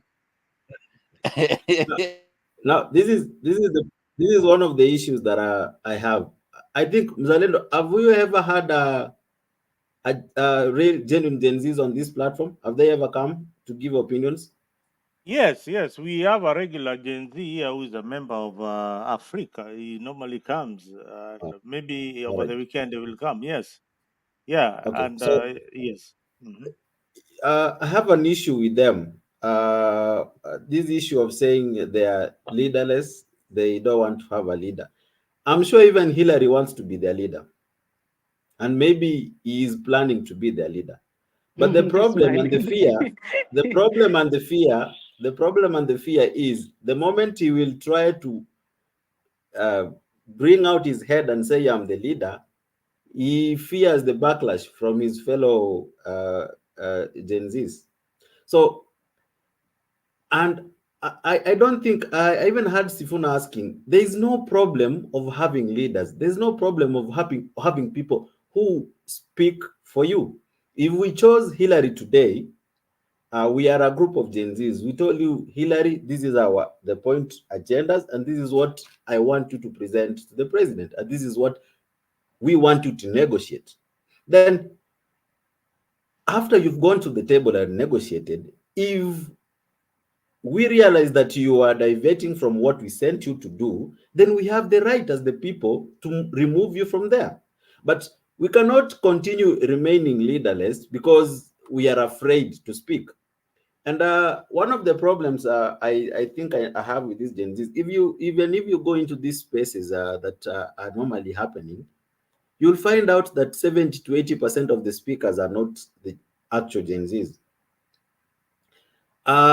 These are the Gen Zs as is just a name, but the people, the brains behind it are totally not Gen Zs. So when we say that we want to have Can I correct you on that? okay. The true brains behind it is Gen Zs. We have them, they are our children, and they live in Kenya. They are true Gen Zs. Okay? The other ones are just loud people, period. But there's Gen Zs, and they mean it. And a lot of them, like I say, they do not need anybody's money because their parents have money. So that's the difference. The other louder people are not Gen Zs. They are true Gen Zs. And it's a lot of them. So we have I to don't agree to that. Yes, I What don't disagree. I don't disagree with that. There are a lot of them. But I'm trying to explain in scenarios where now, when we have the actual individuals with the real facts and and the real content, among us, the people who are leading the discussions, they are not actual Gen Zs. I've been in the spaces, I have friends. Majority of these guys, they came into the political space direct from social media euphoria. That's where they came in and joined the bandwagon that we are fighting for ABCD. 70, 80%, 90 even percent. If you got them in town, those few who are protesting, ask them which clause or which article are you against in the whatever. They could not quote. They all what they knew is reject, do not amend. But if you asked Hillary, he could explain to you article this, we are against it because of this and this. And one of the reasons me I always say they are afraid to negotiate, it's because majority of them don't have the actual content. They came into the political space because of euphoria. They never even watch news. I think it was Darius who said that. In the last elections, majority of them were telling us politics doesn't matter, it doesn't involve me, I won't vote. But now they are in the space.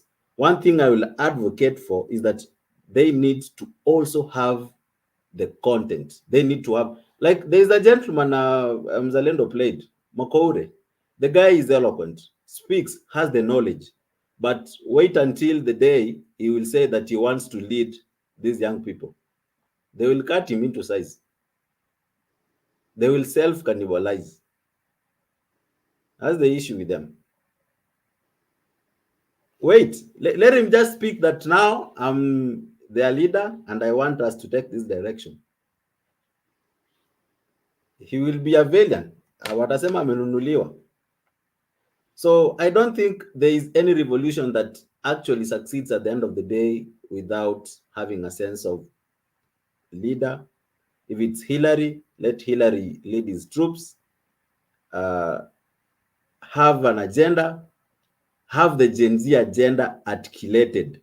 They have already shown the country that if we want A, we want A. If we want B, we want B. If we have said Hillary go and negotiate that we want Mzalendo as the Minister of Sports, then that's what they want. Mzalendo will be grilled if he fits that bill. Yes, So Penny, you are. They have to have a leader. Yes, Penny Nyagaka. Yeah, I wanted to answer this gentleman. He keep repeating, and the other guys, the areas before him, and the guy who followed him, they talk the same language.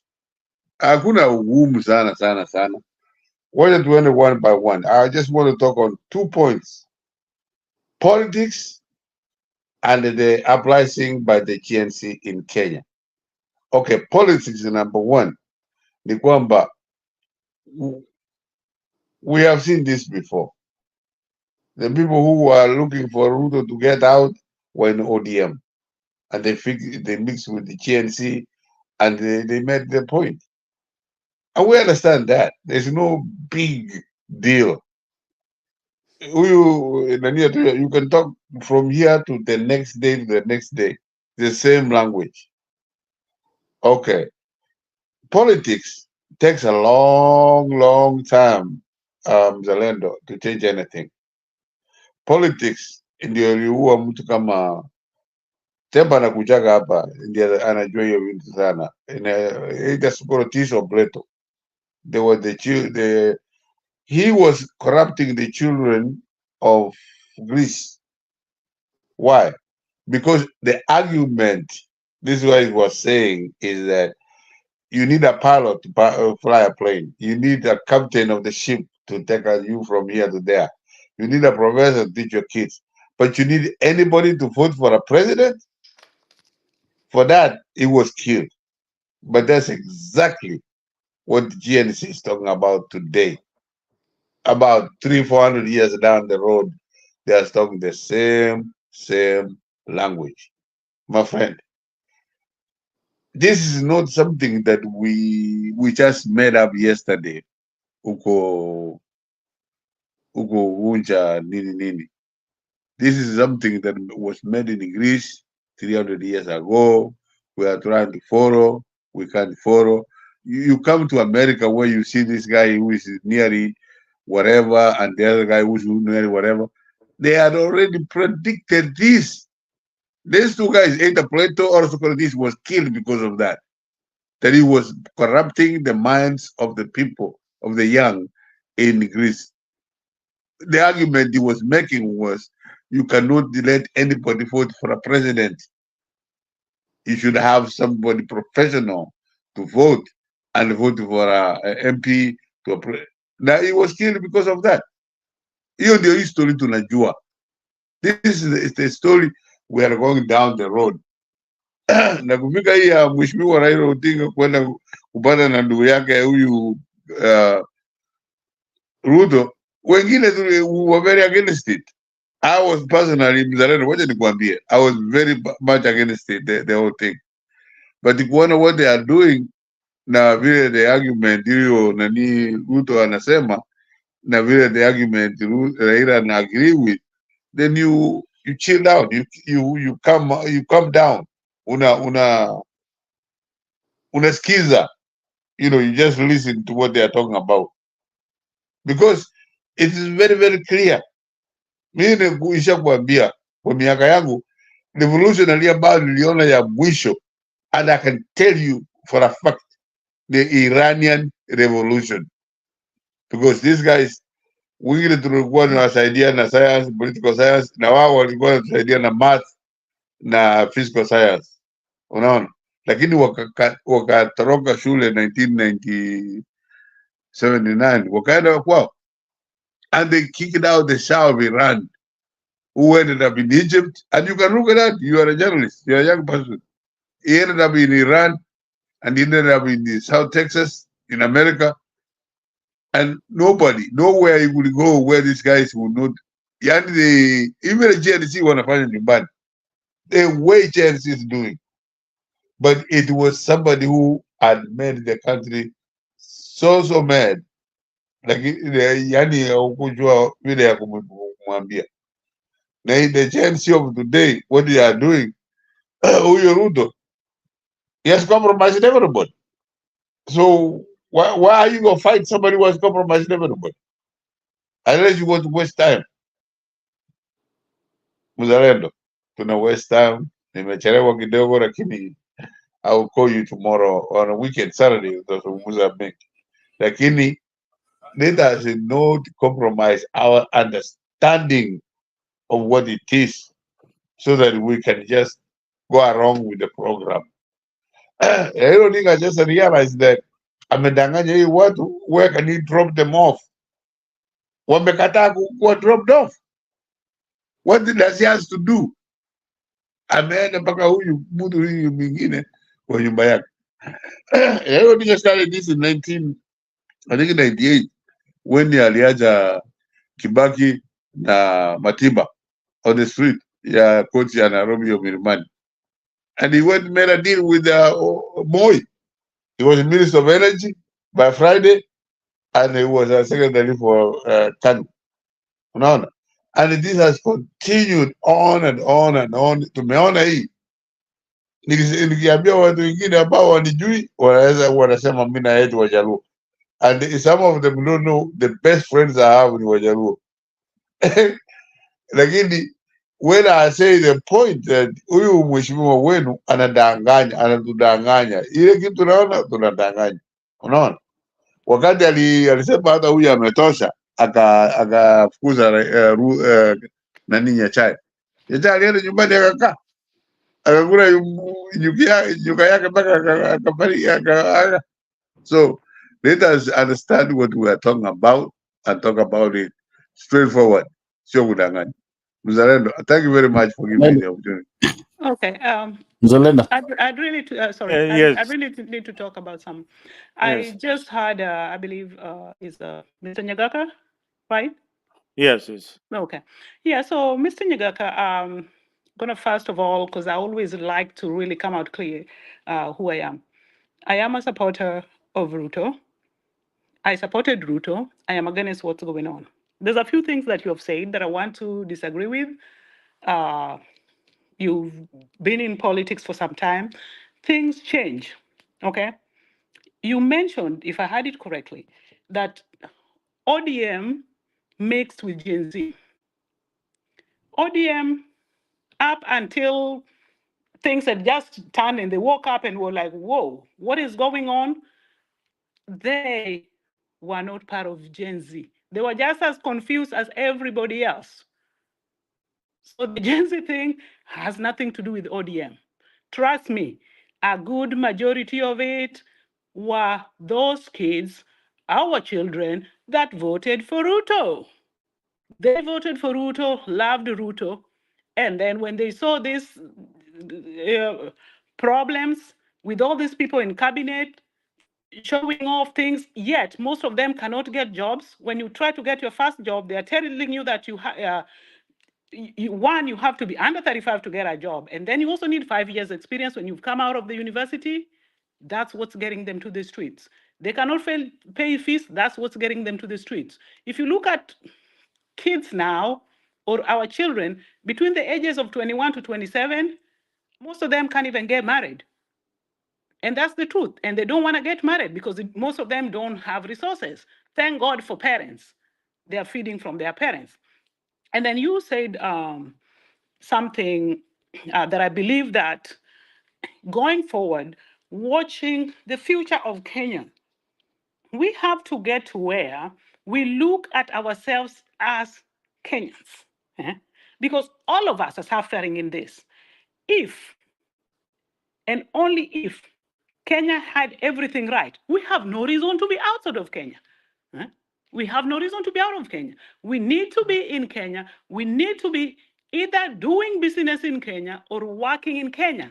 But our government, one after the other, squanders every little resource that they get. So there is no Mheshimiwa Wenyu, Wetu, and whatever. I am a Luo by birth. I have not supported Raila for some time. I was a really ardent Raila supporter. I always disagree with people on ideologies because I care about my country. I'm not a yes ma'am, I'm not a yes sir person. So there's no Mheshimiwa Wenyu, not to dismiss that, but what I'm trying to say is that forever you cannot have an individual that maybe this is a Luo and belongs to that part, or this is a Kikuyu and belongs to the other. Why? Because we can never move on if we are like that. We have to look at it and start looking at ideologies and not look at just the tribe. If we don't, there is no point. People will be stealing and stealing, and our children will be going to the other countries. And as things are now, some people won't make it to those other countries because they are choosing each other to go to those countries. Very, Thank you so very much, true. Rose. I had a Gen Z here who was here a while ago, but amekaa kidogo, but he will come in and tell you exactly what they are looking at. Just as you say, they are our children.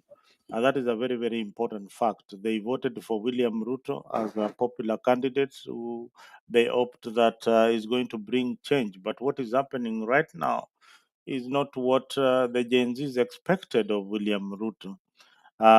Instead, we have seen so many youths who are dying. That is not what we expected of him as the president of the Republic of Kenya. He ought to have protected the lives of these young people. And I know maybe by tomorrow we'll be seeing. Yeah, I am joined by a Gen Z. Let me give him the platform.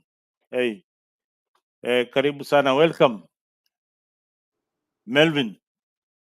Hello, can you hear me? Yes, I can hear you. You're giving me the platform without briefing me on what you're. Oh, all right. Okay. We are just talking about Gen Zs and what you guys are standing for and what you believe in. What do you really want to achieve with this movement, and why are you leaderless? Because everybody is asking that particular question. Why Gen Zs are leaderless? Why? What do you really want to achieve with this movement?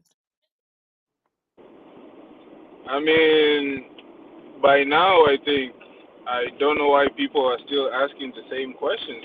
When people started protesting, they already said we are leaderless, we are tribeless, none of that. So why are we looking for leaders? We just want a government that's functioning. We are not worried about who is the leader, who is doing what. We are all outside. We are trying to change something that's going wrong, something that is a government that's not functioning, for one, and that's what we need. We just need a government that's functioning. You know what I'm saying? There are people going to school, finishing school, they don't get jobs. There are people 60, 65 years old still working, like in the government and in institutions. Like, come on. You know, so we just need things to work as they should work. We are not looking to have any leaders in within the Gen Z or any party to represent us. We are not really caring for that. We're just caring for the sake of the nation and for the sake of change. That's all. Thank you, Melvin. I think you have the point, and Rose, thank you so much. And I want to tell Nyagaka that he's an old guy, but those old minds, that's what we don't want, because when they come to the table, oh, you're coming from ODM, you're coming from CG, we don't want those talks, man. We are beyond those talks, and that's where we're moving to, because and that's why we're saying that these old guys should go home. They should go and because these are the issues now. The Gen Zs came to the road Starting, actually, everybody was cut off when they went to parliament. Then now people are saying, oh, DM. Where is ODM? If Raila now talking about, Raila is talking about, ngoja mzee. Sasa ulikuwa unaongea, nilikuwa nimefunga mic. When Raila goes there, he goes as Raila, not as ODM, and that should be clear. We let us not involve people, because that's what Gen Zs need things to be done. We have a right constitution. We need constitution to be implemented. We need things to be done. We don't have such leaders. That's why we're saying that we are tribeless. We are leaderless, in the sense that we don't care about the leadership, but we care about the right things. We care about the things that they're telling us. Why are they not implementing all these things? That's where people are coming here. Oh, sijui Ramogi Oginga Odinga, sijui Dedan Kimathi. Those are nonsense today. Today, we don't need to talk about that. When in Mzalendo, you go to job, we look you as Mzalendo. We don't look you as a Kisi, or as a Luya, or as a Mgriama. Those are the things that is killing our country. And actually, that's why you see Gen Zs came out and say that we don't want such things anymore. And now bringing ODM, bringing Azimio, bringing anything, I think we are out of the topic. The topic here is there's unity we want, and that's why we are saying that these young people or these Gen Zs should be involved in this table. We don't see them. Where are we seeing Ruto? Where are we seeing Raila is again going to the table without these people? Why them? We are not saying that the old people, yes, they have wisdom to tell us, but where they are taking us is not the right way to go. Because when they start going to that table, they say, oh, hakuna Mkikuyu hapa, hakuna Mjaluo hapa, hakuna Mluya hapa, hakuna. Those are the talks that we don't want to hear anymore. And that should be clear. And if Ruto could bring those things in those things in the picture, go check the ministry. People are evaluating all those ministries. People are doing the PSS. People are checking all these things. It is not even balanced. If you are talking about the tribe, we are 54 tribes in Kenya. Where are the other tribes? Why are they not looked at? If we are talking about the tribal, we're just looking at the bigger people. Why? That's why we decided as young people. This time we don't want that. And I want to assure you, young people voted for Ruto 100%. And that's why Ruto won the election. And now, when he gets to the power, he doesn't support these young people. He's bringing old trucks on the road. Why? These are the questions that we're talking about. That he must involve this. Without that, we will be in the road. Let people talk about revolution. We will be in the road until Ruto get out. If he cannot involve young people, if government cannot work, people will be in the road every day. Thank you, Zalend. Penny, Nyagaka, or Melvin, do you have anything to add? Hello. Yes. Lazima niadi kwa sababu huyu mheshimiwa ameniataki. Hata nilikuwa namsikiza sana for a long time mpaka kasumbusa jina yangu, sikujua ananichua. That's very interesting, young man. Lakini wacha niseme ya kwamba where we are in as far as Kenya's democracy is concerned, we're at 100% better, because once you take Raila's cult, Raila na cult yake unaweka kwa hii mfuko na unachasa na ile wengine walikuwa nao, it's nobody who will beat you. That's Mzalendo. That's why the other gentleman was saying that I support the dictatorship, nini nini. No, it is adding the numbers. Okay, Raila's a cult. Vile nilikwambia Mzalendo, wewe unatoka huko Luo Nyanza, there was no Luo Nyanza district or whatever that held a demonstration when Raila said no. No, that's the numbers. You cannot wish them away. They are there. No. So when that guy does something like that, you understand it. When Ruto will do his thing, you understand it. When he got shut out or shared, whatever you call him, when he do things in the mountain, you understand it. No. So it is very, very simple. Leo msichana ya Siaya, Siaya, said very good things about me. and I like that. Unajua, I have the weaknesses with the Luo ladies. Hiyo siwezi kumwambia maneno ingine. Kadwara wajo dharuo duto kodi ya wajo kaka jaluo nikech aja luo. Jagot becha kizi becha jaluo. So what I was telling you, Muzarendo, thank you for the opportunity na tunataka mkuja hapa all the time na tuendelee kuhimiza, to add you whatever you want to add it on.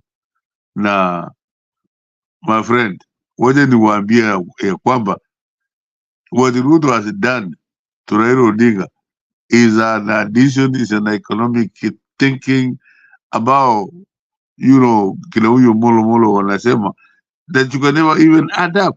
You would never even know how he did it, but he has done it. So let us argue from that point of view na tuendelee. Wado mzalendo, Yeah. tutamaliza hiyo maneno ingine tulikuwa nasema. Thank you Hiyo very maneno much. Thank you. hiyo maneno ya Wendy has to go to school.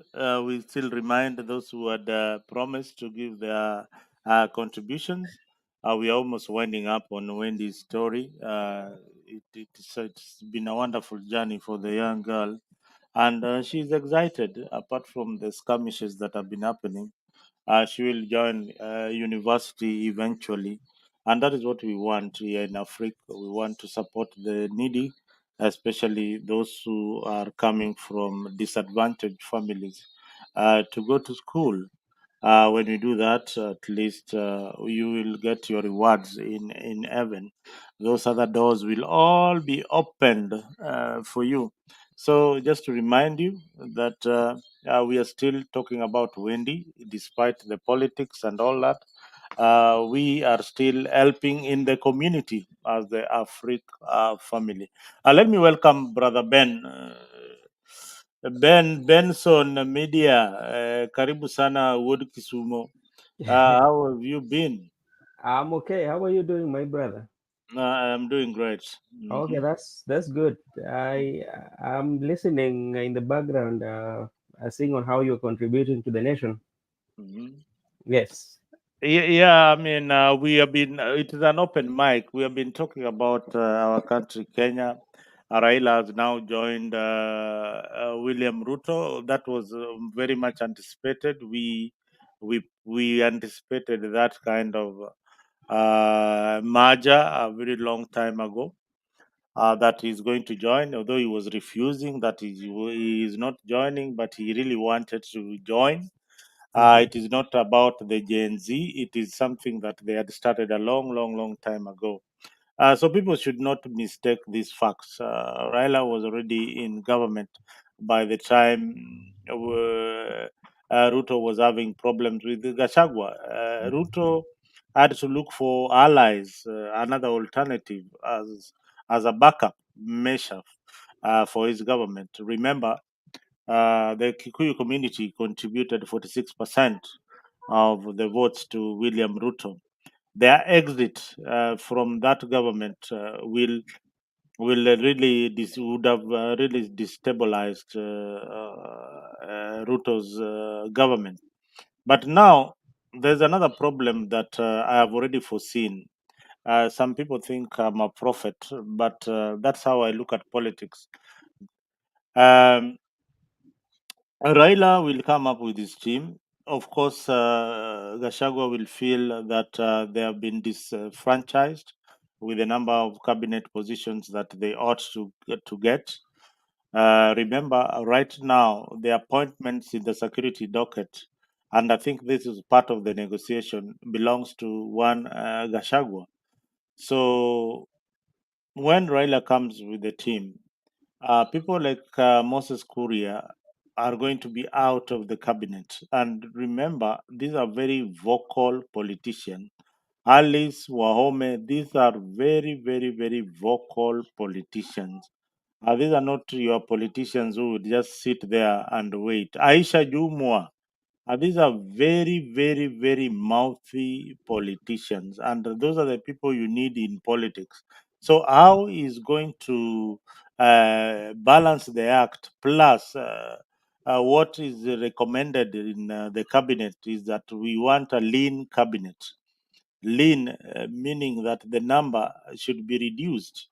The number of cabinet secretaries should be reduced. So Ruto has to juggle in between ODM. I want to say it's ODM because Eugene Momalo has said that is not part of the deal. Kalonzo Musyoka just the other day, and Hillary, you have been part of ODM for a very long time. You are an ODM member, life member, That is uh, not true. running in your veins. That is not true.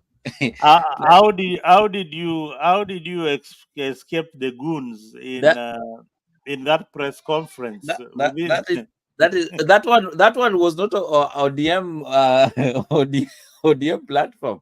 So if you call a platform, you don't have security. What do you expect? And now Gen Zs need demands. So Kalonzo must be disrupted because he doesn't know where he's going, and that's why he called here Labalu. He doesn't have stand because he said that he want to don't join to the dialogue, and then today he joined. I feel I have a different opinion It's about okay. that because this That is is what fine. That's very fine. this is what I feel. You see, Oh. this is what I feel, and it's annoying to hear somebody like you saying that. Remember how Kalonzo? How many times has Kalonzo rescued No. Raila Odinga? No, anytime. No, I no, want to no. say this. I'm giving my opinion. Why are you saying All no? right. No, I'm giving you opinion. That's why I'm saying that no anytime. And I'm right on what I'm saying. Because when Raila was supposed to be the president, we saw him going to be watermelon vice president. That time, why didn't he stand with Raila and Kibaki go home?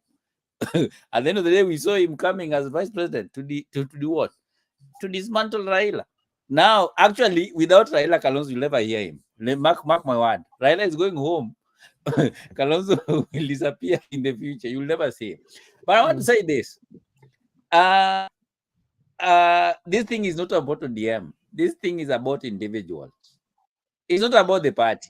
Because you cannot say that when Raila goes there, he's going like alone. It's only Wamalo is not appearing in the board. The other team, the whole team is appearing on the board. So the Azimio team is there. So it's not about ODM. It's not about Which Azimio team are you talking about?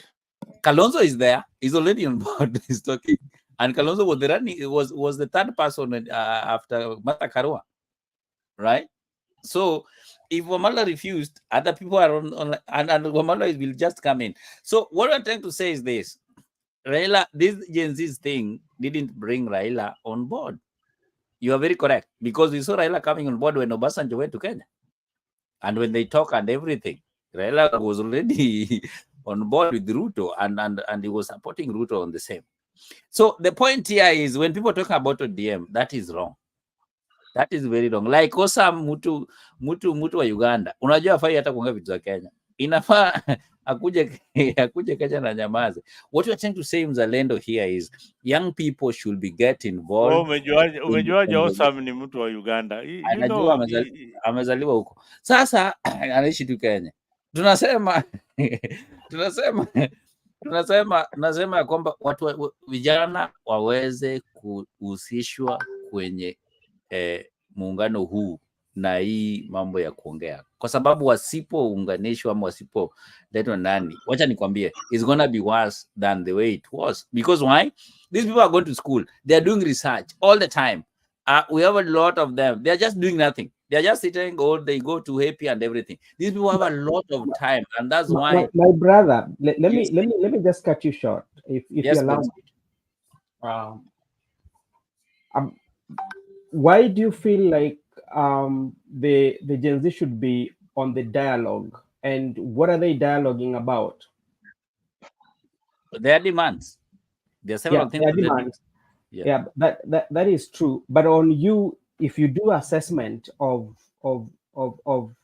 Kenya, we've had so many dialogues, yeah, and we've had, not to mention Kriegler report, we had NADCO, we had BBI that came. We have regular report. There are so many reports that we have, and you find that all these reports usually comes when we have a crisis. Even though, as Zalendo said earlier, Baba was in government before even the peaceful protest by the Gen Z, but that Correct. report was not there. Yeah, but Correct. if you look at what they are asking for, yeah, one of the things that they are asking for is accountability, transparency. They want jobs and all that. Yeah. So how are we Hello. going? Yeah, how are we going to discuss about transparency? Because Hello. this is about individual. How are we going to discuss about corruption? Yet we have agencies that are in place to deal with corruption. We know people who have squandered money from the public. Their cases are still dragged in court. How can we have discussion about that? Have a dialogue about that? Thank you so much, Benson. That's why we are saying, Yeah. and that's why GNC say Ruto must go home because he's one of the cartels. But you see, now the dialogue is going on. Actually, even tomorrow or next week, early next week, you're gonna see the new list for the cabinet, right? Yeah, but that's what we are talking about. Because you're just going to see the same names: Benson, Hillary, Mzalendo, and everything. Yes, so these are the things that. So to me, yeah, to me, I might be wrong in how I look at things.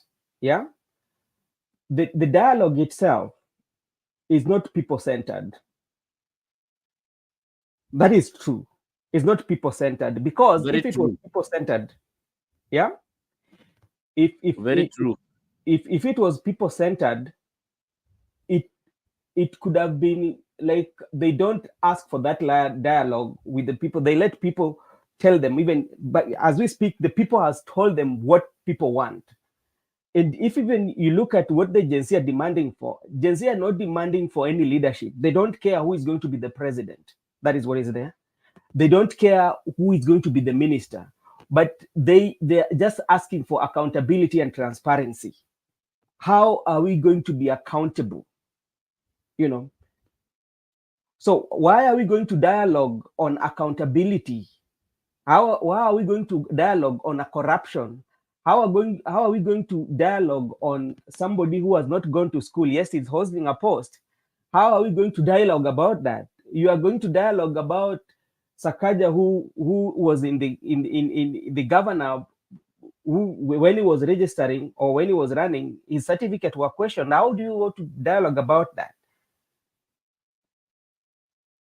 Benson, that's the thing. Let me tell you, these young people who are now saying Ruto must go home, they voted for Ruto. Yes. Because of the promise that he made. One of them, mtoto wa mama wa kuku, mtoto wa mama mboga, mtoto wa nini, anaweza kuwa mtu kwa hii nchi ya Kenya. Na vijana wakaona ukweli, kumbe vijana hawa watu wanaweza kuwa nini, na wakapatia Ruto kama muuzaji kuku. Hicho ilikuwa uongo. Mimi Ruto hajauza kuku, lakini alianza kuuza wakati alianza kutangaza wakati alikuwa Ministry of Agriculture. So the thing is, so when they voted for Ruto, they knew that Ruto, you see, those the things. So the things that you're saying. They knew that Ruto will bring these people on board, you know. But we are seeing the different thing. Ruto is worse than anybody. Aisha Juma ajui hata kuongea, ajui hata seme nini. Mtu kama ajui hata seme nini, kwa hiyo ajui. Hata nashangaa alipewa hiyo ministry aje. Unaelewa? Kuria sijui Kuria is a very bright guy, lakini Kuria hata zile vitu anaongea unashangaa huyu jamaa alienda shule ama kwenda shule. You know, so these are the things that Gen Z have seen, and I've said that if the same thing is happening, then Ruto must go home because he was voted with the hope that he's gonna bring on board the corruption issues and they're gonna bring the bright people to work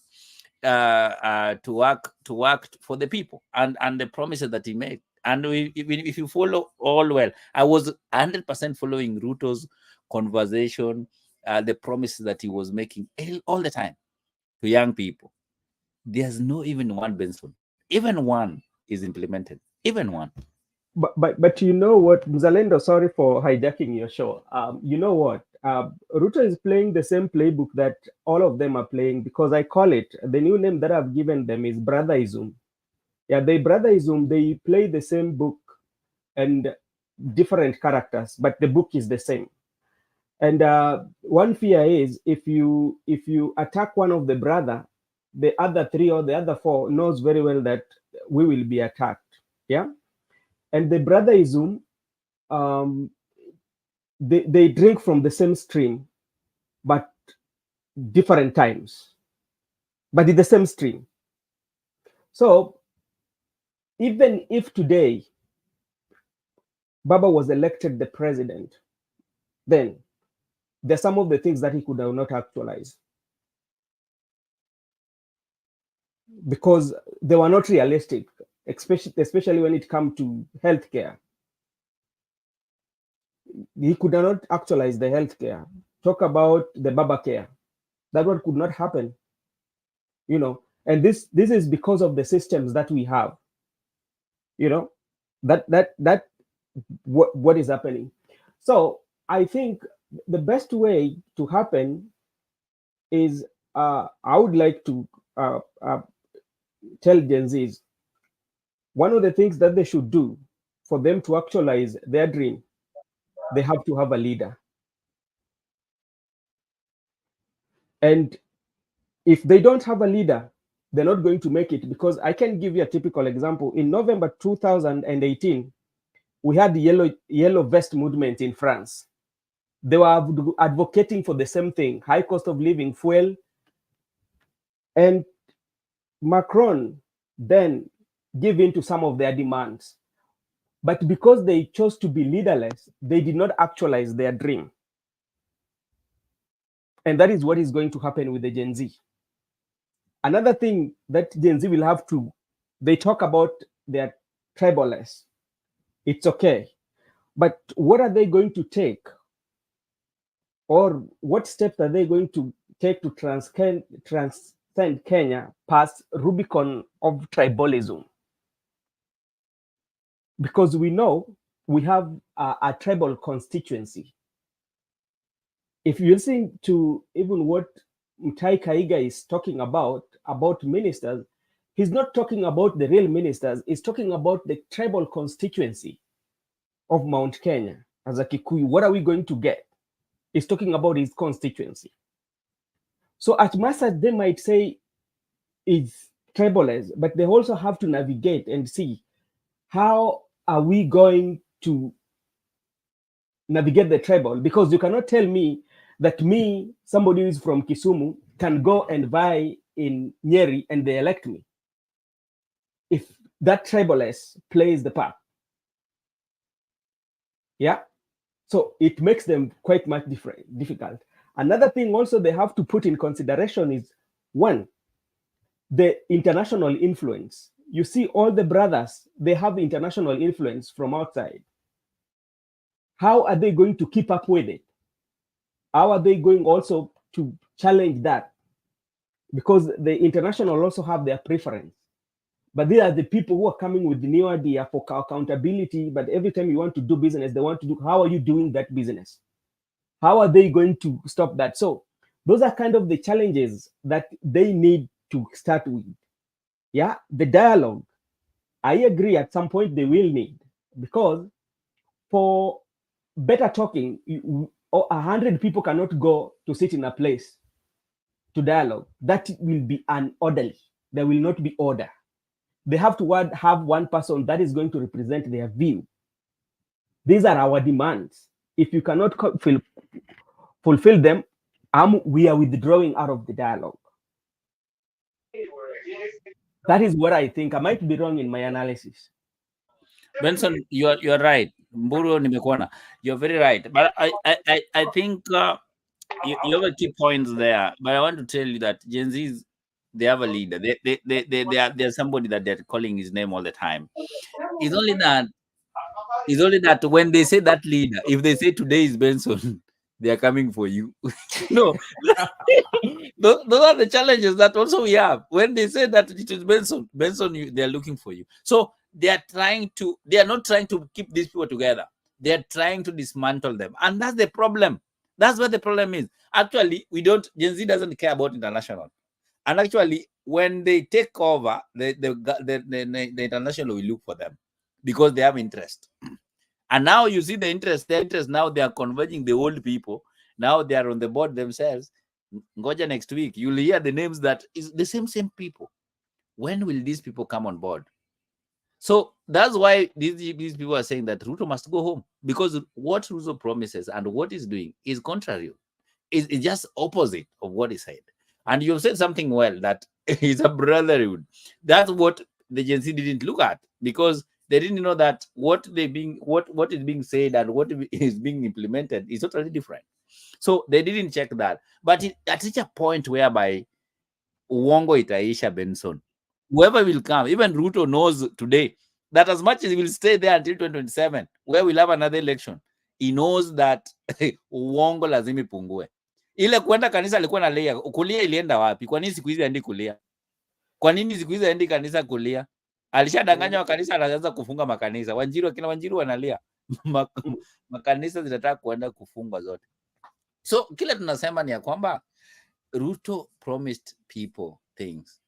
He needed time. He was given 2 years doing nothing, just traveling, going outside, blah blah blah. US ilipatia ndege juzi. Hizi ndege ziko wapi? Hata tuambiwi kazi ilifika ama zikufika. Pesa zilisikia iliingia mabilioni, tumeona tu kwa magazeti. Where are these things? And that's what you're talking about. Their accountability. And these are the people that we are asking. We are just being told about that. And yet, when you go outside, we are seeing people giving in money, goodies and grants. Where are these money? Why can't he account to them? It's the same as like these people. And that's why you see people are demanding that Ruto must go home. Now, the person that they were fighting on political arena, and they were saying that the dynasty must go home. You see, Ruto is playing with our mind, because he was saying the dynasty must go home. Now he's on the table with those people. What does he tell us? So this person anakunia na nakula. This is useless person, man. Sawa. Simba na Taya. Habari ya masiku. Salama sana, habari yako bwana? Unajua saa zingine How have you been? How have you been, my brother? Salama. I've not seen you on this Salama show for kabisa. a while, since the Gen Z uprising. You have kept quiet. Now we have new political development. I want your opinion on the new political development, and you are one of the supporters of Ruto must go. Naende sasa hivi. I remember you having that kind of conversation. And yeah, what is have you changed your mind, or you are consistent, or you have followed your political leader? You know, mimi ni mmoja wa wale organic supporters wa baba. Naturally, hakuna kitu yenye nitaoppose. So long as tunasema Ruto must go, we must remember tuko na katiba. Na kama anaenda, let's do it constitutionally in 2027.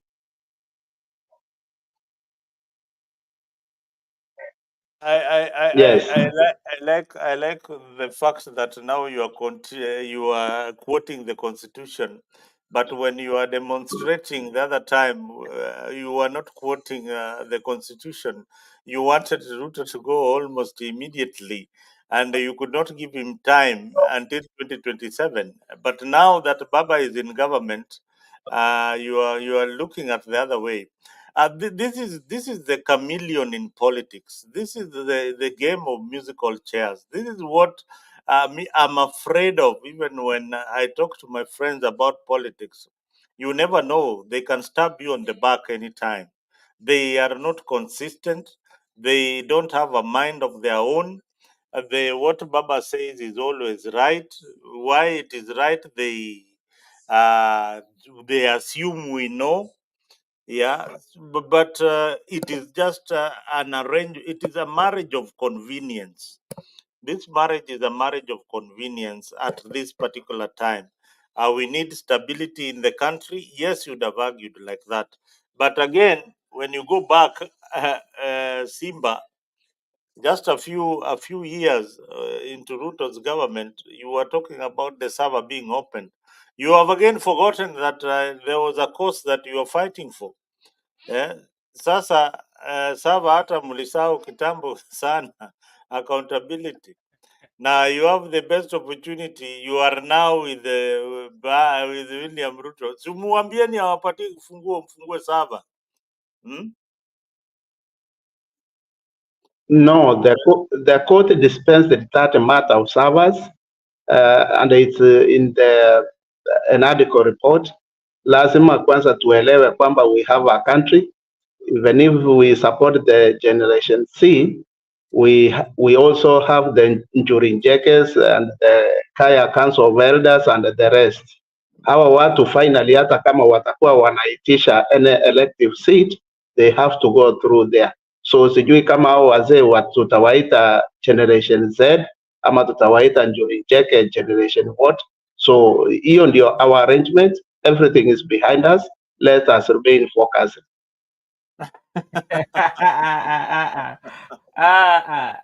I am telling you, Hii ndio shida tuko nayo. Hii ndio shida sasa.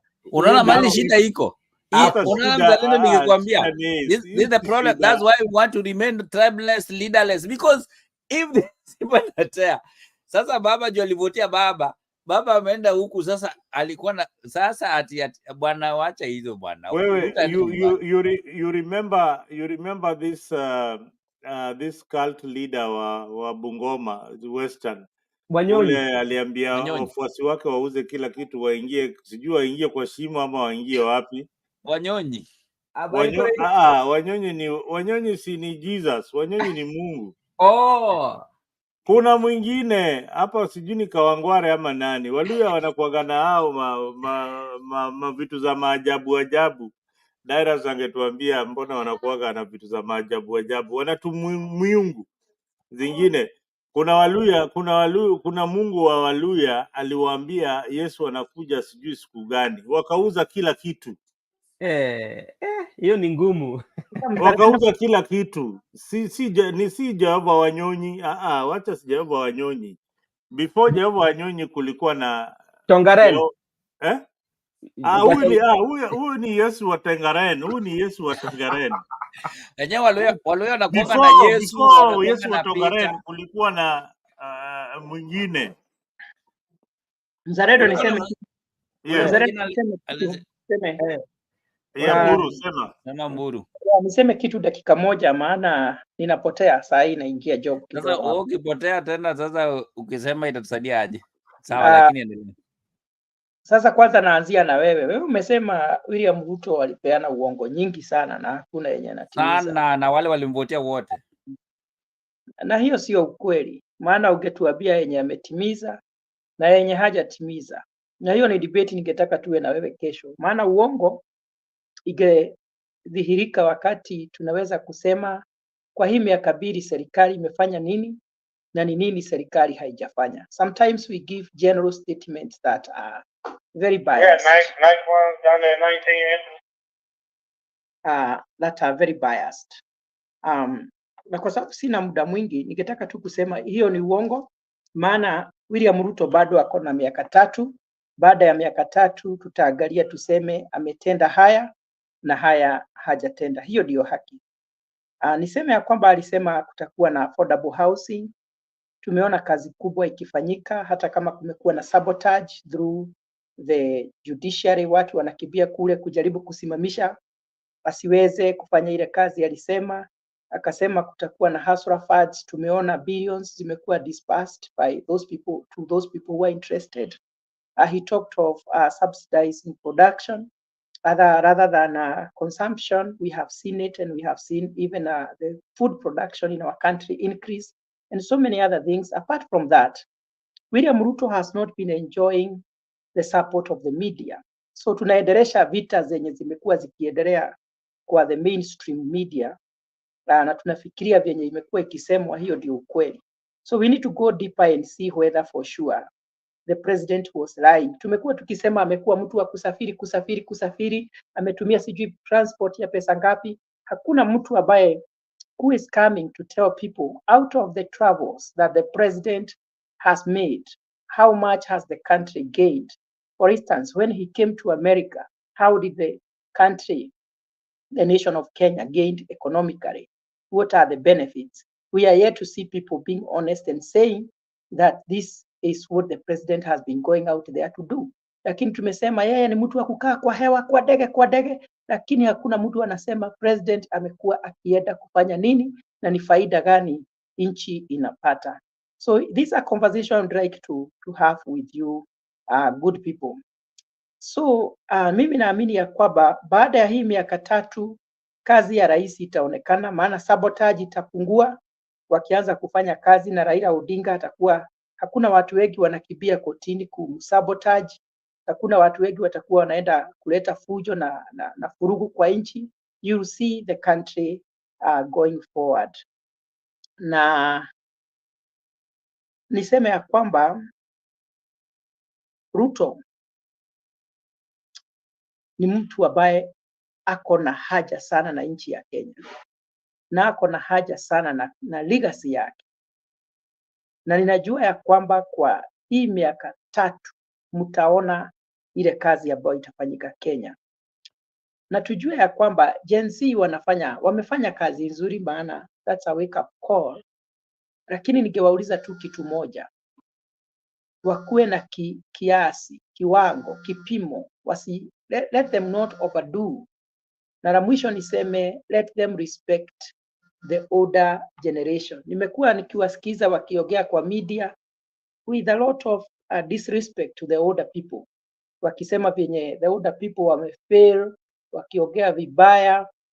Tumekuwako na wale ambao wametembea katika nchi za Afrika watakuambia Kenya iko mbele sana na imeshikiliwa na hao wenye tunadharau, na experience wakati mwingine ni ya muhimu sana. So kama wanataka kufaulu, waheshimu kila mtu na wajaribu kubeba kila mtu katika movement yao. Hakuna kitu ka generation moja inaweza achieve by disregarding all other generations. Wajue hii Kenya ni yetu sisi zote, wale wazee, wale wa kiwango, wale wakongwe, sisi wote ni wa Kenya. Tunataka mabadiliko sisi wote na tunastahili heshima sisi wote. Waheshimu pia viongozi, maana atakuwa kiongozi sio kitu rahisi sana. Asante sana. Unajua Mburu, hizo vitu unaongea tu tucheke. Wewe tafadhali, asante kwa kupoteza muda wetu hapa. Unaongea vitu zingine hata unajua kwa roho yako. Mungu akifungua roho yako. Mimi palina sikubaliani sana na Mburu, ni palipa mingi sana ya? Kwa sababu kila kitu si palipa pingi, kila kitu. Mimi naongea tu tufurahie. Kwa sababu mimi kitu huwa inanisaidia, sina any allegiance to any political party. I look at a leader and I feel like if this leader can bring change to the country, that is the person that I will go with. Kitu ya kwanza amesema Ruto akiungana na Raila watafanya kazi nzuri. Hiyo ni uongo mtupu. And it is a playbook. It's the same playbook. I told you here. Every time the political brothers come together, there's somebody who is going to be in casualty. And the sacred cow here is Gachagua. Yeah? Saizidi hao watu wamekuja pamoja. Yeah? Kuna mtu. And kumbuka when the Right Honorable Prime Minister and Uhuru Kenyatta came together, who had it most was William Ruto. Alioneshwa ile madharau ya hali ya juu. Yeah? Na mandugu wawili. And he was the opposition leader then. And this is what is going to happen to Gachagua. These are the scenarios that will happen in the event. One, because ODM is going to work with UDA. Mudavadi does not have a political party. He is partyless right now. Yeah. So we have ODM coming together with UDA. And this one is going to, because Ruto was in hostage from Gachagua. That is what we know. Yeah. So Gachagua also has his troop. Yeah. So what will happen is this. Gachagua atapata ile kiwango ambayo anataka, the shares zenye anataka, and that is what is going to bring problem. So by the time hawa watu wapigane hapa, then loyalty. Tell me, how sure are you that the ministers or the CS that are are very loyal to Raila are going to be loyal to Ruto at the same time. And the ones for Ruto will be very loyal to Raila. To what percentage? Yeah. So hiyo ni kitu iko. So I don't think it's going to be ile tu mzuri kazi inafanya. Itakuwa kama ile ya President Uhuru Kenyatta na Ruto. Somebody hapa, mtu ataumia hapa. Haya, watch the space. Watu bwana, so namaliza, mpende msipende. Ni sawa, najua wewe umeanza kulala, lakini ni sawa. Asante sana kwa kuwa nasi. Sijaanza kulala ndio, lakini show lazima iishe. Kile kilicho na mwanzo lazima kiwe na mwisho. Ile kitu naweza waambia tu kwa maoni yangu, na haya maoni muyasikize kwa makini sana. Mimi ni kama nabii wa siasa. Wewe huwezi kuwa nabii bwana, lakini Mimi endelea. nakwambia ni nabii wa siasa. Sikiza kabisa. In the politics of the country of Kenya and anywhere in the world, there is an institution that is bigger than the presidency. Ukiona Raila ameenda kwa Ruto, ukae ukijua sio kwa hiari yake, lakini ni kulazimishwa aende. Ukiona Gachagua ametii akasikiza akawachana na shareholder topic, ni kuna wale jamaa wanawaambia lazima utatii ama tukusafirishe. Na wewe unaona atatii? Lazima utatii. Unajua kwa nini nawaambia hivyo? Wakati wa ile serikali ya muungano kati ya bwana Kibaki na bwana Raila, tuliongozwa na Kibaki ambaye alikuwa na akili punguani kulingana na kutokana na ile ajali alipata. Mungu aweke roho yake mahali pema peponi. Alikuwa ana akili timamu. Mpaka wa leo hakuna ule jamaa walifanya na katika hiyo serikali ya muungano amewahi tamka hii maneno na kuambia hata Raila mwenyewe hawezi. Ndio nakuambia kuna watu wale wanaambia Raila, wewe fanya hivi. Lazima for the stability of the country, wewe lazima ushikane na bwana Ruto. Upende usipende, na unakuja na watu wako. Wewe utaanza niambia ni nini ligeuka? Raila alienda akajaribu kusalimiana na Ruto, akarudi akaanza kusema hapana, watu wangu wamekataa. Watu wangu wamekataa hii salamu. Haukusikia kitu kama hiyo akisema? Ama mnajifanya amko kwa hii space? Hamkusikia Raila akisema ye mwenyewe? Ama niwatafutie video saa hii ni kuwekea hapa? Then nini ikaenda ikageuka in 72 hours? Sasa anaweza fanya kazi na bwana William Ruto. Na mzalendo before hata wewe sikia, hata ukisikia haya mauaji, hizi mauaji ati watu wanasijua wanauawa nini, Ruto himself does not sanction people to be killed. Hii kabali hii watu tu ndio anakuambia this we have to deal with it this way, hii lazima to deal nayo namna hii. That is what I think. Yeah, but Mzalendo, I don't know whether you can recall, there was a time when President Ruto went, was it in India with Orengo and what? And I told her hawa watu walianza kuongea mapema na watu walikataa. You remember? Nani? Orengo. There was a trip that Orengo went with the president. Hiyo yote tuliona, hiyo wakienda na hata Gladys Wanga alikuwa kwa ndege hii ya juzi. Hao ndio wandani sana wa William Ruto. Yaani kuna mambo mingi na pia lazima watu wajue hii siasa ni biashara. Sikia Black anakuambia Naona Black.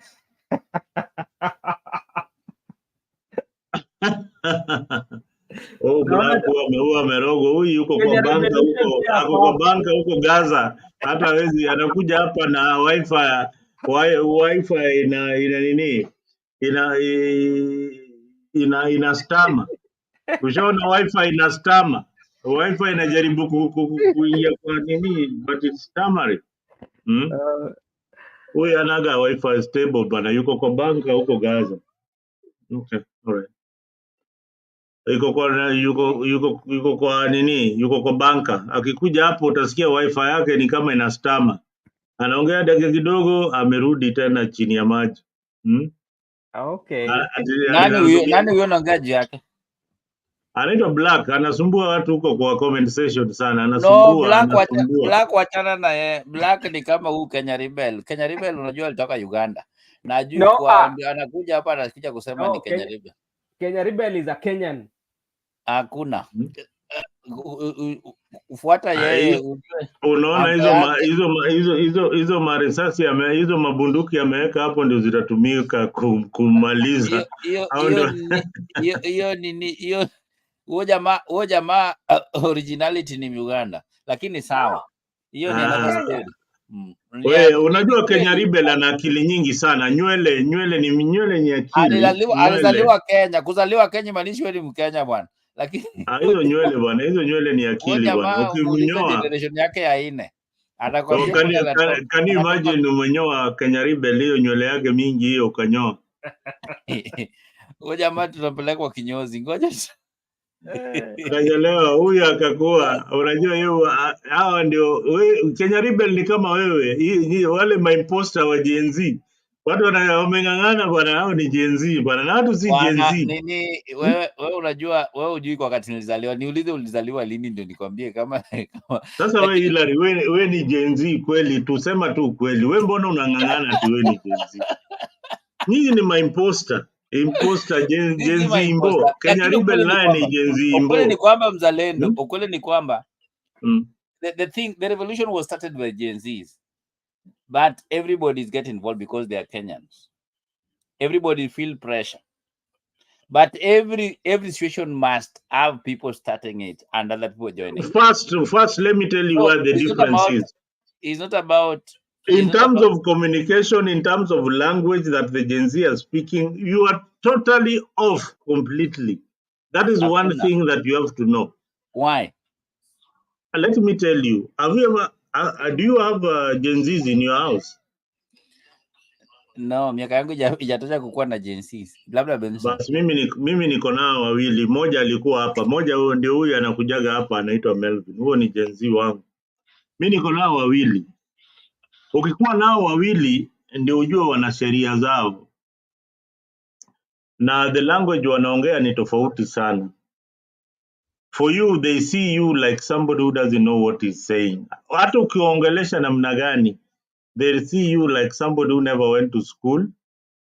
If you see Marco Ure lecturing people and the people are listening to him, I listen to him, but I find, this is my opinion, and God forbid, I find him, he has, first, is not your usual natural speaker. He has mastered that language. He has mastered how he wants to talk to the people.